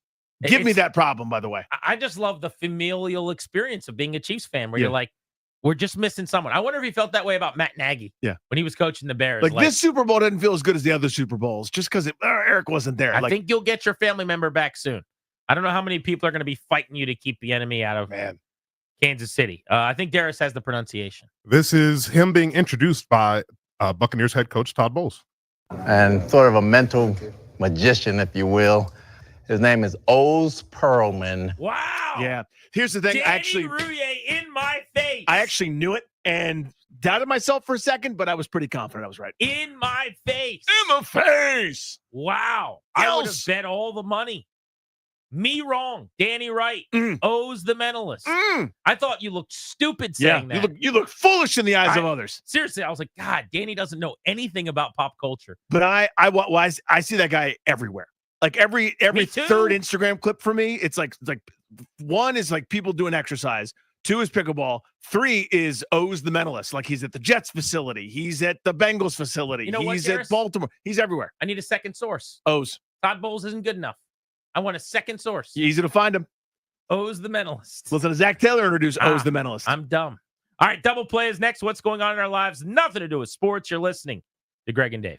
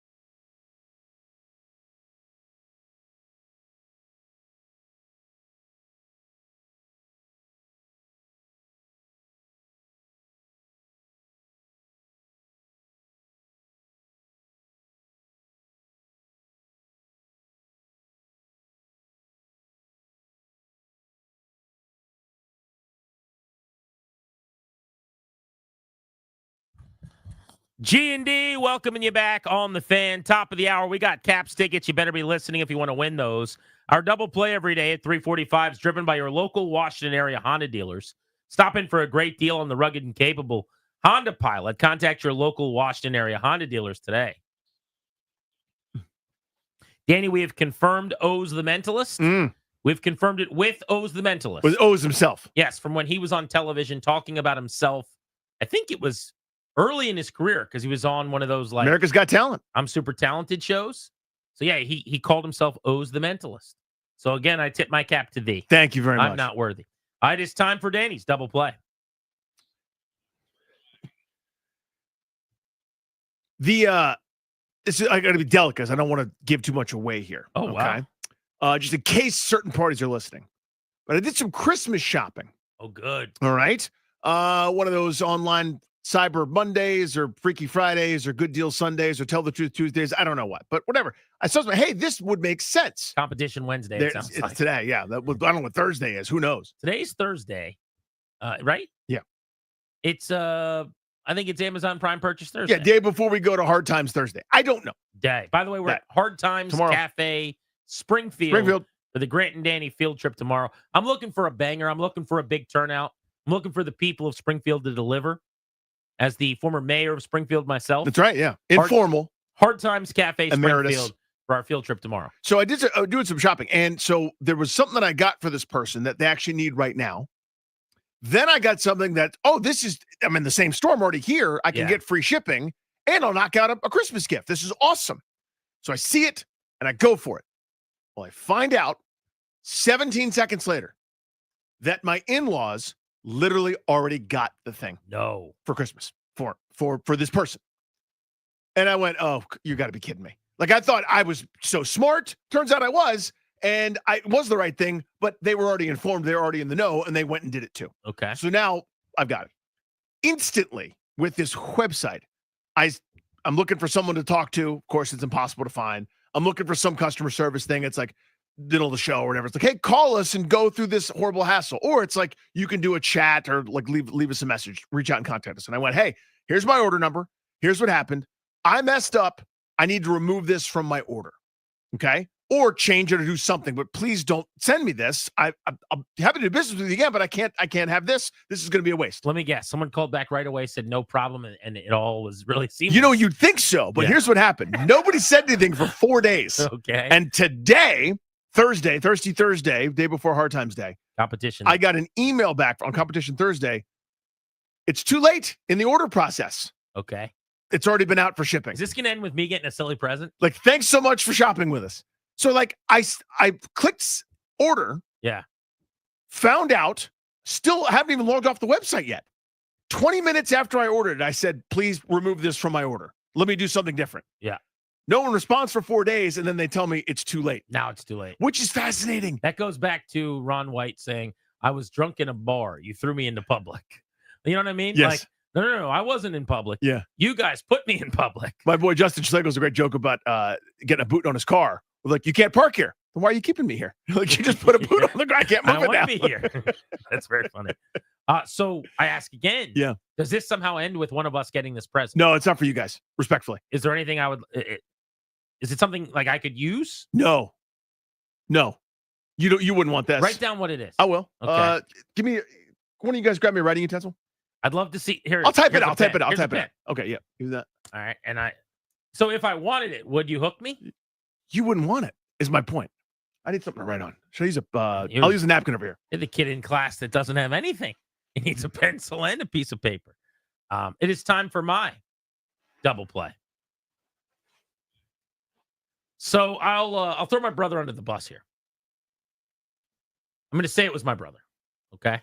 I won't say which one. My brother's a bit of a snooper around the holiday season. Okay. Mm-hmm. I want to get your thoughts on this. Darius, Ryan, Danny. I want to hear what you guys think about this. So his wife gets him a present and says, don't look in the bag. Your present's in there. He immediately goes and looks in the bag and sees his present. Immediately. Like pretty quickly. Like same day. They live together. They're a married couple. They're a family. There's nowhere else that And it's in the house with There, you. yeah. I think you don't snoop. I think it's a bad move, and I take it pretty seriously. And so I hear you snooped. That's ridiculous. But when I have bounced this off other people, they all go, I would have done the same thing. What's wrong with that? Don't you want to know what you're getting? So I'm going to go around the horn here to see what you guys think. See if I'm on a little bit of an island. 2-part question. Number 1, am I correct to say snooping is evil and terrible? And number 2, are you a snooper in the holiday season? Danny Rouillet. I think snooping is evil and terrible is too far. So I think your general point is it on a binary good or bad, it's bad. I did it once as a kid and felt terrible about it. Like I felt terrible. And that's the only time I've ever done it. Right? So you actively not a snooper. Correct. So I did it once at the behest of my best buddy and neighbor, because he just was so hungry to find out like what he was getting, what everyone was getting, and so he was like, let's go look for presents. I went, okay. He talked you into it. Yeah, and again, it sounds like I'm absolving myself of fault. I could have said no, but you I agree did with it. me that it's a bad thing to do. It is not good on a binary. It's not good, especially because you were specifically asked. All right. Don't look. Not a Calvin Broadus Jr. Mm-hmm. What about Darius? Are you a Calvin Broadus? That's a great bit, by the way. Thank you. So am I a snooper? I would say yes. Yes. I'm a little bit of a snooper. So let's say this. Your sister says, Dad. Look at that. She doesn't mean your father. She means you. She wouldn't do that, but yeah. Okay. I got you your present. I haven't wrapped it yet. It's in the bag in the closet. Don't look in there for a little while. You're looking or you're not looking? No, I wouldn't look. Okay, I just know in my lifetime I have snooped before. I think in that there are situations where I wouldn't know. It's tough. It's tough to say. I'm like a 50-50. When's the last time you've snooped? Probably like I don't know, high school was the last so time I snooped. you've grown out Yeah, of snooping. yeah, You're an adult. okay. You're So we'll no say I've longer matured Calvin a little bit. Broadus. Yes. Okay. Clary, are you a Calvin Broadus? I mean, no, I haven't done it in a while. It's been probably since Days. like middle school. Probably since middle school. Yeah. Middle school. Middle school. So you've grown out of it. Well, I don't think I believe you. No, what's funny is when like someone tells you a story, they're like back in the day, and I'm thinking about when it's like, how old is this person? And they're like, oh, they're 30. Yeah. You know, Back in the it's day like- when I was 24. So middle school, but you're not a Calvin Broadus. I do not. Would you snoop. say it's evil and bad? I would say it's evil and bad. There's not much conviction there. What? No, it is evil and bad. You cannot look for presents if you are asked not to. You cannot look at them. Why is the polygraph spiking like that? It's there's no polygraph. I mean, there's nothing there. We're giving away it is Caps bad. tickets. We are at the top of the hour. Don't snoop. You can snoop on those if you want to. G&D on the Fan.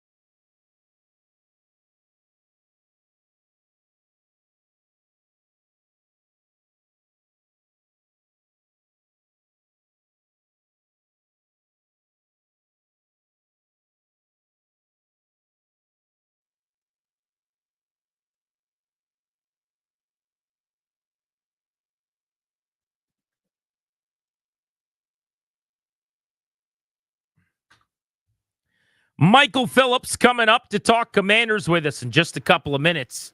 On the Beltway Blitz, we'll also cover the Wizards with Chase Hughes. Welcome back, Grant and Danny on the Fan. As promised, caller number 10 at 800-636-1067. You're winning tickets to see the Caps and the Sabres.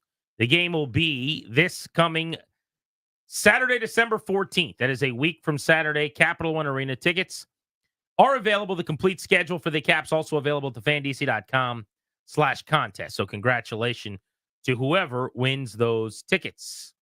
Let's get to the Beltway Blitz.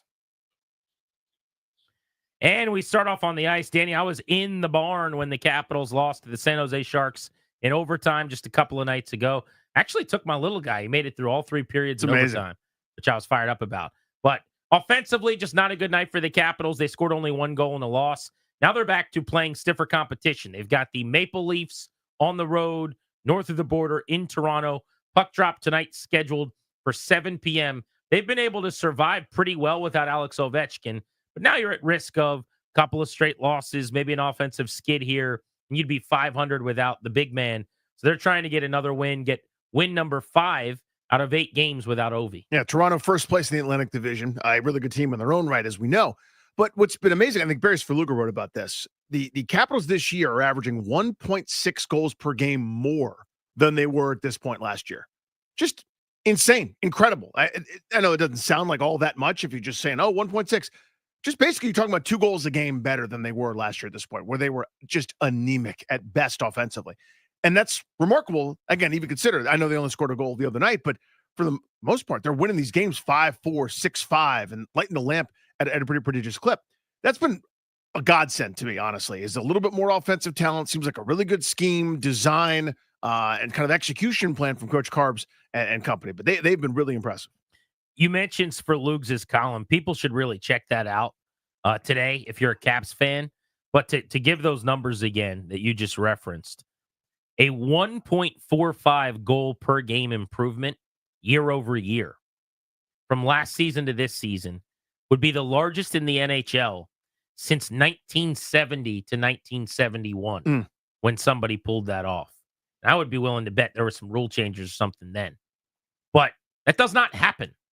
And that is a compliment to Brian McClellan and this staff, right? That they were able to go out and assemble with the money that was freed up. Nicholas Backstrom off the books, TJ Oshie off the books, Evgeny Kuznetsov going to Russia. A real game-changing offseason lied ahead. And we knew that they couldn't swing and miss. But almost everything they've done has worked out really, really well. Rebuilding the fourth line with Radish and Duhaime's been a win. I love what Pierre-Luc Dubois they acquired via trade has provided. He's not even scoring goals, but he's been excellent for them. And you look at the defensive side of the ice where Matthew Roy, now healthy, back, game in and game out, stay-at-home, legitimate defenseman, and Jacob Chikrin's a star. They've got to get him signed and keep him here, hopefully. But he is absolutely a rock star, and he has been one of their best players to this point. I was texting with Sverluga about his column today. 100th goal this year came in game 24. Last year, their 100th goal came in their 43rd game. I mean, literally half, basically. They've scored 5+ goals this year 12 times in 25 games. They did it last year 10 times in 82 games. It's just a completely different team. Everything about it's night and day. And you mentioned Pierre-Luc Dubois. I feel like he's the ultimate hard luck Harry. Like, that dude is due for one of those outbursts. We talked about this last year with Connor McMichael when he was knocking on the door a million times. It was like, he's going to do something where he scores like 5 goals in 3 games. And sure enough, that happened just because, he was chronically unlucky. I think this year it's kind of balanced out a little bit. Although, I guess he had a game a couple of weeks ago where just couldn't light the lamp no matter what. If he had an empty net, he would have missed. But in general, it's been really, really good. And I think Luc Dubois is in store for one of those coming up soon. The Capitals, probably for the final night, the only team in the NHL with 100 goals. All right, let's keep the blitz moving. And talk to our buddy Chase Hughes, Monumental Sports, about the other of the teams that call Capital One Arena home.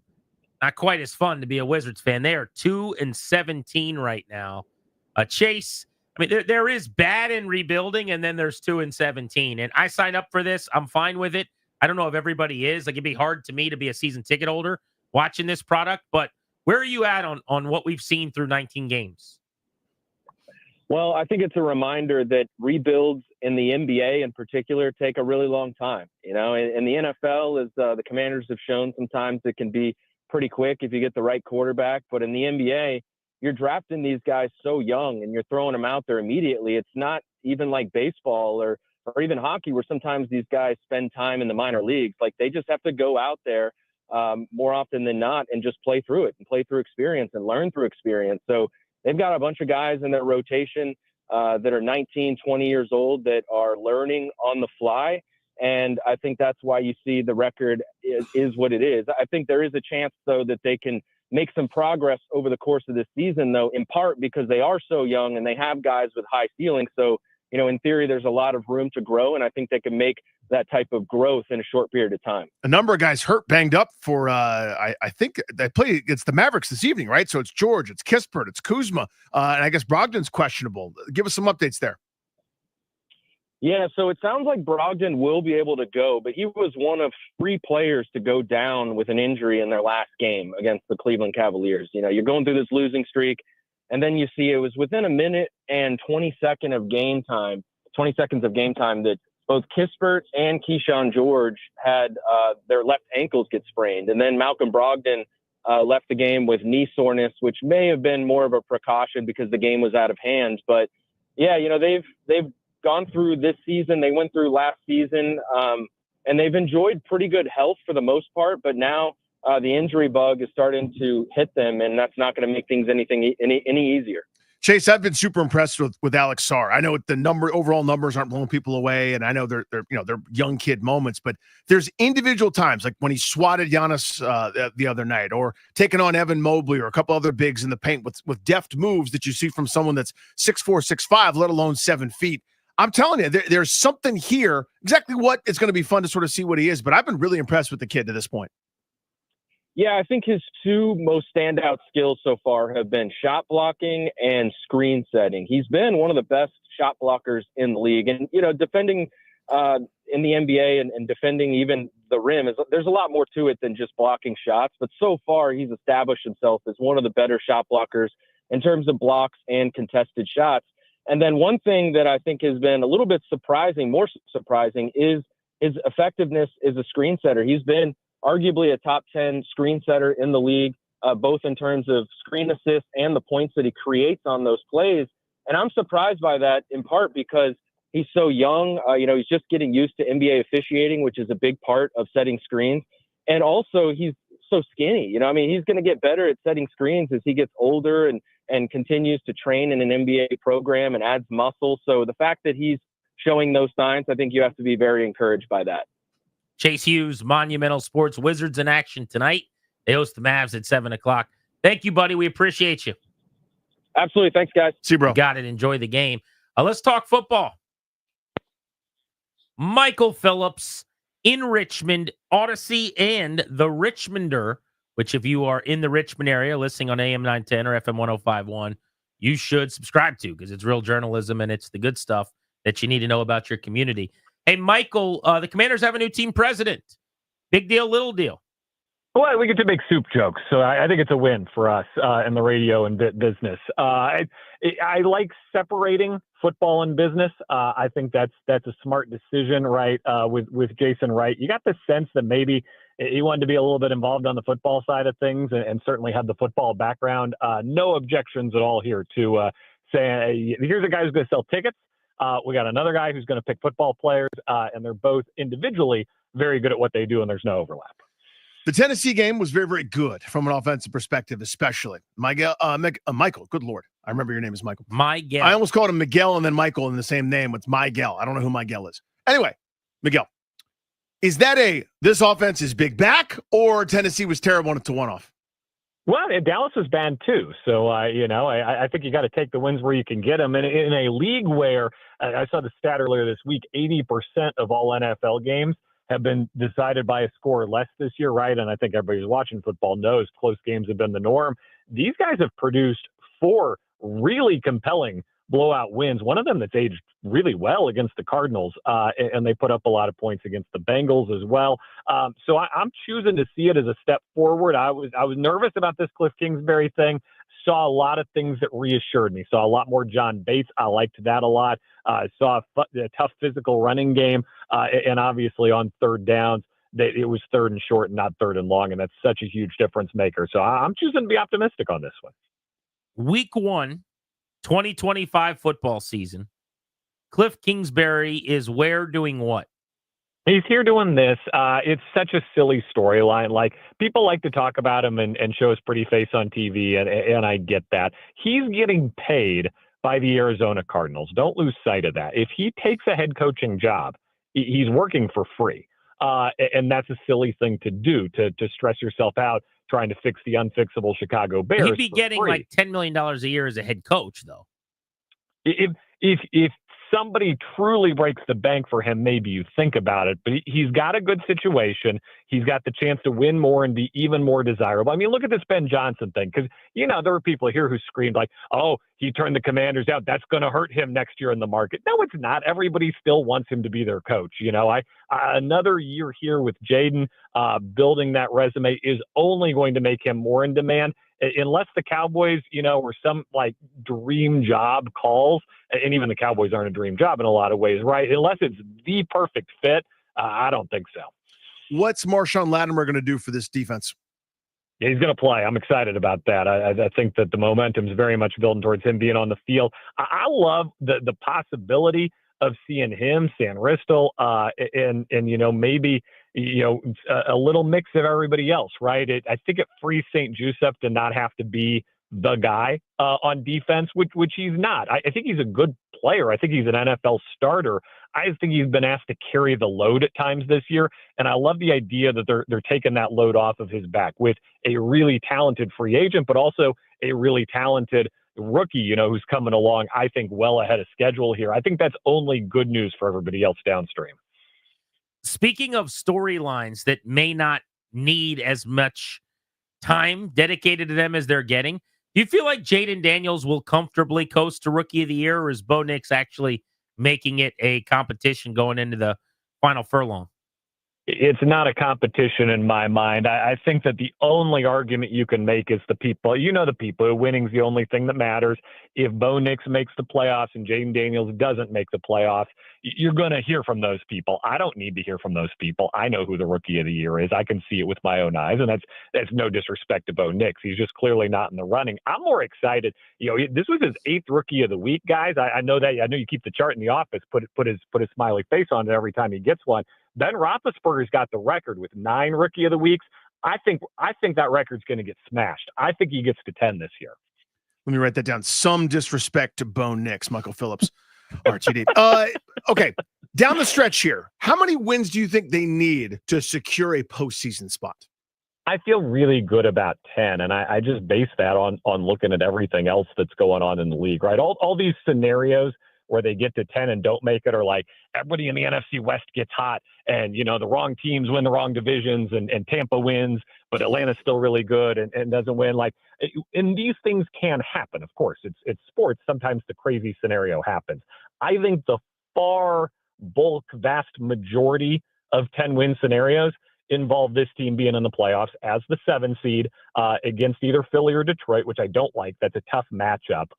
If we're playing fun scenarios, I want to play the one where Green Bay loses tonight, slides a little, and these guys catch them for the 6, because now we have a winnable playoff game. That's the one that excites me, right? That's the opposite end of the spectrum. But 10's my number. I think if they get to 10, they're perfectly fine.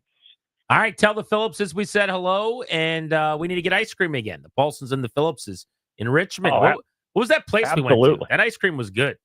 Gelati Celesti, the best for our Richmond listeners, and we got it. My girls want to get up to a Caps game, so we got to come find. We got to talk to your guy right there. Yeah, let's just do that. Let's just make that happen. Miguel, be good, brother. Take care, guys. Or what did you call him? Miguel. I combined Michael and Miguel into Miguel. Wait till you guys hear who North Carolina football just interviewed. Hires in any sport of all time. You're listening to Grant and Danny.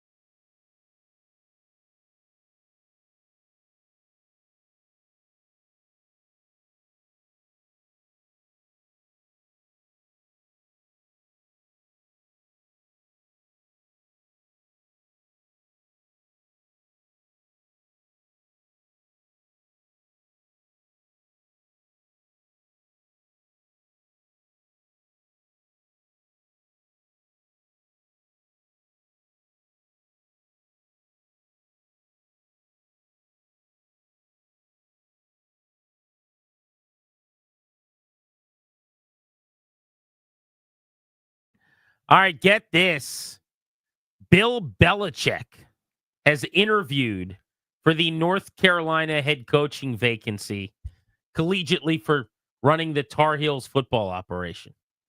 That's hilarious. Can you imagine? There's no way he wants that job, right? Maybe. I mean, maybe here's a couple scenarios. One, he goes, I'll never work in the NFL again. They just don't want me.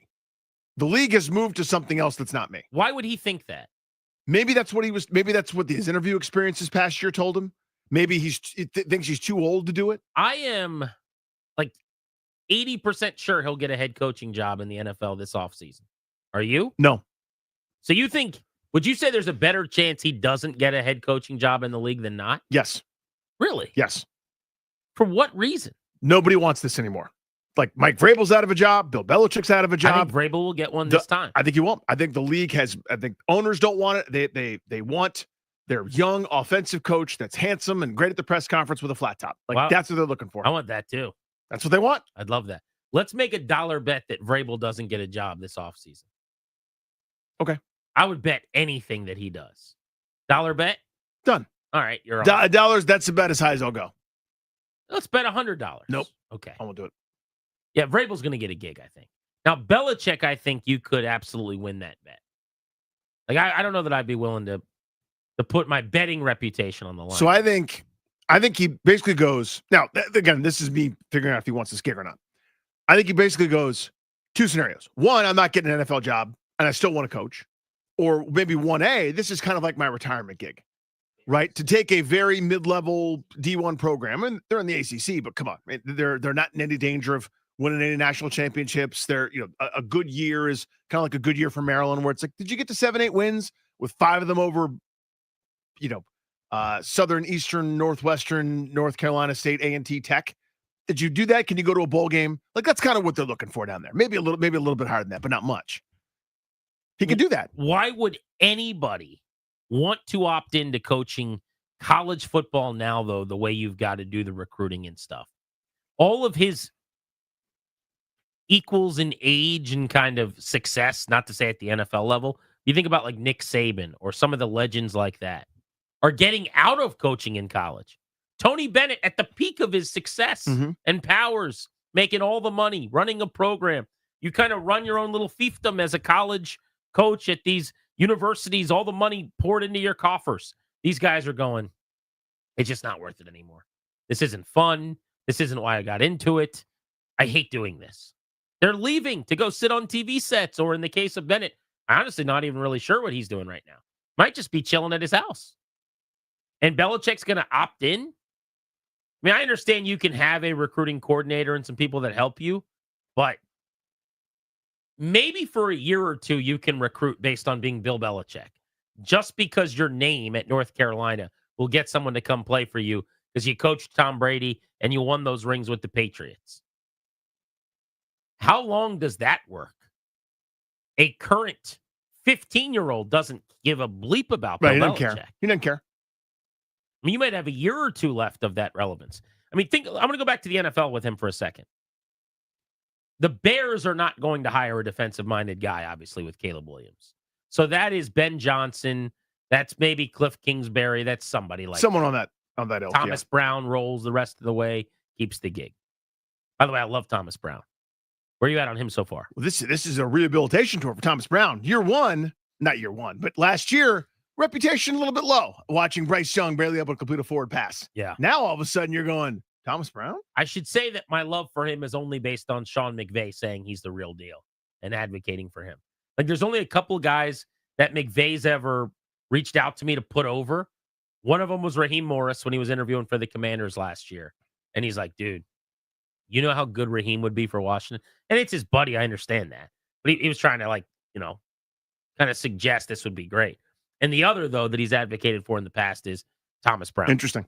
But regardless, I think the Saints, which is not a particularly good head coaching job, are the Saints going to be able to get an offensive mind worth a damn this offseason to come there? They don't have a quarterback in the future. They are not a particularly good offensive team. They're in salary cap hell. Nobody worth their salt like Kingsbury or Ben Johnson has taken that job. If you're Belichick, would you take it? If you've decided, kind of like you think, that you're not any more sought after or the hot commodity, but the Saints, they'd be willing to offer him the job, I would imagine. I mean, he'll be 73 years old next year. That's just not where the league's going. He dates a 24-year-old. Okay. Now, you're going to tell me that's not relevant to the conversation. I would say it's extremely relevant. I don't think he's living like he's 73. Okay. That's a fair data point. My dad is 73. Yeah. My dad does not date a 24-year-old. He's married to my mom. Mm-hmm. She is 67 years old. See what I'm saying? I think so. My parent, you know what they're doing tonight? My parents are going to the local theater to see the Christmas play. Yeah. And they're taking my aunt and uncle. Okay. You know what Bill Belichick's doing tonight? Looking at film? No, I don't think so. Oh, what's he doing? I think he's at some rock show with his 24-year-old chick. And then afterwards, they're probably going to what? Do the thing that what? Yes. Kiss? Something like each that. other? Perhaps. Gross. No All way. I'm saying is, yeah, Bill Belichick. Okay, if your point is he's a younger 73 than other 73-year-olds, I think that's fine. He's dating a 24-year-old. It's got to mean something. I think it does to him. Other than that, he's a goofball, inappropriate guy, right? Listen, I don't know. If the point is he's a young 73, that's fine. Yeah. I just don't think the league is going, you know what we should probably do is go get another 73-year-old to be here for the next 4 years. Like, is that what somebody wants? I just don't know. To me, this is kind of like that, step before the last time I'm coaching, this college thing. Again, I don't think he's taking the UNC job, but I think that's why he's legitimately exploring it. Would he take the Alabama job if they came to him and said, we'll blow out the bore, you take this job? I think there's a couple jobs he would take. But again, maybe you're you're sleeping on how terrible it is to be a college coach right now. You and I agree. I wouldn't do this, but maybe if you're going, my desire to coach and imprint my will and program on young men, be they 19 and 20 or 25 and 26, that they're all 50 years younger than me plus. He's good with the age group, 24 to 26. That's his demo, right? This is what I want to do so badly. I'll take millions of dollars to do it. Maybe. I don't know. Maybe he's so desperate to prove that his way works right after the league has now cast him aside because his way didn't work for the last several seasons because he drafted so poorly. Let me go back to the Saints, though. Okay. Do you agree with me that is a bad job, essentially? That like a hot... Grant, it's a terrible job. Right. A hot candidate will not be taken. You're basically, you may not have a choice, but on paper, you would go, you're basically stuck here for 2 years before you could do anything positive. Okay. So you're going to get your teeth kicked in for 2 seasons, and you might not even have longer than that. If they're debating between, I honestly don't even know what their interim head coach's name is. I think Joe Rizzi is in my mind, but it might be Phil Rizzi, but that might be someone else completely. The interim head coach of the Saints. His name is Phil Rizzuto. It's definitely Rizzi. Sky Rizzi. Darren Rizzi. That's his. By the way, he does not look like a Darren to me. But let's get a picture of Darren Rizzi. Darren Rizzi's got an ear thing happening. Ear thing? Yeah, he's got like a funny ear thing going on. Is it a cauliflower ear from like wrestling? It's not that, but it kind of looks like that. Okay. You guys seen what Darren Rizzi looks like? It looks like he could have a very heavy hat resting on his ears, and his ears would be fine still. If you check him out. Oh, I see. So he's not dating a 24-year-old? No, I don't think so. But anyway, if you're debating I'm being serious for a second. Okay. Darren Rizzi or Bill Belichick, who would you rather have running your team? Well, Bill Belichick. I'm saying a team like the Saints would offer the job to Belichick, and if really he doesn't have any options, then he would take the job. Because he turned down the reports I remember reading. You tell me if you read something else. But I remember reading teams were like, dude, Bill Belichick's available. Let's bring him in, who already had head coaches. They'd make him like the senior associate head coach in charge of defense. And he wants to be the head guy. So he turned down ops to even to coach in the NFL for a year, but not because he wasn't going to be the head guy. But respectfully, he should. No, of course he should. Yeah. I don't know. We'll disagree on he's done. I don't see it yet. A lot of coaches have not gotten hired in the immediate cycle after at varying ages, sat out a year. I mean, look at Dan Quinn in the rehabilitation project he had to go on for years and years. Yeah, had to be an assistant for a long time. So I just think people wanted to take a little time and take a breather. There's going to be 6 or 7 openings. I bet he gets one. I wonder if it's one of those things, to your point, that would be this would be an argument for your side, is we did the young gun who the Josh McDaniels school of me first, memes as my head coach. We need a Tom Coughlin. We need an adult. We need someone to come in here and make everybody show up when the meeting starts at 6. You be in your seat at 5:30. We need some of that. We need some of that winning juice here to change our culture. Maybe someone could bring in the iron fist of old Double B. It could be that way. It could be a team like that. I think he transcends like what you're looking for in a sense, like the old school football cowboy or the defensive minded coach or the young new school offensive guy. I think the greatest coach of all time, potentially, with all the Super Bowl rings that he brings with him, is the type. Like that's what it is. He sits down and he goes, "Here's my resume," and you go, "I don't need it, sir. We're aware." Yeah, we know you. Which isn't to say like I'm going to talk out of both sides of my mouth. I don't think I would hire him. In fact, I'm pretty sure I wouldn't. But owners are different than me. Yeah, Like, but these if I guys get to hire head coach Bill Belichick, that's good. If Bill Belichick personnel man walks through that door, yeah, I'll get you an Uber, bro. The one I'm 100% sure about, Vrabel's a young version of the Belichick way, essentially, and he had a lot of success. It's not like Matt Patricia or one of those guys. Belichick had a really good thing going in Tennessee, where with Ryan Tannehill as his quarterback, he got to an AFC championship game. Uh-huh. So I still think that he'll be able to find a gig too. What about Jacksonville? I'm just thinking about openings this offseason. I think they're going to fire Peterson. I don't think they'll be able to get a grown-up. I think, like Carolina, where David Tepper's trying to essentially slowly dragging them into an area where nobody's going to want to go. And I think the Panthers would be there if this thing doesn't work out with Canales this time around. I think Belichick would take it's going to be a New Orleans, Jacksonville kind of Something job. like that. It's going to be something where they can't do the thing everyone's trying to do.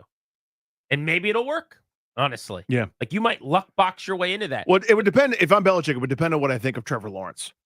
Right? If it's like, everybody has swung and missed here trying to get the most out of this guy. There's clearly some talent.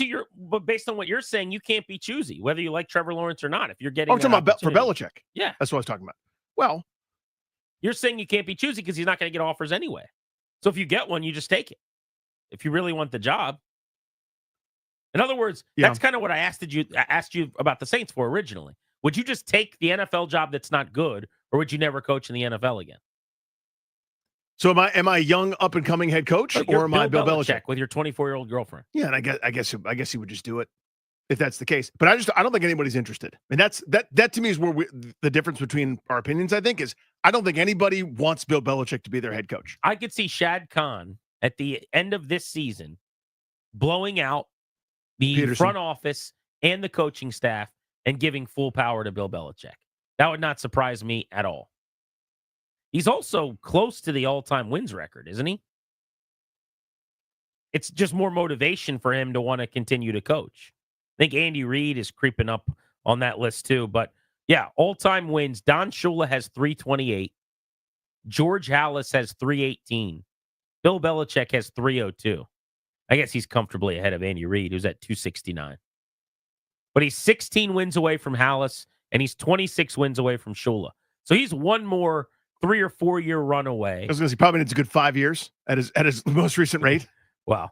Most recent rate, he might need an 8 or 9 year run. But yeah, if he were to sign a contract for 5 or 6 years, and even if he had a rough 4 years and then got blown out, you figure he averaged 6-7 wins a season, he would have a legitimate chance to chase down the all-time wins record of Don Shula. I think Saints, Jags, doesn't matter. They offer the gig, he'll pounce. He takes it. But to come full circle back to the fact that he interviewed for North Carolina, to me, that's strategic to just get your name back out there, show that you're still interested in coaching. I don't think there's any way he ends up in college. I wouldn't say there's no way. I would doubt it, though. I don't think it's likely that he's just going to pop up at, I don't know, NC State or East Carolina or something like that. You know what I mean? Like, I don't think it's likely. I'm with you. It's probably just a strategic move. The way John Gruden's agent every year would float out that he was a candidate for so many different gigs and ended up getting like a 10-year, $10 million a year deal from the Raiders. So I think there's probably something to that. But I just don't think the NFL interest is there. Maybe that's where I'm going to end up being wrong. Grant and Danny on the Fan, taking you up to 6:30 tonight. I want to get into the Nats and the fact that We can't even call them the Oakland A's anymore if the A's are going to start spending. You're listening to the Fan.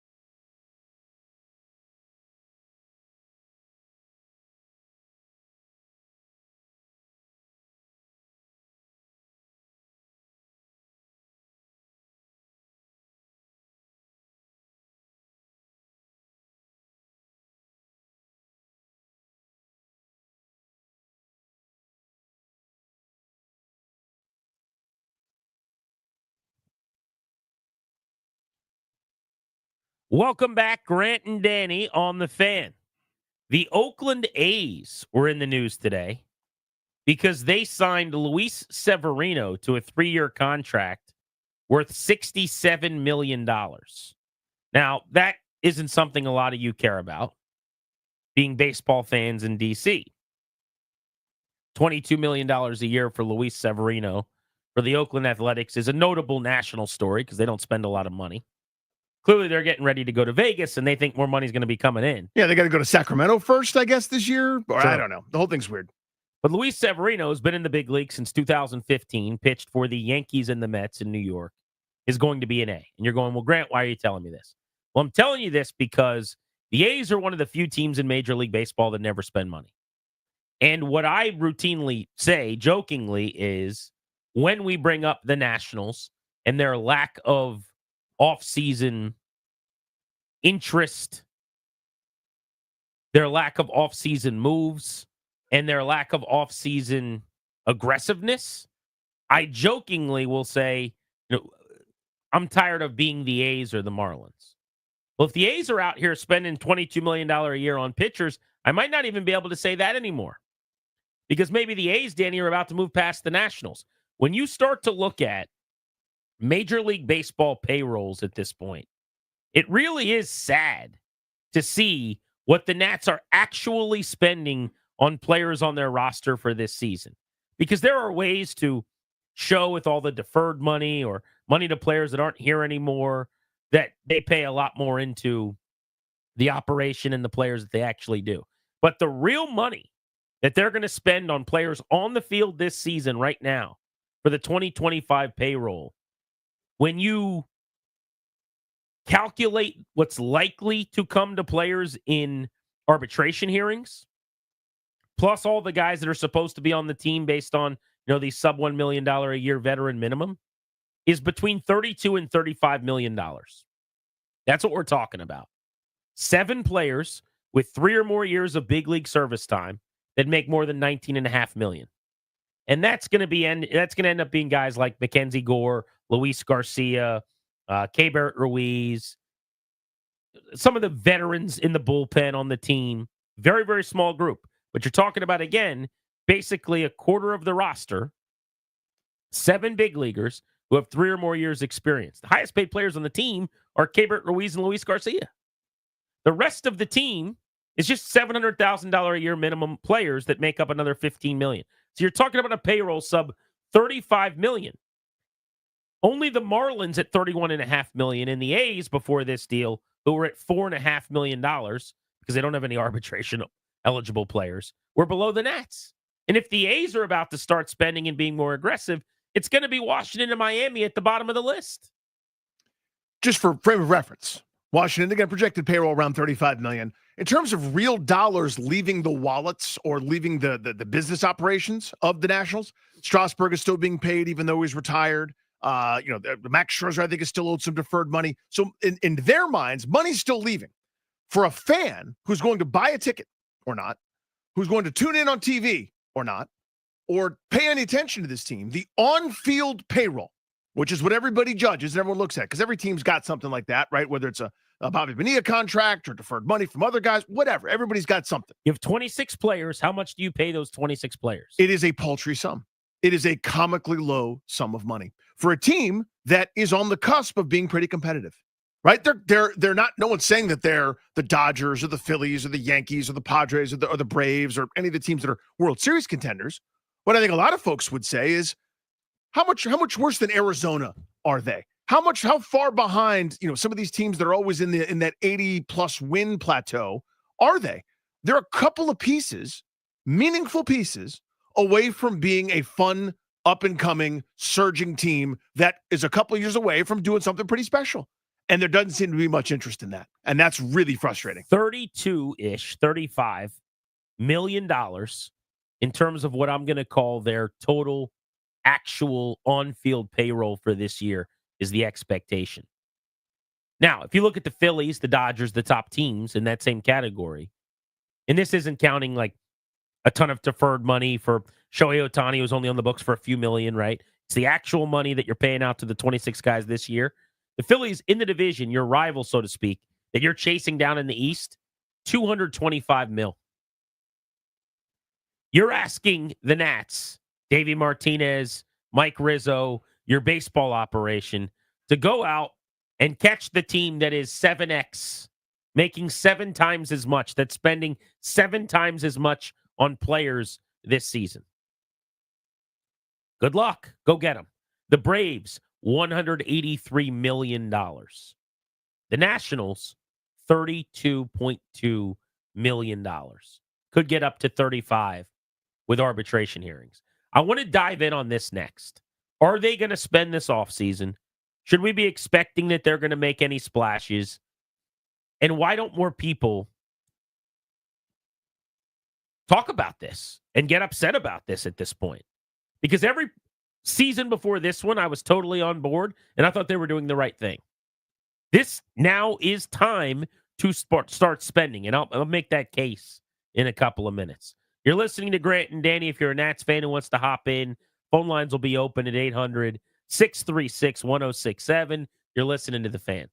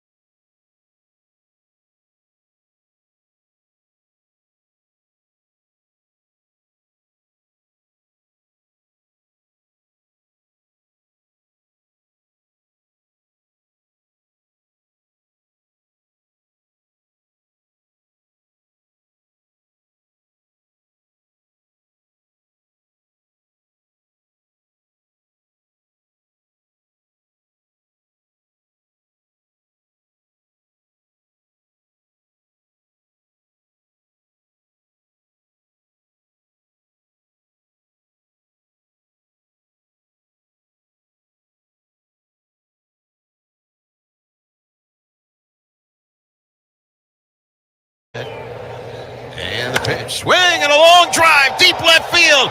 Way back. Going. God, goodbye. Bang. Zoom goes James Wood with his first major league home run. It is a 3-run shot. Charlie Slows is heard right here on the Fan during the Nats season. James Wood will be in the big leagues. He'll be making an impact. Luckily acquired via trade, a young superstar. He and a couple of other really talented young players, mostly acquired from outside the organization or the draft recently, are keeping this organization afloat and giving them a chance to compete. But where is the money being spent that we were all kind of told on the backside of this rebuild eventually would be coming? Where are the new faces, the new players, the key ingredients that you need to be adding to this stew to get back to playing some competitive championship level winning baseball? Remember, before they built through the system, just like they have the last few years. Then they threw money at Jason Worth and went out and signed Max Scherzer. That's how they won. That's how they got to the playoffs. That's how they became relevant. We want to dive in on the Nationals and this offseason and seemingly an unwillingness to spend from ownership coming up here in just a couple of moments on Grant and Danny.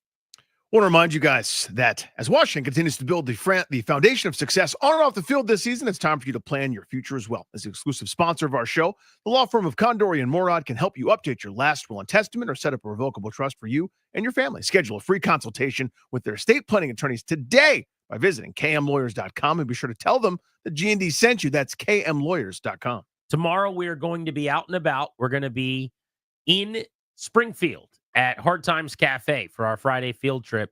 Come out, watch the show, hang out with us, have lunch, kick it. We'll be there from 2 to 6:30, the entire show on site. The continuation of our Friday field trip.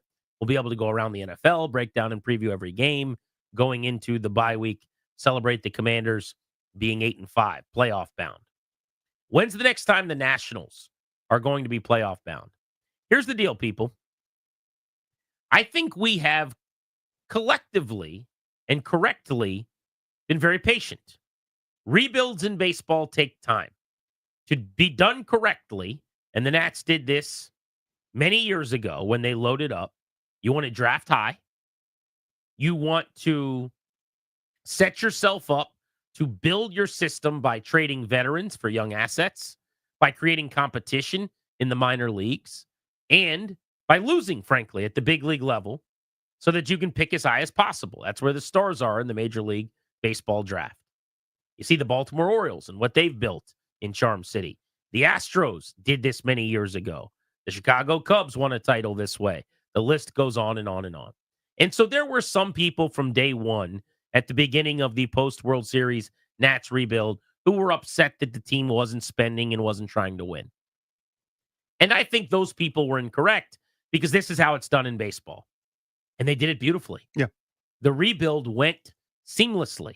It's still ongoing, by the way, but they are at a point now where they are far enough along that they should be adding some reinforcements and not thinking about just getting back to 500, but with a few, let's say 2, 3, 4 nice additions this offseason to the young core of players that they have, they would be able to compete for a wild card spot this year, to be in the low to mid 80s in wins. They won the World Series in 19. They got screwed by COVID. All of us did. We didn't get to celebrate the championship. The Lerners lost a ton of money. I get it. That was 2020. They sold off big time in 21. And over the last 4 seasons, they have been one of the worst teams in baseball, losing 97, 107, 91, and 91 games respectively. And Danny, people have, for the most part, said no problem. And while they were losing at the big league level, Mike Rizzo and the baseball staff did a hell of a job rebuilding the farm system by trading everything that wasn't bolted down, by making some really savvy, heady deals. And along the way, they got a lot of flack for some of those trades. The Soto deal saved their bacon. People hated it. It was the right thing to do. Completely rebuilt the organization. They have hit on some draft picks, it looks like, with Dylan Cruz. Their system has improved in how they're developing, graduating pitchers like Jake Irvin and Mitchell Parker, who were homegrown. In the Soto deal, they go get Mackenzie Gore, who's become one of their frontline starters. Everything that they've essentially done to improve themselves at the system level, though, is not based on spending more money. Right. It's based on smart trades, good scouting, some decent developing that's improving over the last couple of years and getting a lot better. And ownership is benefiting from that now because the sightline's gotten bigger. They go from 62 and 100 type good to 70 and 90 type good to now 81 and 81 type good. And it's all based on the rebuild. But if they throw a little bit of money behind this thing, they could actually be a wild card team. And it is time to do that. This is the 2011 offseason part 2. History repeats itself. Okay. In the previous years, moving to Nats Park, they got their teeth kicked in. In fact, I argued at the time, they're kind of missing an opportunity here because this is a new ballpark. There's so much excitement. This is their own thing. This isn't something borrowed. They should be fielding a better team, but they stayed patient. And it wasn't until that at 2010 season ends when they won 69 games, the following offseason, they went out and probably overspent, to be honest with you, but they went and got Jason Worth. That was not some unbelievable signing that's going to put you over the top, but it was the message. We are not the Kansas City Royals. We're not the A's. We're not a farm system for the Yankees and the Red Sox and the Dodgers and whoever wants to spend. This is us saying we are not here to be pushovers in this division or in Major League Baseball anymore, and they weren't. They finished 80 and 81. They got a game rained out. Otherwise, they're basically 500. Following year, they won 98 games as they continued to add. This is that offseason. You're here again with a team that, in this case, won 2 more games, 71 and 91. You're right there with young pieces that are coming into their own. James Wood, Dylan Cruz, C.J. Abrams hopefully grows and matures. Luis Garcia was a pleasant surprise last year. You went through the pitching staff, etc. You are a couple of meaningful pieces away. You don't even have to do a Jason Worth. You don't have to overspend for a guy to come in here and yell at Matt Williams. You can find a couple of nice, solid pieces to make yourself not a first division club, but pretty darn competitive and pretty darn good as a stepping stone to go somewhere special again. And it was right. They didn't really, in their minds, quote unquote, start the rebuild until really that first, let's get rid of Scherzer and move on from kind of this aging group, because they were still trying to compete. Remember when Kyle Schwarber gave them their only winning month when he turned into Babe Ruth 2.0 in 2021. And then finally at the end of that, they said, okay, fine, we're going to start over. And now you have arrived. You've done the hard part. This is supposed to be the easy part. And it looks like they have no willingness to do so. Nobody costs any money on this team. Nobody. Think about that. They don't really have veterans to speak of. One way to be the cheapest you could possibly be is to not pay anyone who has any pelts on the wall. So if you look at the rotation, the veteran horse right now is Mackenzie Gore with 3 years service time, who will be arbitration eligible, make a few $1 million. He's 25. Jake Irvin, less service time, is 27. Mitchell Parker, even less service time, is 25. DJ Hers, who they got by trading Jamer Candelario, who was having a really good year for them, part of the rebuild. They paid a couple $1 million. They get Jamer Candelario, and then, well, he's playing well. We have to flip him because we have to add to the system. I'm okay with that. Again, I'm on board with the rebuild. I get what you're doing. I think it's smart. Let your baseball people turn Candelario into DJ Hers. Cool. Let's say Cade Cavalli makes the rotation. He's not arbitration eligible. He's 26 years old.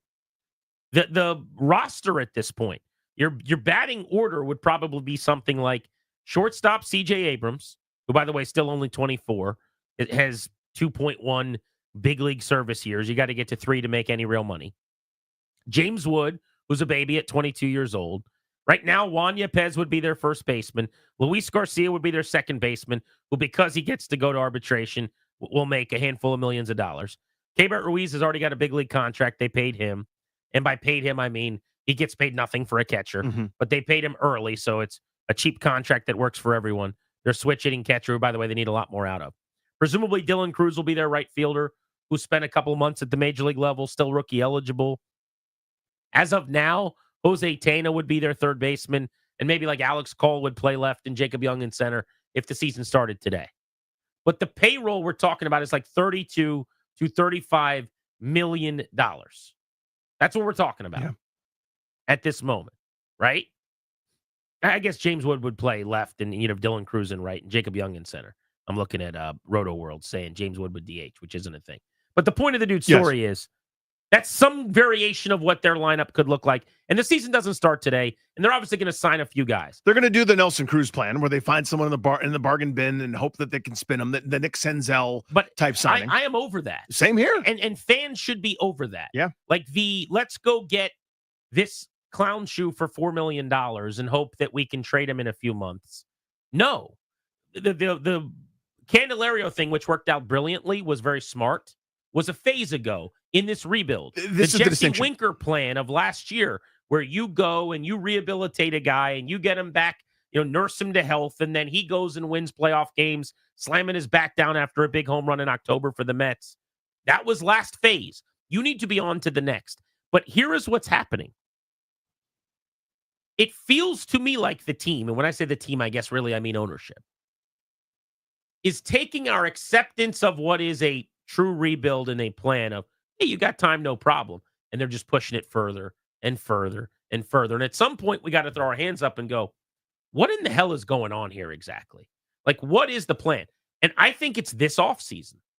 Again, up until this past year, not only did everything they do make some sense to me, as someone who's lived through that rebuild with Baltimore and seen it with all these other organizations that successfully navigated it and went on to win. But I actually think they did it really, really well. So for the people that got out on the Nats or screamed about that they're not spending, they didn't get it. They don't need a seat at the table. But now is the time to start investing some money into this operation.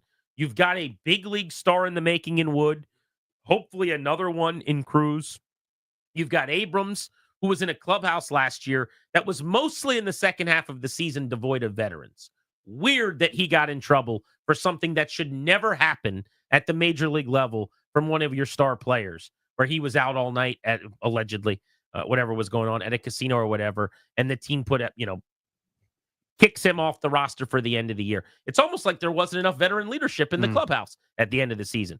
Probably because veterans cost money, right? Probably because if you were a veteran, you get traded, because it's the only way Rizzo and his baseball staff can build this thing, is constantly cutting these shortcuts to try to get this done without any help with any money being handed down from ownership. And that has to stop right now. I think you drew a really important point. And that is the phase that they previously were in. Should be previously, by the way. I don't think they're out of it, by the way. I think that there's something larger going on, which I'll get to in a second. But the phase they were in is, it's smart to take Nelson Cruz off the scrap heap, Nick Senzel, Cesar Hernandez, Maikel Franco. Go down the list. Trevor Williams worked out. That a guy that wasn't going to be a starting pitcher anywhere else, starting pitcher here, gave you pretty good innings. Awesome. Thank you very much. That's bargain basement shopping at its finest. It's now time to no longer major in that. And I don't think that's going to change. This, to me, boils down to, what do you want to be? There's a crossroads. They may shut me up and go tomorrow, sign Pete Alonso or Christian Walker or somebody. I'd be willing to bet an awful lot it ain't happening. But they could shut me right up, shut you and I up immediately by making a couple Pete big Alonso moves. And you've kicked off the next wave, and that's exactly what we're talking. And you told me, and you put a digit towards me. But the reason I'll speak for myself. The reason I'm talking about this today, and I felt like it was time to hit the gas on this a little bit, is there is no feeling around baseball right now like that is happening. Correct. And And people that I talk to are suggesting that they're not doing that at this moment. so it's impossible then to ignore the backdrop of what happened. The world changes in 2020. The Nats are robbed. It's not their fault. Nobody's fault with what happened to the world. Okay. The boon that usually washes in of merchandise and sales and goodwill and parades and happy time doesn't exist. That costs you a lot of money. The TV deal that you walked into has cost you money over the years. That's cash, operating cash. They were for sale, and then they weren't because they didn't get the asking price. This now feels like we are going to cut everything that we can possibly cut. Still fill the Major League Baseball team because we're required to do so, but we're cutting everything we possibly can to entice the next bidder or whatever. We want no commitments, no salary, no nothing beyond the exact extent that we are required to by the rules of the game. Either you're in or you're out. If you're out, please get out. If you're in, please get in. I welcome you back. If you decide, if you guys are in the right, if the learners decide we want to do this again, that championship, I was there, man. Yeah. You were in Houston. I was in Houston. We rode on the float. Grant made the greatest catch I've ever seen with a beer, by his fingertips. It was unbelievable. And we slammed Miller Lights on top. Let's do it again. If you don't want to be in, get out immediately. Well, but this is the story. To me, the whole deal. This would all feel problematic from an ownership standpoint. If you just look at the information and you go, so this offseason they did this offseason. So how many years in a row now is it that it just doesn't seem like they're trying to field a winning ball club? And again, it's all part of the rebuild. I understand that. But now this offseason and the rumors and the information that we have that they're not in on some of these sweepstakes. They're not even a contender or a player for Juan Soto. They're one of the last teams to even request a meeting, it sounded like.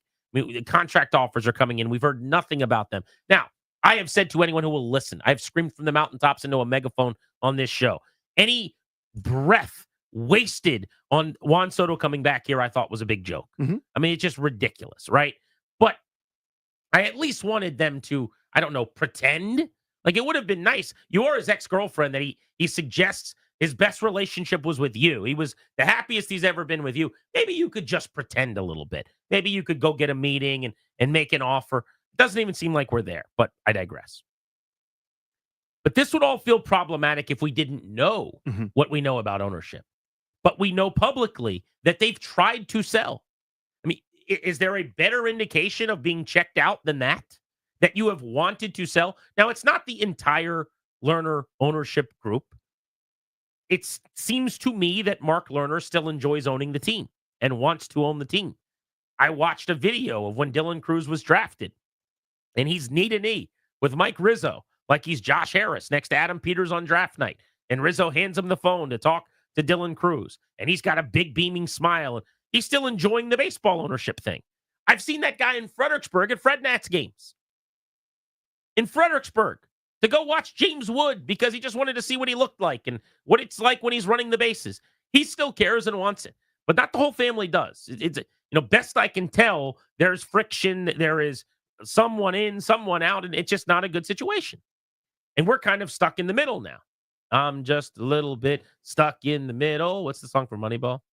That's it. Yeah. I don't know any of the Life lines. is something and life Riddle. is a riddle. Hotcakes from the griddle. It's not that. Nope. I don't think it's that. Devil went down to Georgia with a fiddle. Looking for a soul to steal. He was in a bond. He was way behind. He was willing to make a deal.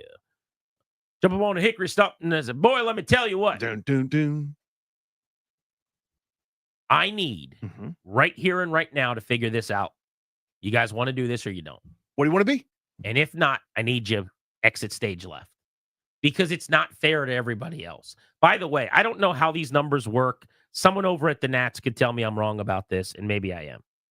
I am looking at the cost of going to a Major League Baseball game from Money Geek for a family of 4. I happen to have a family of 5, right? Average cost of taking the family to a game, Dodgers, Red Sox, Padres, 1, 2, 3. The Nats are 13th on this list, just outside of the top 10. They're not 13th in payroll. Nope. It's not getting cheaper to go to a Nats game. Tickets go up every single year, it feels like. They do some really cool things. And I don't know that, I mean, it's not like ownership is sitting there going, you know what we should do is kids eat free. Like, they do some amazing things, and I give them a lot of credit. There are ways to get your kids to the game and, do things on the cheap, and I do appreciate that. So I don't want to completely beat them up just for that. But it is an expensive season ticket to have. It is an expensive ticket in town to get most nights. If you want to go see them play a division rival or the Yankees, you want to see them play someone other than the Marlins or whatever, like the tickets get upped, right? Yep. It is time for them to spend money. And it is frankly not okay if they plan on just having another offseason like the last few. I'm not okay with it. And I think there's an important difference between people who 2 years ago were saying, how dare you field this roster? Please sit down, person who doesn't understand how to rebuild in Major League Baseball. You don't know what you're talking about. And now when people who were opting in correctly said, you got, go ahead. You get 4 years here. You don't put a clock on it, but we'll know. It's like the players tell you. But what was the ruling on pornography? Like, you know it when you see it? You know when you see it, yeah. You know when it's time to spend, you see it. Yeah, the kids tell you. If Dylan Cruz comes out to the major leagues and goes over, if James Wood ain't ready, if CJ Abrams ain't, Jake Irvin doesn't come on, everything's Mackenzie bad. Gore doesn't have a lights out stretch run. Yeah, all the stuff tells you, you know what, these guys ain't it. We need more time. No problem. With a group of ragtag misfits like the movie Major League and some kids You were you were okay. You No one's were saying you're on great. your way to a 500 season last year. Now, Yeah. everyone will look at last season, and they'll go, "Oh, they had the same records they did the year before. They were 71 and 91." That was after they sold everybody off. Had they have kept Winker, and had they have kept their bullpen together, which, by the way, they made all the right moves. They should have done more. I wish they would have won 64 games. Yeah. And would be picking higher. I'd have traded They would Kyle Finnegan instead who of they releasing already- him for nothing. God forbid you spend another $1.5 million more than he's worth on your payroll of $35 million. Can't do that. That's when I knew, by the way. You want to talk about the timing of why we're talking about this today? That was my first, oh God, it's not happening this offseason, is it? Went over maybe $1.5 million or so. And I say that because he's due to make $9 million with the Nats, and he's probably worth closer to $7 million. They basically said, no, we don't need to give him $9 million. Well, the idea is that they'll reinvest that in other areas. Will they? Will they? I mean, Mike Rizzo, this front office group, they do a really good job. So I trust that they'll find some answers in the bullpen. But that's the other problem, I think, is that the lack of spending has been bailed out a little bit by some of these incredible trades. You normally don't have a Juan Soto to trade. Mhm. The return in that trade is historical. It's unbelievable. You don't have a James Wood and a Mackenzie Gore and a CJ Abrams, the entire core of this operation right now, based on that one trade. You don't, over a few years, put on the clinic, essentially, that they have in this rebuild, rebooting the system. And so you can kind of keep showing up as ownership going, oh, we're a 78-win team this year. Now, that's what they were probably last year if they didn't sell off. Oh, now we're an 83-win team this year, maybe. No. You're 3 legitimate moves away, maybe, from being a wild card contender this year. What are we waiting for? What are we waiting for? We gave you the time. Now you do the thing that we asked for. We kept coming. I guess they didn't really, but some of us did. A couple of us were still there, but we gave you the time. We've been patient. Patient was yesterday. Go get me a bat. Go get me power. Go get me a pitcher. Now. Do it now. It's time to spend a little bit of money now. Are they going to? Nope. I'm not as convinced they'll do nothing. I think it's going to be underwhelming and disappointing, but they're going to make a couple of small moves. Like, I don't I've know. heard they really like Christian Walker. Like, that's exciting to me. He'll hit 30 home runs at first base. Yeah. But I don't think they're swimming in bigger waters. I don't think they're going and getting like a Pete Alonso or a legit starting pitcher. I don't think they replaced the payrolls of the handful of guys that left, including, Trevor Williams and Kyle Finnegan. Oh, they got to do that. You think their payroll's going to go down this year? Yeah. I think they're thrilled. They don't have, because they're paying, in their minds, money's leaving because they're paying Strasburg. If their payroll goes down this year, then I would not. I mean, why would anyone have season tickets or give them any money at this? I mean, seriously, if their payroll goes down as they're getting better, give me a break.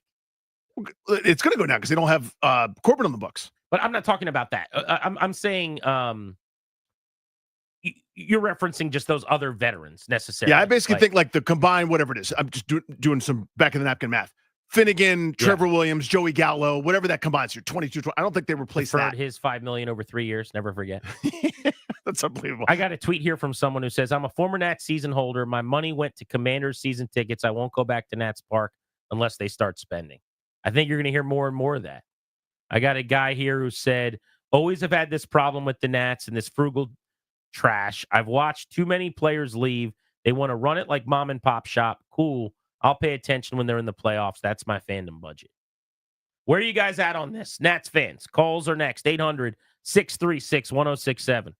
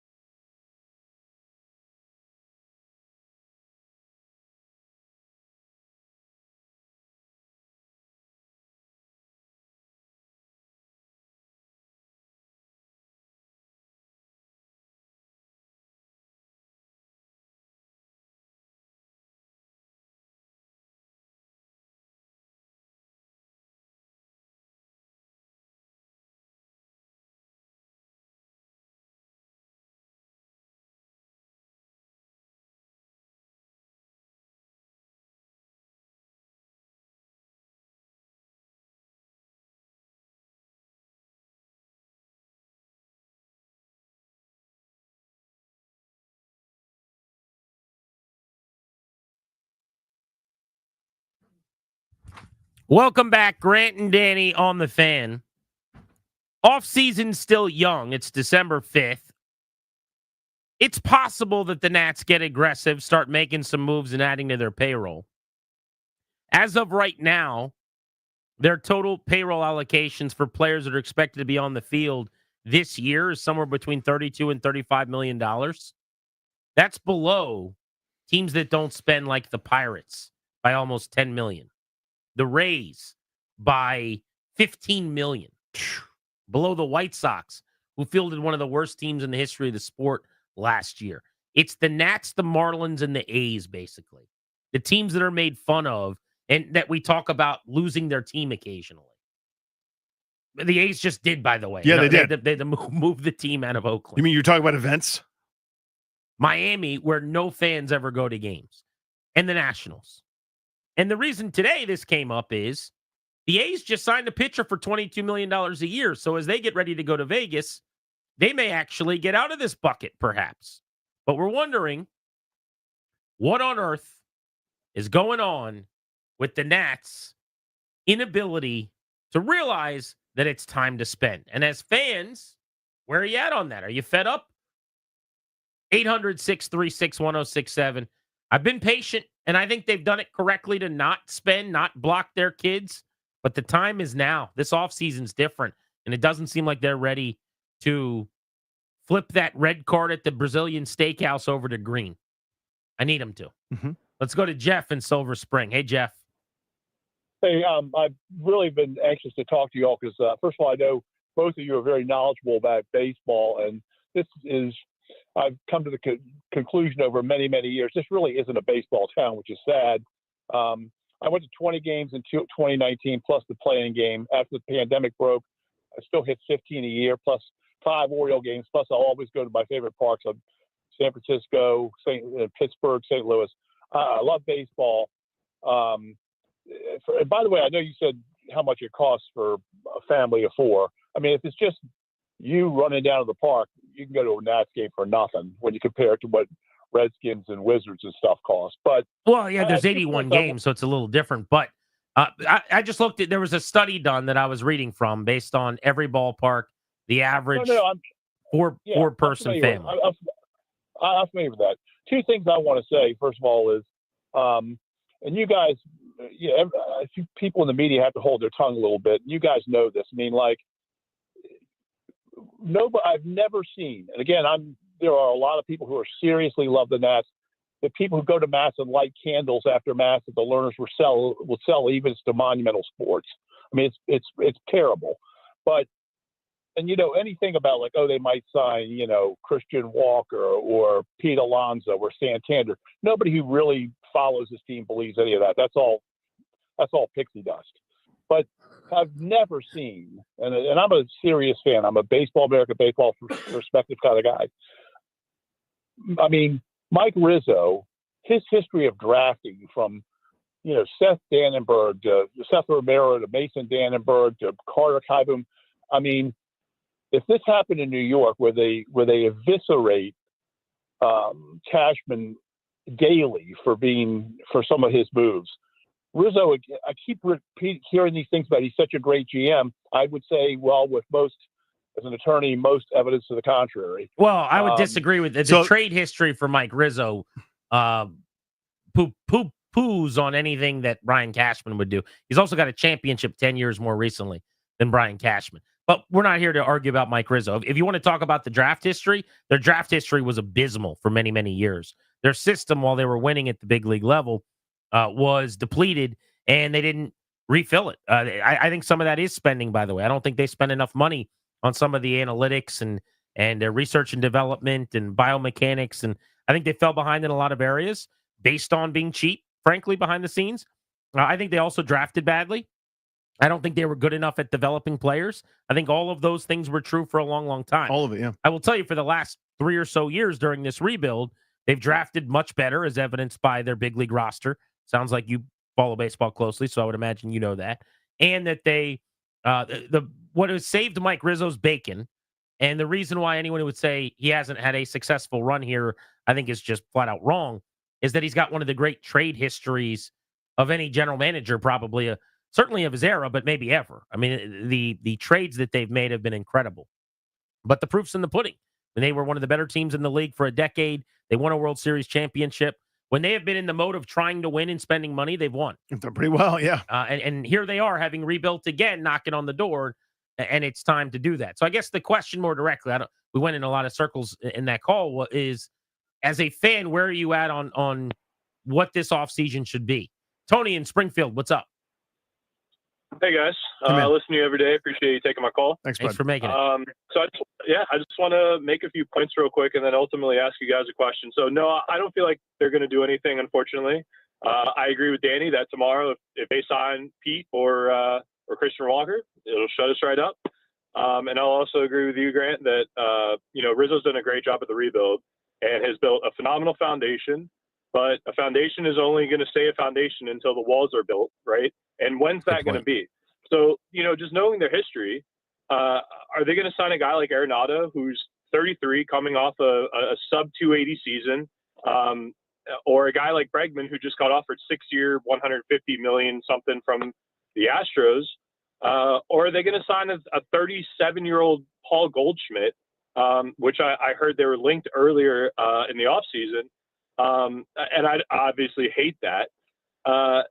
For me, somebody who would make a big splash is a guy like Corbin Burns, obviously coming off another sub 2 or sub 3 ERA season. That's huge.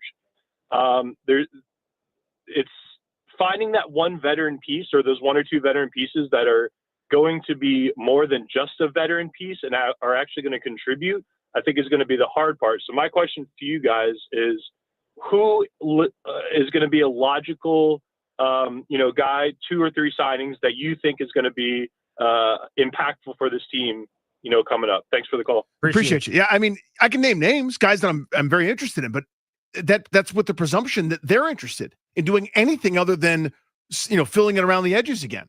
Like I would go sign Anthony Santander right now, this minute, or go sign Christian Walker, even though he's in his mid-30s. So yeah, the names I would give you are like Max Fried or Corbin Burns, one of the two of them. You want to bat? I would say Pete Alonso at 30 to hit 40 home runs at first base for you every year. I don't love the idea of paying Santander after the career year, 44 bolts and 102 driven in with an 814 OPS, because he hasn't done that before, and I think he ages out poorly. But I'm not going to be upset with adding power in the outfield regardless. This is a team last year, Danny, that hit 135 home runs, 2 more than the White Sox, who were one of the worst teams ever, and 12 fewer than any other team in baseball other than Chicago. They have to add power, period. So Santander, even if it doesn't age well, would help them a whole lot. That's where Alonso comes into play. I like the Christian Walker thing a lot. For them, as a team that doesn't spend, I think he'd be an upgrade. But could you do better than that? Yeah, I think you probably could. But I think, if they're going to add a splashy pitcher, it's not going to be by signing someone like Corbin Burns. It might be that they have to package some of their kids that they've now assembled this good system and go get a controllable contract, like when they traded for Gio in his prime, as an example. Yep. Something kind of more like that wouldn't stun me. But you mentioned Burns. Burns coming off of a 2.9 ERA, 3.5 win season in terms of WAR, 15-game winner, punched out nearly 200 batters for a playoff team. Absolutely, that's the kind of guy they should be talking about bringing in here. When they went and got Scherzer in his 30s, that was like a let's get to a championship move. This Burns or Fried move would be like a let's get back to competing for division titles move. And I think they should be there now. Agreed. And they're options, but I just think they're not talking about that tier, because that's you got to win a bidding war there, not what everybody else has passed over. And I just don't think that's in the cards for them. I could be wrong. Grant and Danny on the Fan, 800-636-1067. You want to talk Nats with us?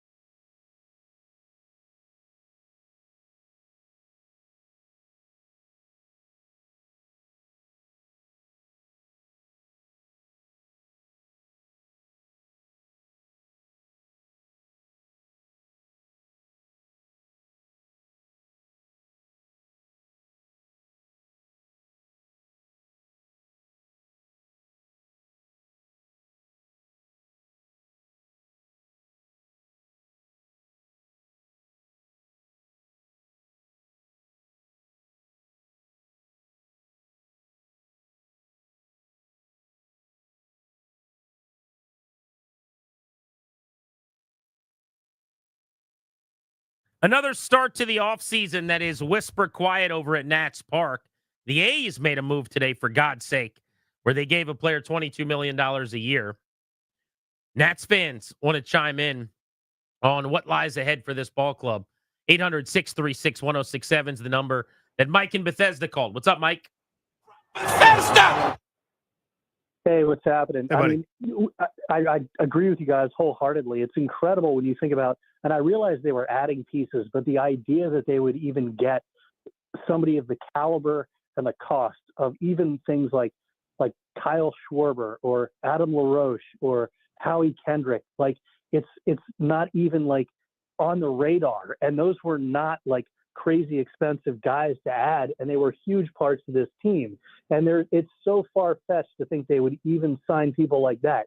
And, I do think, Wirth gets a lot of credit for coming here, and yes, we did overpay for him, but I mean, I just think it's worth saying that, Scherzer probably gave us 6 of the best years a major league pitcher has had, certainly in this century.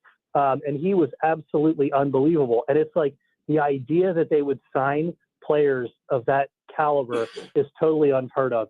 And, one other thing I just want to throw in is that other guy dogging, Mike Rizzo, saying like he'd be fired if he were, the Yankees GM. It's like he did pick, Strasburg, Harper, Rendon, Soto, and you could say, hey, well, those were obvious picks. Well, probably not. We did take Chase Young over Justin Herbert in football. So yeah, and Soto was an international sign, which is a huge win for them, right?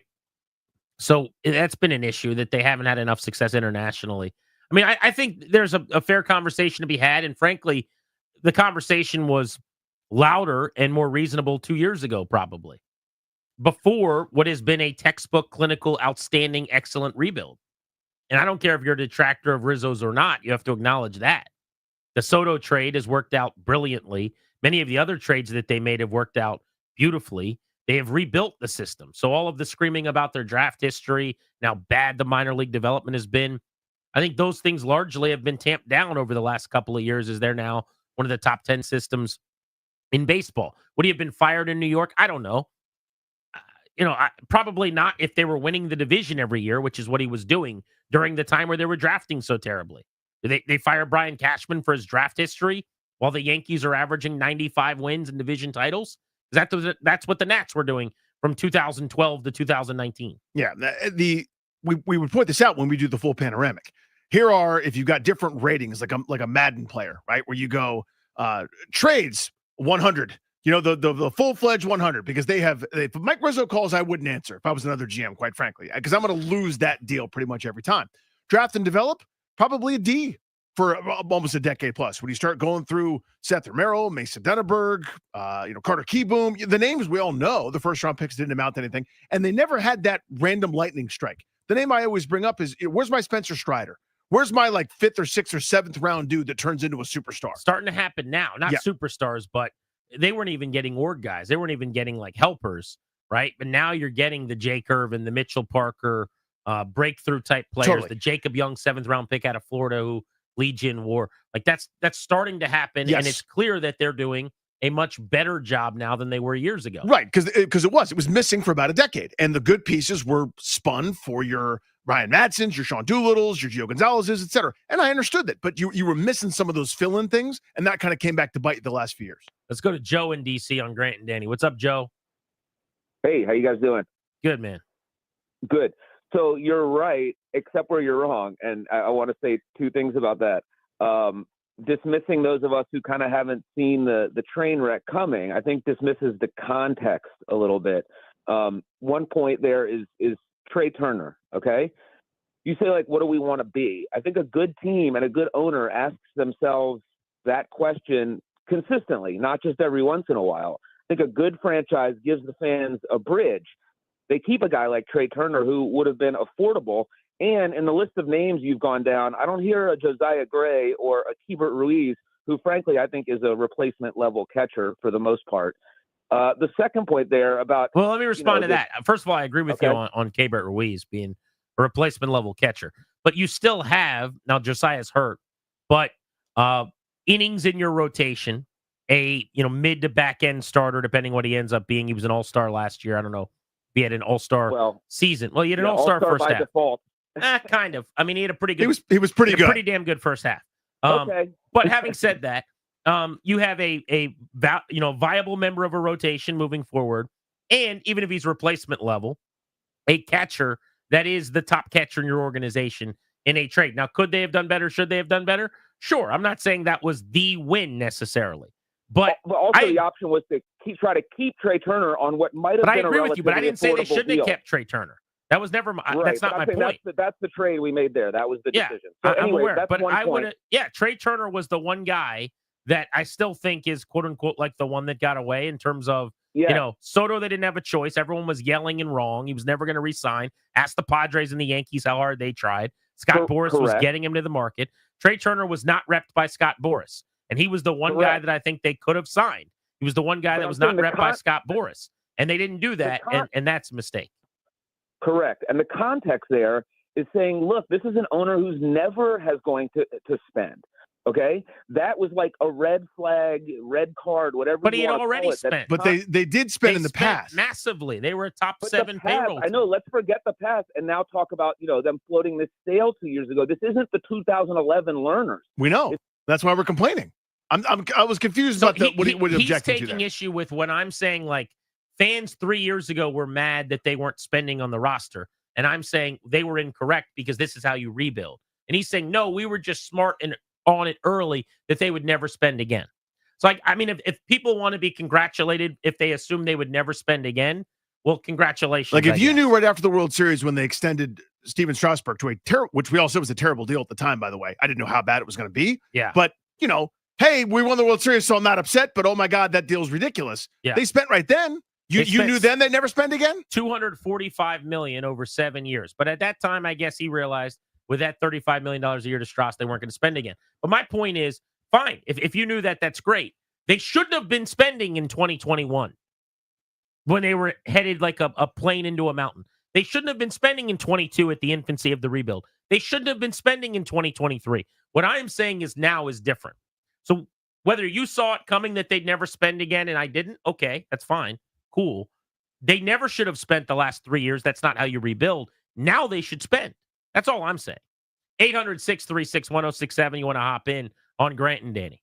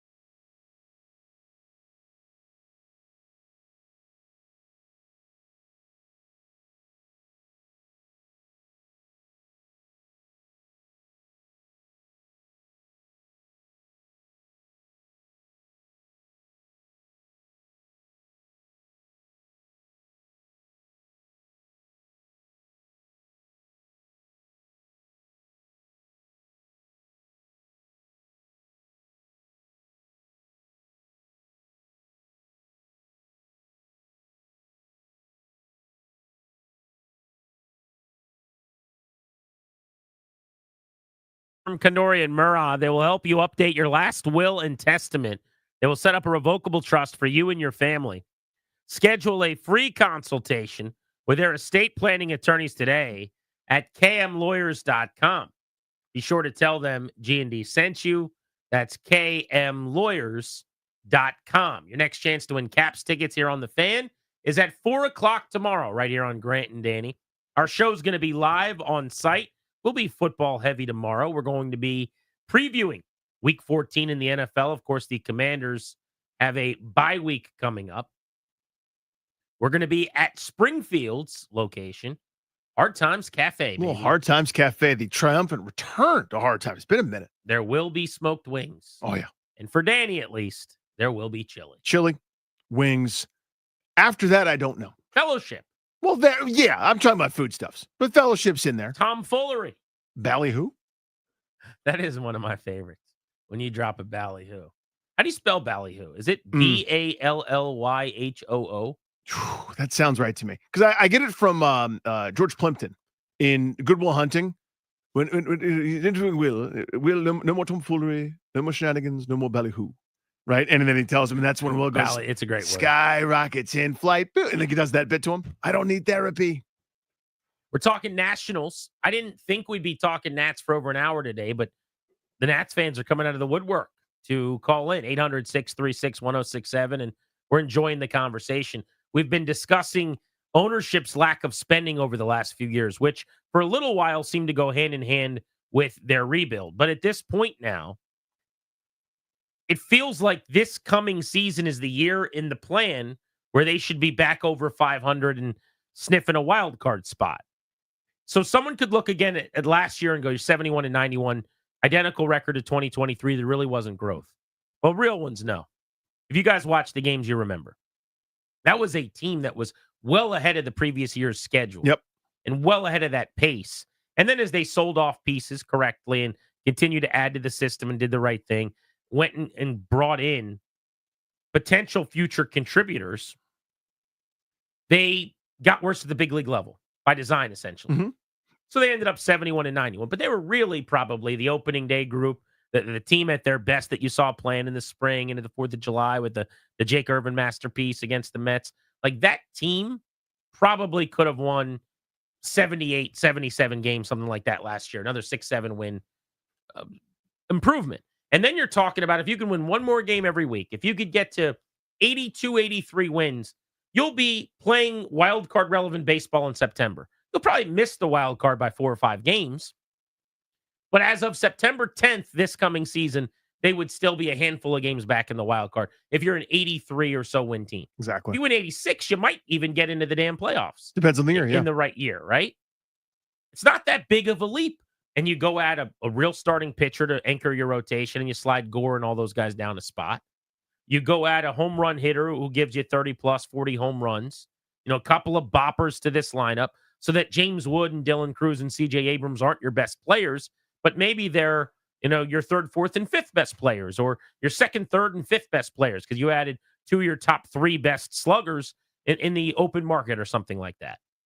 We're not talking about that crazy of a leap to make based on all the work that's put in, all of the building that's been done. But it just seems like at the highest level so far, all systems are kind of what they've been the last few years, which is we're not going to spend anything, but let's see how many games we can win with the young guys. Well, even beyond that, to me, it almost seems like a throttling down. Like, again, moving on, not trading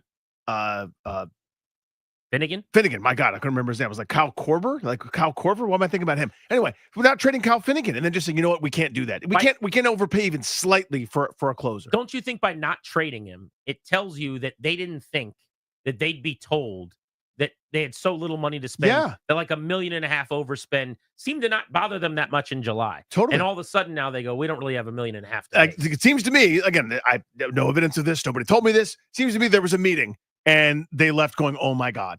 Think about the baseball people, right? We knew we always have to be creative around here. It's not like Tampa Bay, but it's close. We knew we weren't going to be able to just go get Juan Soto and and Corbin Burns at the top of the list, but we'd be able to add some major league talent, right? And the answer I think is a resounding no. There are 7 guys on this roster with more than 3 years of big league service time. They're not paying anybody at this point. 7 years, 7 players of 3 years or more. And I'm not talking about stars, the Padres or the Dodgers or the Yankees or something. I'm talking about guys like Luis Garcia and Mackenzie Gore and Keibert Ruiz. Like, that's who we're talking about here. That makes any real money. And real money is not 25 or 30 mil or 15 mil. Real money is 3 mil, 4 mil, 5 mil, more than the minimum 700K, which is what basically the rest of the team, 19 guys right now, would be making, right around $15 million. It's a $32 to $35 million payroll. Who are you, the Marlins? Where no one comes to games and no one cares? The A's, where you have to move cities? You have the worst ballpark in America until you're moving. There's 9 people at games. You can hand count the people. 300 people go to games. That's the company they're in terms of the actual money being spent on their active roster. And it just seems to me like it is getting to a point where 2 years ago and a year ago, you could explain it away as rebuild, where it's a little bit less acceptable now. And it's not like the tickets go down. The season ticket asks get easier. You just keep asking for more and more and more from your fans. And what are you giving them back? And if the new owners had just taken over like in Baltimore and they hadn't hit the gas pedal yet, I could live with it because you're going, oh, well, he's going to figure this out. He's getting the books in order and he's going to make his splash, or vice versa. Or if the learners had come out and said, we're definitely not selling. We're in this thing to win this thing. Don't worry. We're trying to build a champion. You go, okay, well, they'll stomp on the gas soon. We're in this weird middle ground where I think we all kind of know, if you've read any of the reporting, some of the ownership group wants to sell, some don't. There's like this weird infighting thing seemingly going on. And we're all just kind of waiting around going, so you're selling or you're not, or when are you going to sell? And in the meantime, if I think I might sell my house, why am I adding a nice refrigerator? Why am I buying a new dishwasher like I need? Why am I going to get new furniture? And the house is just caving in. Now it's just falling into disrepair. And apparently you're still going to be living there for the next 5 years. But you've got the best handymen in the world who are fixing everything. Yeah. Which is this. I don't want to say the baseball ops staff is like the best in baseball over the last 10 years. They do have a title. They did win a lot of games in the regular season. But I will say that this rebuild went so well that they brought in so many key young players with these trades that to me is analogous to this fixer that is kind of keeping the house up enough that when you have company over, it's not as embarrassing as it should be. And people look around and they're like, oh, this is a decent little place. When really, if you knew what was being spent to keep that house up, you'd go, oh, come on. Oh, come on. Really? That's your budget for the house right now? Come on. Let's go to Bird in Ashburn. What's up, Bird? Hey, what's going on, guys? Hey, who was it just now? Grant, was it? Or was it Danny that just made that analogy about the appliances and the furniture? Grant. Yeah, listen, that was perfect. But the appliance part would add value to your house. The refrigerator, the stove, and the oven or whatever. The furniture would be an incentive so you can get rid of the house. Yeah. And that part is where I'm burning up as a fan, because I'm feeling like, I'm being hoodwinked these last 2 years of the sell. We've come full circle with regards to the talent. We need 2 or 3 dogs, both on the pitcher's mound and the behind home plate, to really get us to the point of relevance. And I still feel like we're still in the selling market. I'm a DMV fan. I went to college. I went to high school, college here. I've grown up the primary sports fan. I was a Baltimore Orioles fan until the Nationals came, and I thought, hey, with this owner, I can be a proud Nationals fan. But now I'm starting to feel like I'm being hoodwinked. I'm being shaken down, turned upside down for my few little pennies. And the only thing I have to look forward to in March and April is Maryland lacrosse. And I'm really sick of spending my money. I'd rather go to the Commanders training camp than to watch a Grapefruit League and watch the Nationals approach the summer with the same roster without any upgrades. Well, you'll have the Caps in the playoffs, hopefully. Yeah. You could dump some money into But that. imagine you're one of the kids. Imagine you're one of the players on the team where you're going, oh, if you're James Wood looking around. what are we doing? Like, it's you're basically, the message is being sent. You're here for now. Get out when you can. Right? And that to me was the importance of the Jason Worth signing more than anything else, was the fact that you were not here anymore to be the team that has offices and trailers at RFK. You're not here to be the team that's a win for Philadelphia fans that take buses down the turnpike and come yell at you, to have Mets fans with their 7 train army, whatever the hell the dumb thing was, come bully you in your own place. That signing was this signifier, the flag in the ground. We are a real franchise and we are here to compete with you at the highest level. Whether he lived up to the money or not, it was symbolic more than anything else, and it mattered. That changed everyone's view. It went from them being afterthoughts to they're in on Scherzer, they're in on Patrick Corbin. You can name the free agent. Whether they signed him or not, they were players. This right now says you're not a player. This says you don't belong here, and you can't be counted seriously. What if they didn't trade Soto when they did? You don't have Abrams, you don't have Gore, you don't have Wood. And let's say they kept Soto until this past offseason and traded him a year ago. And they got some, A-ball pitcher who was at Fredericksburg and, some like decent major league outfielder who's not that good a player. Like, can you imagine how different this would look? I mean, that's kind of my point. The reason to go to the ballpark, your kid's favorite player, all of the guys that are interesting or good came over in these trades that they've made in this rebuild, mostly. Had they not have made those trades, this would be the A's. I mean, you have to separate like the smart baseball things they've done from the actual earned via money transactions, the things that they have acquired just by paying. Like having someone who is good and crafty, who can build things and hey, we actually have this this nice table. My husband just made it from the tree outside. Like that is so different than going and buying a table. Yeah, they just refuse to go get things that they need. In my neighborhood growing up, there was a guy who was so handy. Was the greatest at fixing things up. He would go to take people's junk and he would craft something new. So he would spend like $1 at the yard sale on some hubcap and turn it into like something you could put a potted plant in or something like that. And he'd make like $8 each time. That was their entire free agency plan, by the way. The Nelson Cruz, Nick Senzel, throw some wacky wall walkers at the wall, see if anything sticks. You spin it for a profit. Does it work? No skin off your nose because it costs you nothing. Right. Like that was their entire business model. And that's what they were forced to do. You're not forced to do that right now. Now that's over. But who do you go to the park to see? When you go to the park, who plays well? Who are their stars? You go to see C.J. Abrams, who can hit 20 homers and steal 50 bags? Acquired via Soto. James Wood's their best player. They're hopefully their MVP candidate in a few years. Acquired via Soto. If Dylan Cruz, they got him at number 2 overall by being terrible, right?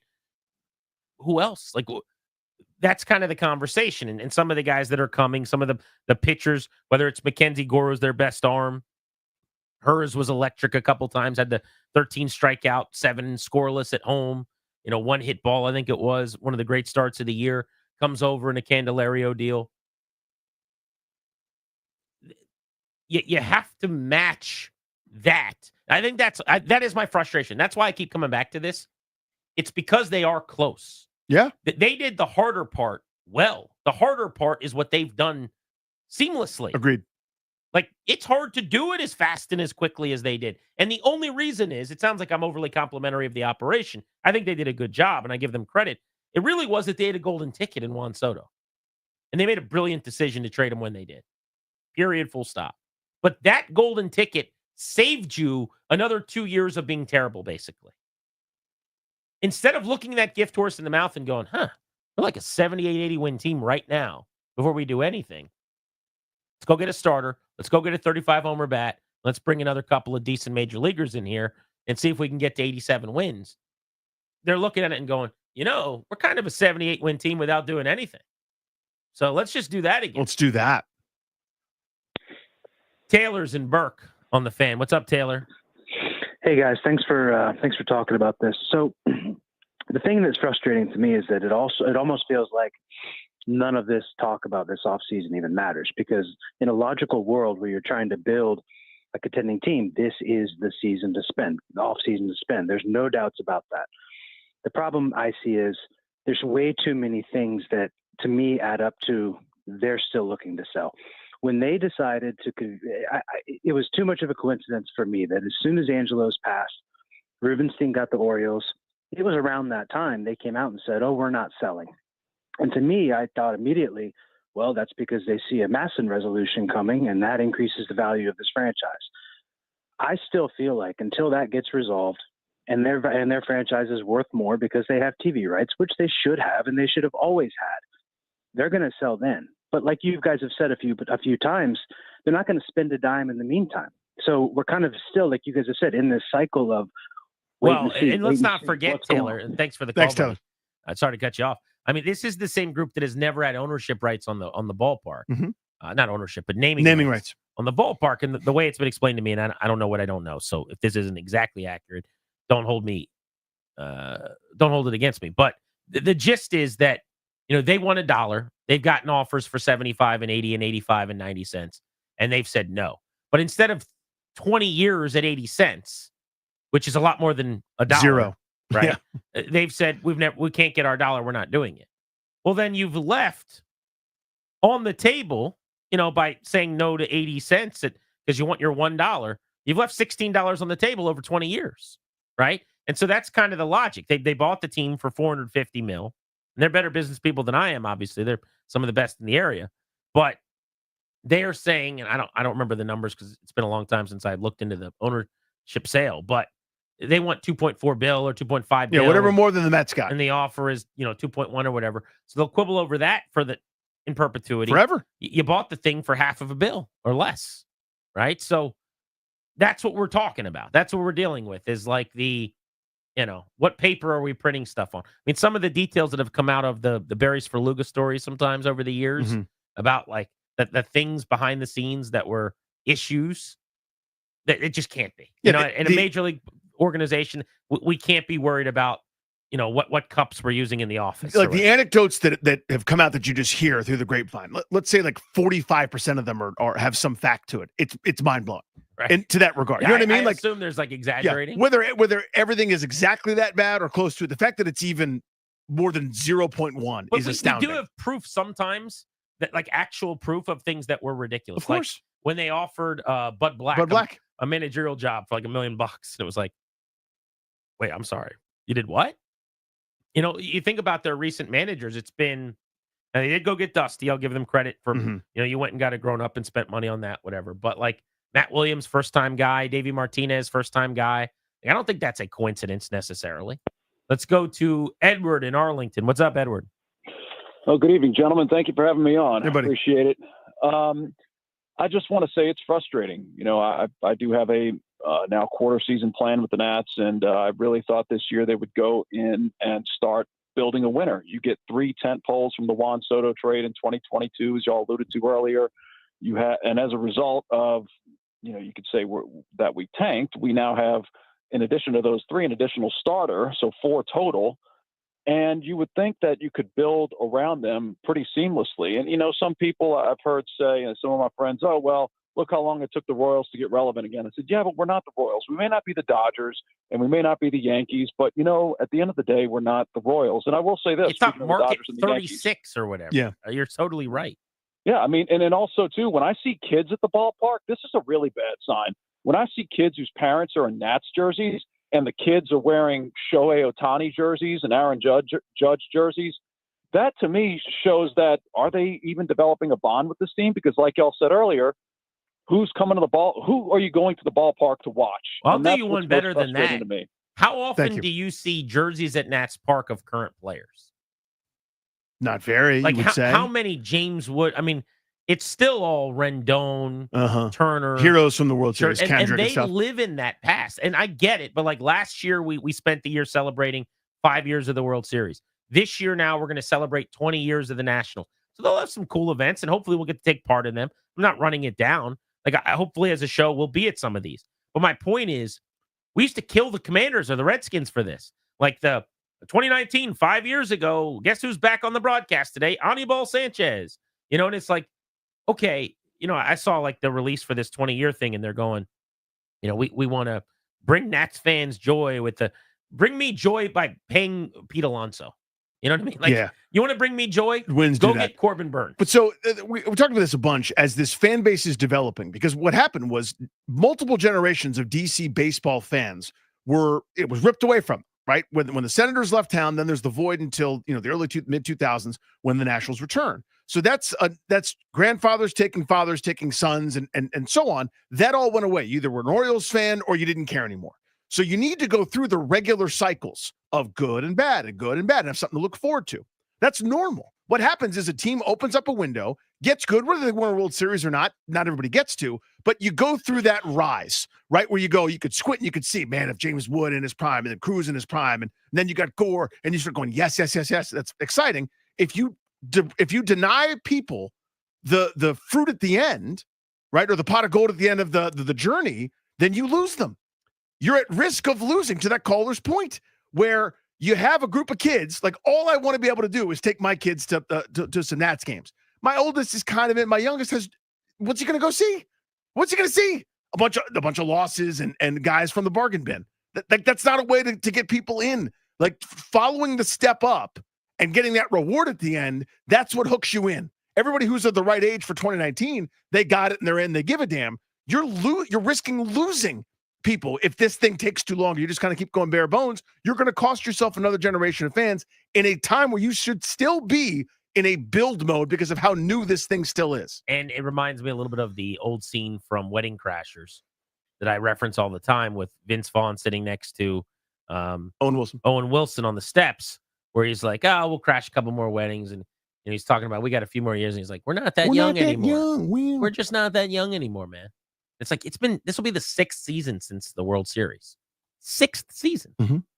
Let's go to Chris in Leesburg. What's up, Chris? They need to sell the team. That's succinct. They don't have the money. They're in financial distress. Yep. They can't play this game. They're at a poker table and they have no stake. Why do you think they deferred all those contracts? Well, I mean, look, the Dodgers are deferring contracts now, too. I think they don't have a money problem. But they didn't do it. The Dodgers didn't do it because they had a money problem. They did it because they're smart. The Landers did it because they had a money problem. Maybe. I tend to agree. And again, I'm not an economist or an accountant. Yeah. I'm not in anybody's books.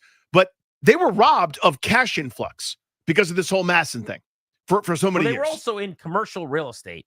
And I don't know a single industry that was probably more affected by the pandemic, honestly. Well, totally. But even before then, I think they've always had a cash flow issue. That's just from outside looking in. That I have no idea. And I obviously can't speak to it. This is just my opinion based on. It didn't seem like it when they had a top 10 payroll and Max Scherzer was signed for $210 million. Well, there's a reason they're still paying Max Scherzer. They didn't want to pay the cash that year. Sure. They love deferring because, again, that's what you do when you don't have cash available. But every team, like, they were the first to do it. Now, they did it before it was cool. Everyone's deferring money now.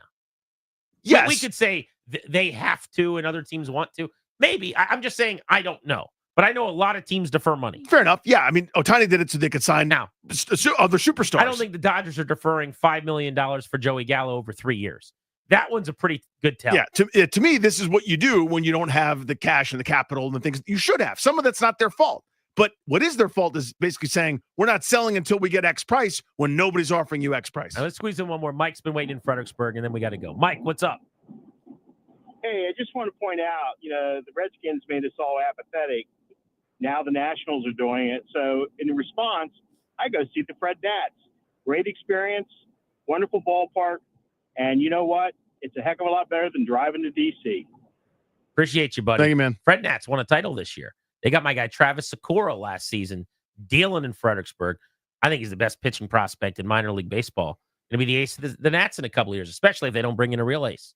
He's going to have to be before he's ready to. Is that your number 2 in the show? I mean, he would be in their rotation this year if it was just up to who the most talented guys at camp are. But he's only 20 and he's got to go pitch at AA. But yeah, Travis Sikora, if you guys haven't seen him, real deal Holyfield. All right, we got to say bye. Toby's got overtime coming up next. By the way, can we put our hands together for Tobes today? Hi, Tobes. Tobes was on in the middle of the day. Yep. For B. Mitch and Finley. Oh, that's true. And then he did updates during our show. Yep. And now the guy's going to do a nighttime overtime Tobe One 106.7 the Toby today. That is a triple header for my guy Tobe Vertine. Love that. A 4. Darius and Ryan behind the scenes. How about 90 minutes of Nats baseball? Here we go. In December? December. Probably ill-advised, but still fun, We're right? clapping for ourselves because you guys aren't. Yeah. Full phones on it, too. Full Oh, phones. that's true. That is true. People Guys care. liked it, right? Grant and Danny saying so long. We still have jobs tomorrow. We will be in Springfield at Hard Times Cafe at 2 o'clock. Should be a very, very good, enjoyable time to hang with you guys. Can't wait. See you then. Thanks for listening. Toby's next. Thank you for coming.